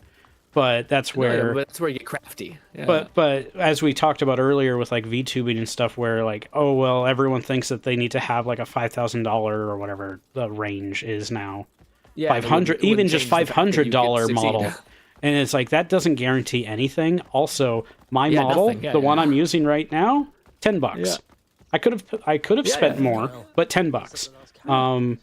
Having the VTube software, $15. Having the recent animated and static emotes that I've added to my Twitch side, another $10. It's like there's a lot of options that are in low budget situations for people. And so anyone that makes this assumption that, oh, I got to be the next Shy Lily, or oh, I got to be the next Iron Mouse, it's like, you guys realize Iron Mouse started with like a free model that she just kind of put together and colored some of the details, and that's all she needed to start. She was doing it before HoloLive exploded, at least in the West. People woefully misunderstand, I think, the level of like where money actually, like what actually moves the needle. Like, again, I think you're like, and part of the issue is that you get the examples of people that like, oh well, I had so much money, this is what I spent on my stuff. It's like, yeah, you're giving the wrong idea that this is what's required. No, this is what you decided to spend. This is not what everyone needs to spend. And I feel like it's if you're just determined like what kind of value I can provide to people, that's like, again, people are way simpler than you think. Like, imagine someone who looks fat, obese, mean as shit, but it makes you like the best food on the planet. Are we talking about queso again? No, no, I was kidding. People take it seriously, So to me, like, yes, you care if this guy's talking to you, or yes, if you care if they're like, this guy has to meet your mom. But if this guy's making you food, then you don't give a shit. You just take the food and you give him it. He sends you on your merry way. So like, to me, I think people woefully understand that, like, if you just ask yourself, will this actually move the needle? And like everything that isn't, am I providing value or use or like help in some way that will make me like a friend, or make someone like care for me in any way, or like alleviate the stress in their life? If you can't answer that, then everything is probably useless. That's why, like, to me, like, the whole thing that makes sense, like, a lot, if you ever did start getting donations, is don't buy a VTuber model. I would say buy an editor, because, like, one of the most time-consuming and things that you, like, it's a skill set that is just going to take a long time to learn. Not that it's impossible to learn, but yeah, like, so like, to me, that, I can't, like, I don't know if a person could argue with me that that wouldn't provide a substantial amount of value to your overarching goals of, like, growing your channel. Just having someone that knows content, knows how to make a video, and then you can come up with an idea, you give them the footage, they bang that out, and then use whatever proceeds that, and eventually the proceeds of that content will just pay for that guy's check, and now you're not hemorrhaging money and all those things. So, like, again, my point is that I just think people woefully misunderstand the actual things that will move the needle versus the cosmetic things that everybody wants. Wanting something and then what moves the needle are not even close to the same thing, I don't think. And there's even the whole thing of like those phrases of like dress for success or dress the way what you want to do, not what you currently do, sort of thing. And in some ways, that's like it is a good idea, but not dress. Right, but it is that case of outwardly wear, and I mean this in both figurative and literally. Present yourself in the way that you want to be seen, the way that you want to be successful. So, I mean, we have examples of like, okay, well, I guess like Asmongold, he's amazingly rich, but he's a dude that like lives in. I mean, it's in an attic instead of his mom used to live. But it's like he's in an attic where it's just a mess most of the time. He's cleaned it up from time to time, and that's good for him. It's better to be healthy. But it's like, he's in like a white t-shirt, and he's in this. It just looks like he's poor as hell. But it's like, no, he's just choosing not to waste his money on on superficial shows of wealth. It's like, for sure. Is the wealthy person really the one that's going around with a bunch of expensive things, or is it the one that person, they don't dress? They don't have Rolexes. I feel like this is something within business, which is like how to spot a like a person who makes $200K a year or $1 million, and they're driving like a crazy expensive car. And then like, how do you spot a billionaire and they're wearing fucking sweatpants? Because like they realize they have so much money that nothing else matters and everything is stupid. But to your point, real quick, you said that sometimes people do want to wear something because it makes them feel a certain way. It makes them feel empowered, makes them feel beautiful, whatever it could be. To that point, I also think that it's if you could just unlock that feeling. So like Asmongold is probably one of the better examples of, irrespective of how, like, again, I think if you closed your eyes and didn't look at him at all, but you heard the way he speaks, the way he conveys things, all that stuff, he vehemently like believes and communicates that like as if he has like a boundless amount of confidence and belief in what he is, and that's charisma. I guess that's true. I'd say charisma, sure. Or at least confidence. I feel like it also could be. I think it's belief is what I would say. Like it, like to me, like if a person is like deep, like because confidence can be something of like. I don't know. I find confidence can sometimes have the air of arrogance, whereas belief is like, you don't have to agree with me, but I'm just going to present myself as authentically as I possibly could, So I think people could tap into that. I don't know if people can tap into charisma as easy, because I think charisma is a skill you have to like develop over a massive amount of time and have to communicate a ton. But I think you can like speak as if you are like you're beautiful, as if you do have a VTuber model that's gorgeous. Like what would happen if you just believed somehow, some way that mean, you're like, I am as worthy to be here than anybody else. There's the trope that's like, oh, every VTuber is just like an ugly 40-year-old man, and then the reality is actually no, a lot of them are beautiful people, are hot, but a lot of them are not necessarily socially comfortable with showing their face all the time. Maybe some of them are. Some of them definitely are. And some of them are a little more vapid about it. And that's like, well, that's the kind of personality that I don't find personally appealing. But I know plenty that do. So it's the case that it's like, there's a lot that will work for some people and a lot that will work for others. But it's also one of the reasons VTubing's fun is it doesn't matter how I look every single day.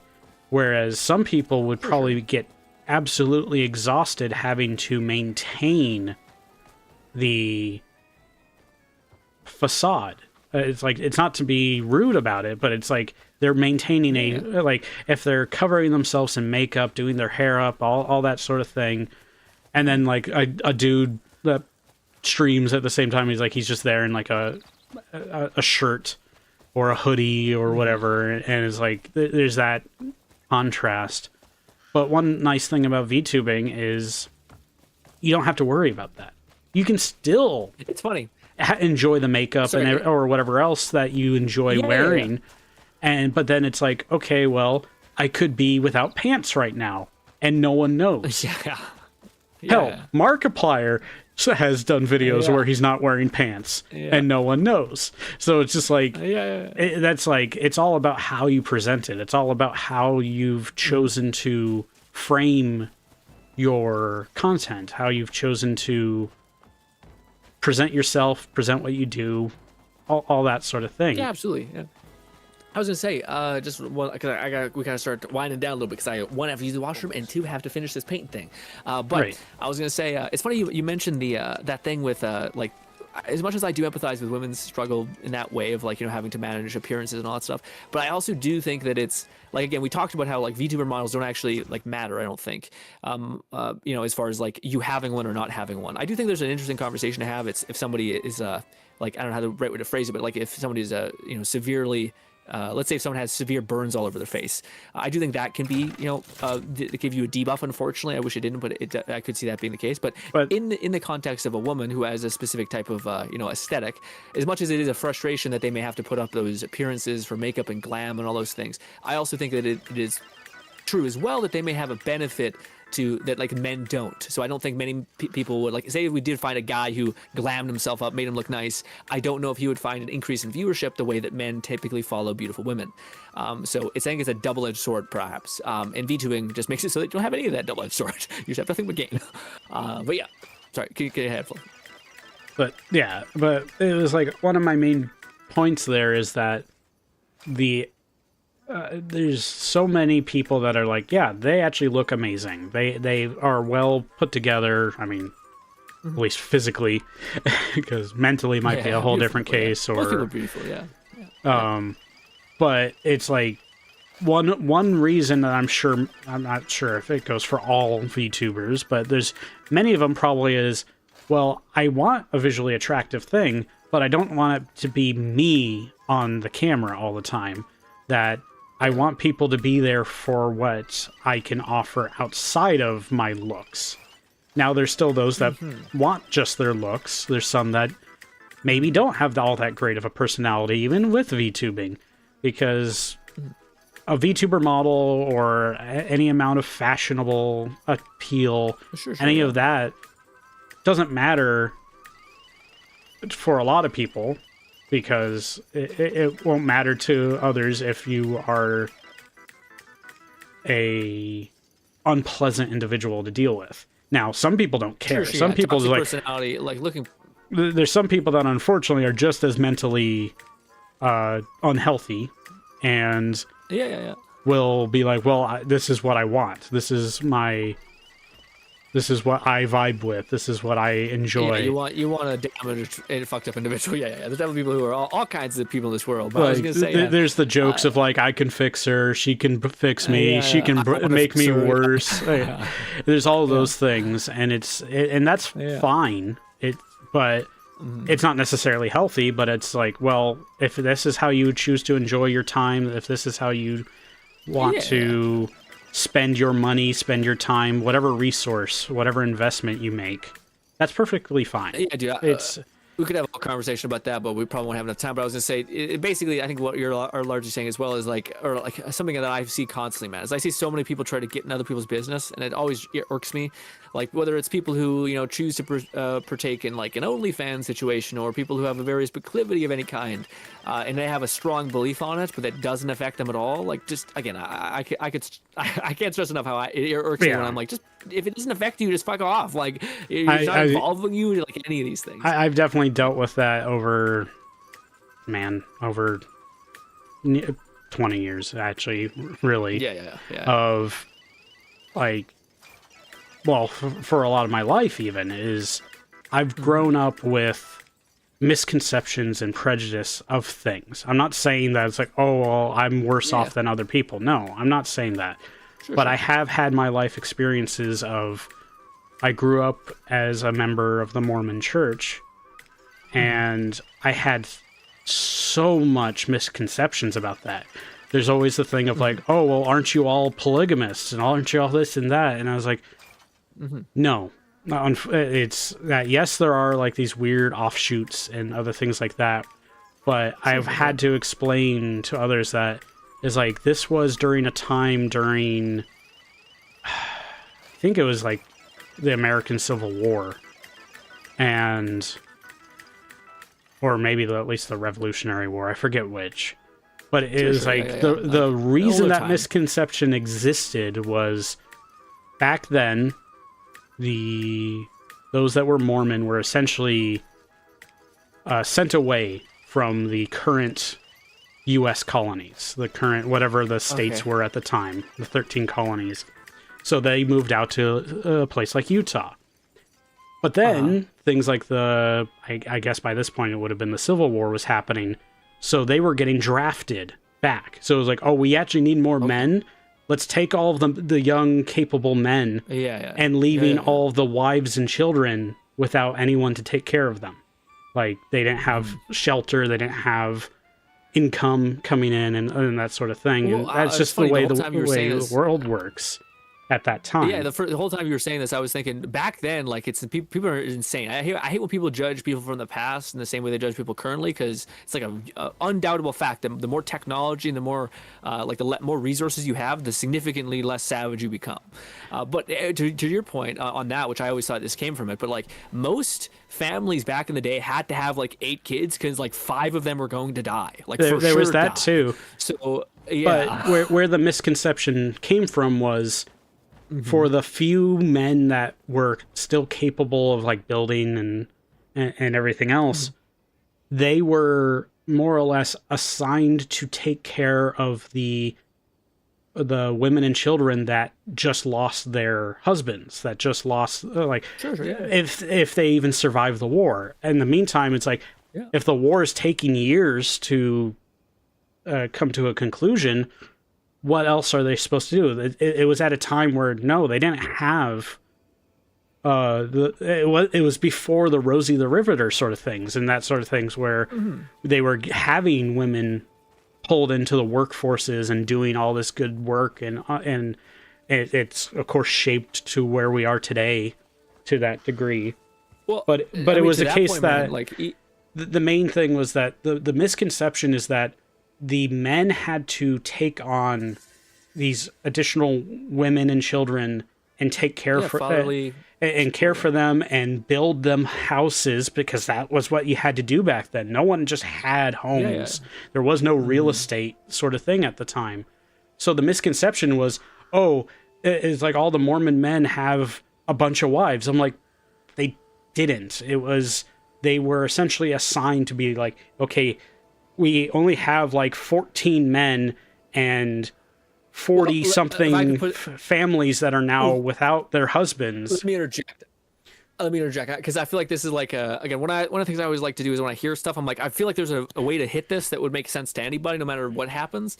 So like, let me hypothetically say you have a female companion, like a wife or a girlfriend or whatever, and I gave you the premise of like, okay, would you be comfortable with your wife spending, like, let's say 2 years in a cabin with a man who's providing for her, constantly like taking and raising the kids, and would you be comfortable with that? Most people would be like, fuck no. They're probably going to have feelings. Like, absolutely not. Like, no. So like, to me, you can't be surprised. So I understand why. But it's that was one of the most common misconceptions about it. Was, oh, well, aren't you all still polygamous? I was like, no, that was only during a period of necessity.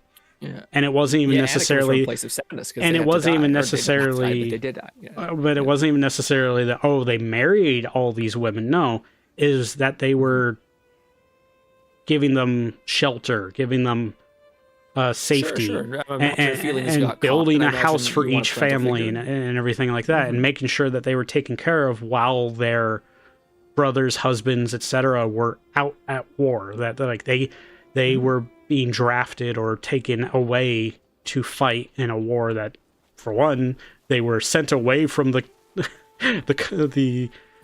territories in the first place, only to then be pulled back to fight a war you're not that even they able to enjoy the thing you're fighting for. Yeah. No, I was gonna say, so if you look, you can look no further than like actual war now. Like even like people who get deployed. It's like unfortunate, but it's a thing that where people are like, yeah, your wife will cheat on you or something like that. And it sounds horrible because loyalty everyone should value, I think, deeply. But at the same time, like with the example that we gave, if you're like, okay, you're not going to experience like talk to your wife like for 8 months of the year and all that stuff. And yes, I think we should aim for a society where people are loyal, or like at least break up with your person if you don't want the life that you signed up for. But at the same time, I don't think it's a surprise when like eventually someone's like, hey, this person who's been continually providing me support can like forever when you're gone, that I've developed some attachment. Maybe it's not sexual, maybe it's just emotionally, whatever it could be. And that's where we have the issue of a lot of people unfortunately conflate and confuse the different types of love for another person, where we have platonic love, we have romantic, we have the other ones, I don't know all the names, but it's like well, that's a study, man. That's a really interesting study. But it's the case that it's like a lot of people will conflate it. A lot of people will misconstrue that if someone says they love someone else, it's like, oh, that means this. No, it doesn't. That doesn't guarantee that's why they said it or what they actually feel. There's of course like we had like the series The Band of Brothers, where it's like this was all brotherly bonding. This was all brothers in arms sort of thing. And that's where it gets frustrating nowadays, where there's so many people that are so obsessed with fan shipping culture, where you have a show it's that a beautiful thing, though. It can be, but we have the shows okay, My Hero Academia, there's the bully and the main character. Don't do the Bakudo thing. Well, no, but Disgusting. it's like I know, but I'm saying that like there was no romantic tension between those characters, but everyone was shipping them, and they were so disappointed. That, why didn't they ever get together? It's like that was purely fan fiction, guys. It. Accept that your fan fiction is not the show itself. Enjoy it, sure. You're not wrong for feeling it. Yeah, and it's like, and you have your outlets for the fan fiction, but it's like, don't then hound the creators for not appealing to your fan fiction. There are some that do, and that can be a very slippery slope. But it's that case of like, what happened to what people used to call a bromance? I was like, no, they're all gay now. I was like, no, that's not, like, some will be, sure. It's perfectly fine to have that, but you can't just claim everything is. And it's just, I'm getting frustrated of seeing like so much about various pop culture I think most people where a series or show has ended, and then the only thing anyone's talking about is, oh, my fan fiction ship didn't work out. I was like, why is that the reason? It's like, so you didn't enjoy anything else about the show. I also think that's just like it's a testament to like out of all the things that you can have a thought of in the world, out of all the things that you think matter, human beings will vehemently come back to the same thing, which is that word you said that people oftentimes can misattribute to me, and one thing when it can mean 1,000 things, which is love. So like the reason why like, oh, what about Deku like pushing past adversity and like, overcoming a fucking nuclear warhead level threat or some shit, instead you care so much about like this silly thing of these two characters deeply loving each other. I think it's because no matter what story you tell, human beings cannot like devalue the most valuable thing, which is to find someone who you think is worthy and to like have them be together. And I think maybe that's because many of us are deeply alone and do not have companions. Like one of the leading statistics is that the next generation is like violently lonely and does not get out and have relationships and etc. So maybe that all feeds into this like new emerging culture of shipping and stuff. But it was stuff like Bakugo was this guy that idolized Endeavor. But he was also like, it had his life played out a little differently. He could have easily been a villain, because he literally he pretty much had nitroglycerin sweat, and he was this violent power set, but he was also like so stubbornly against being a bad guy. Yeah. He might call himself Lord Death Explosion or whatever his goofy name was. But he was like, but no, it's like, but my idol is a hero. This guy that was fire powers, and yet showing that guy with fire powers can be a good guy. He can save people. Yeah, that power guy was a little bit of an asshole too. So I think but that's why it was like they're both arrogant, but they're also both very stubborn heroes. They are for sure adamant to a fault, but also that they pushed hard for that. Meanwhile, he was also that I got to be born with these powers and I deserve greatness sort of mindset. And then meanwhile, he got pissed off that the kid he used to bully because it had no quirk suddenly had a bunch of quirks, only to, I don't know if he ever learned that, well, that power set was passed along. It was inheritance. Yeah, he eventually becomes like really. I'm not gonna spoil, but it's quite good. But I used to watch him like you would not believe, Fluff. Yeah. I appreciate you talking to me. We had so many good conversations. I hope I can see you next Tuesday, wherever it ends up being. But I guess my other point was highlight of my week. Talking about like kind of prejudices and misconstrued things is like, well, I chose a harder route to live out in my youth to now. Is I was born and raised Mormon, and I still hold on to a lot of that, but clearly I'm not a shining example of one. But I'm also trying to help. I'm trying to help others not be confused about what it means, sort of thing. Sure, yeah. But then I also pretty early on got into the furry community, and that's like a huge contrast, but almost equally as misconstrued. And misconceptions plague both, because we have those spotlighted examples of like the whole polygamy thing for one, and then we have the most like notorious convention events of just these abhorrent things that happen, and that unfortunately paints them in such a bad light. So it's like I'm used to it. I'm gonna piss all over myself. It's gonna be a mess. So someone will be into that. Yeah, you know. Again, I think that makes sense for what you say, especially when you relate it to like this being something that means a lot more to you because of your past experience, and this resonates in that to that extent. So that makes total sense and all that stuff. But alas, enjoy the rest of your stream, Fluff. I appreciate you so much for talking to me, and I hope I can hear from you again. And I actually probably will be wrapping up in just a moment. It's about that time. So. Oh wow! I hope everyone has a fantastic night, morning, or day. Bye. Yep. Take care, Grin. And that was our Taco Tuesday hangout. So I think it went pretty well. Maybe a little more heated than I would have expected, but not necessarily against each other in that regard. But I enjoyed it. I think I'll see if I can do one of these bounties, although for some reason most of the outlaws are not showing up, so I'll probably have to worry about it later. Maybe I have to do some more main questing for things, or have to look into when things spawn in. But I will go ahead and look into it, this one over here, and if they don't show up, I'll probably just wrap it up. Oh, there they are. This person.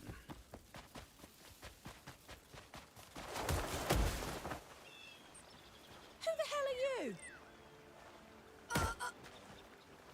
I did nothing but care for my babies. How is that a crime?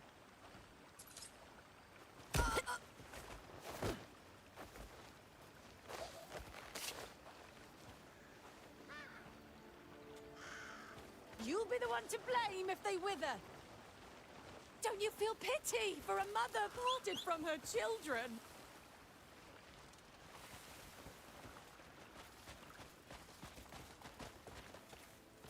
They simply love it when I play them a melody.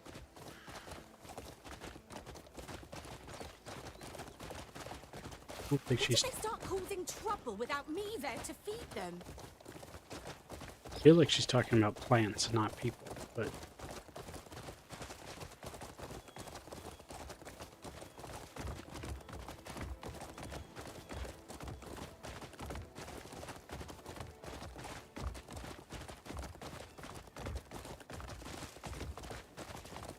I mean, I will get... Children and I had the perfect life until you came along. I will get timestamps up as soon as I can for our chat. Although, if I'm about to end anyways, it's easier to set that up.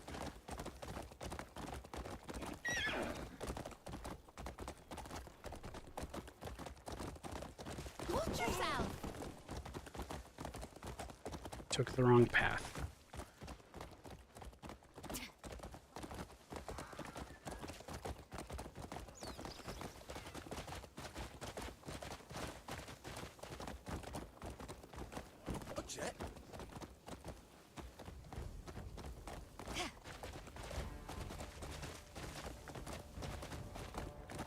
What if they start causing trouble without me there to feed them?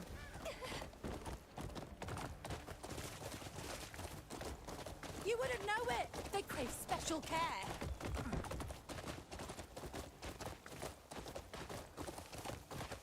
My children and I had the I'll have to read her wanted poster to see what she's talking about. Take a look. Impressive work. That's the one. Lock him up. You know, we'll run out of cells at this rate. Still, you saved me some trouble. Thank you. If you find more scum in the future, bring them here.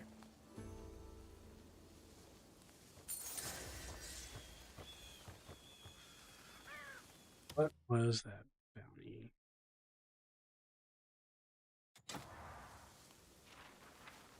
It's a bounty on her head for cultivating man-eating plants. Yeah, I figured it was something like that.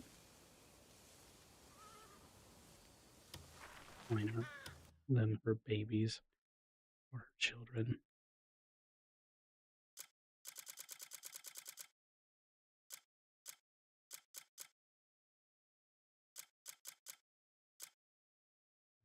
You have rich purple. They have rich purple before.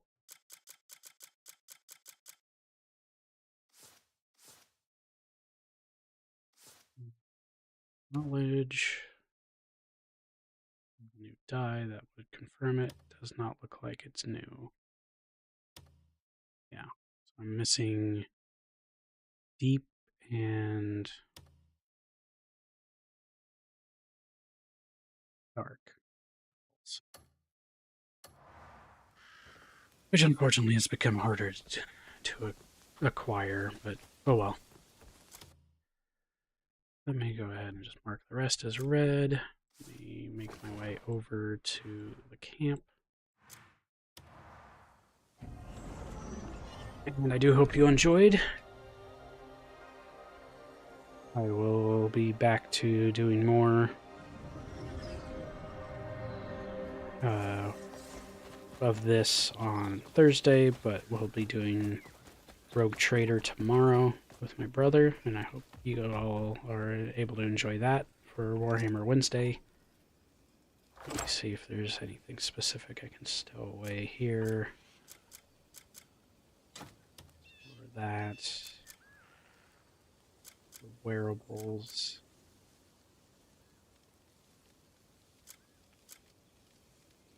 Need to compare. I think these are mostly similar. This looks neat though, a shoulder cape option for her.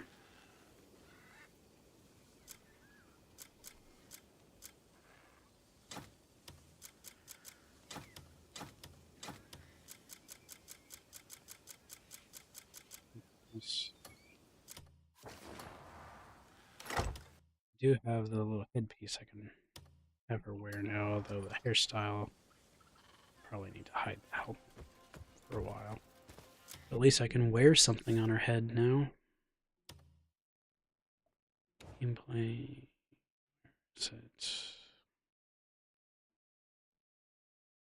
Accessories, headgear.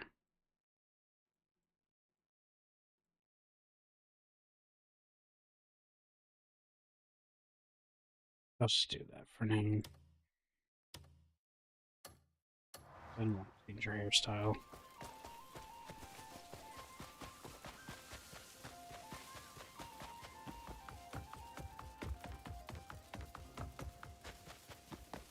Although I do wish you could have, like, normal helmets or something.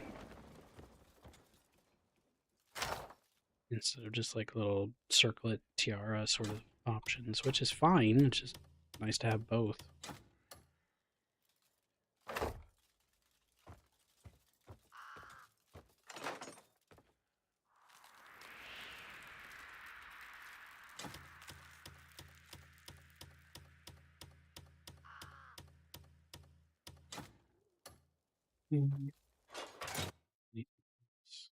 This journal.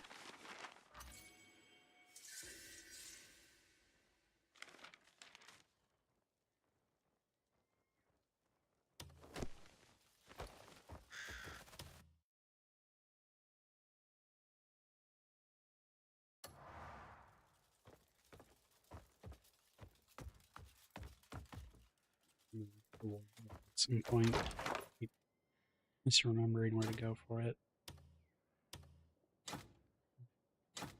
Keep those to take out.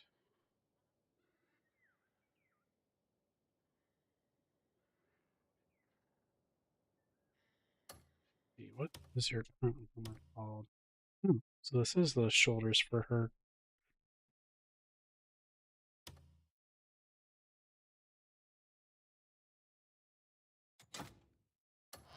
For this outfit. Cool.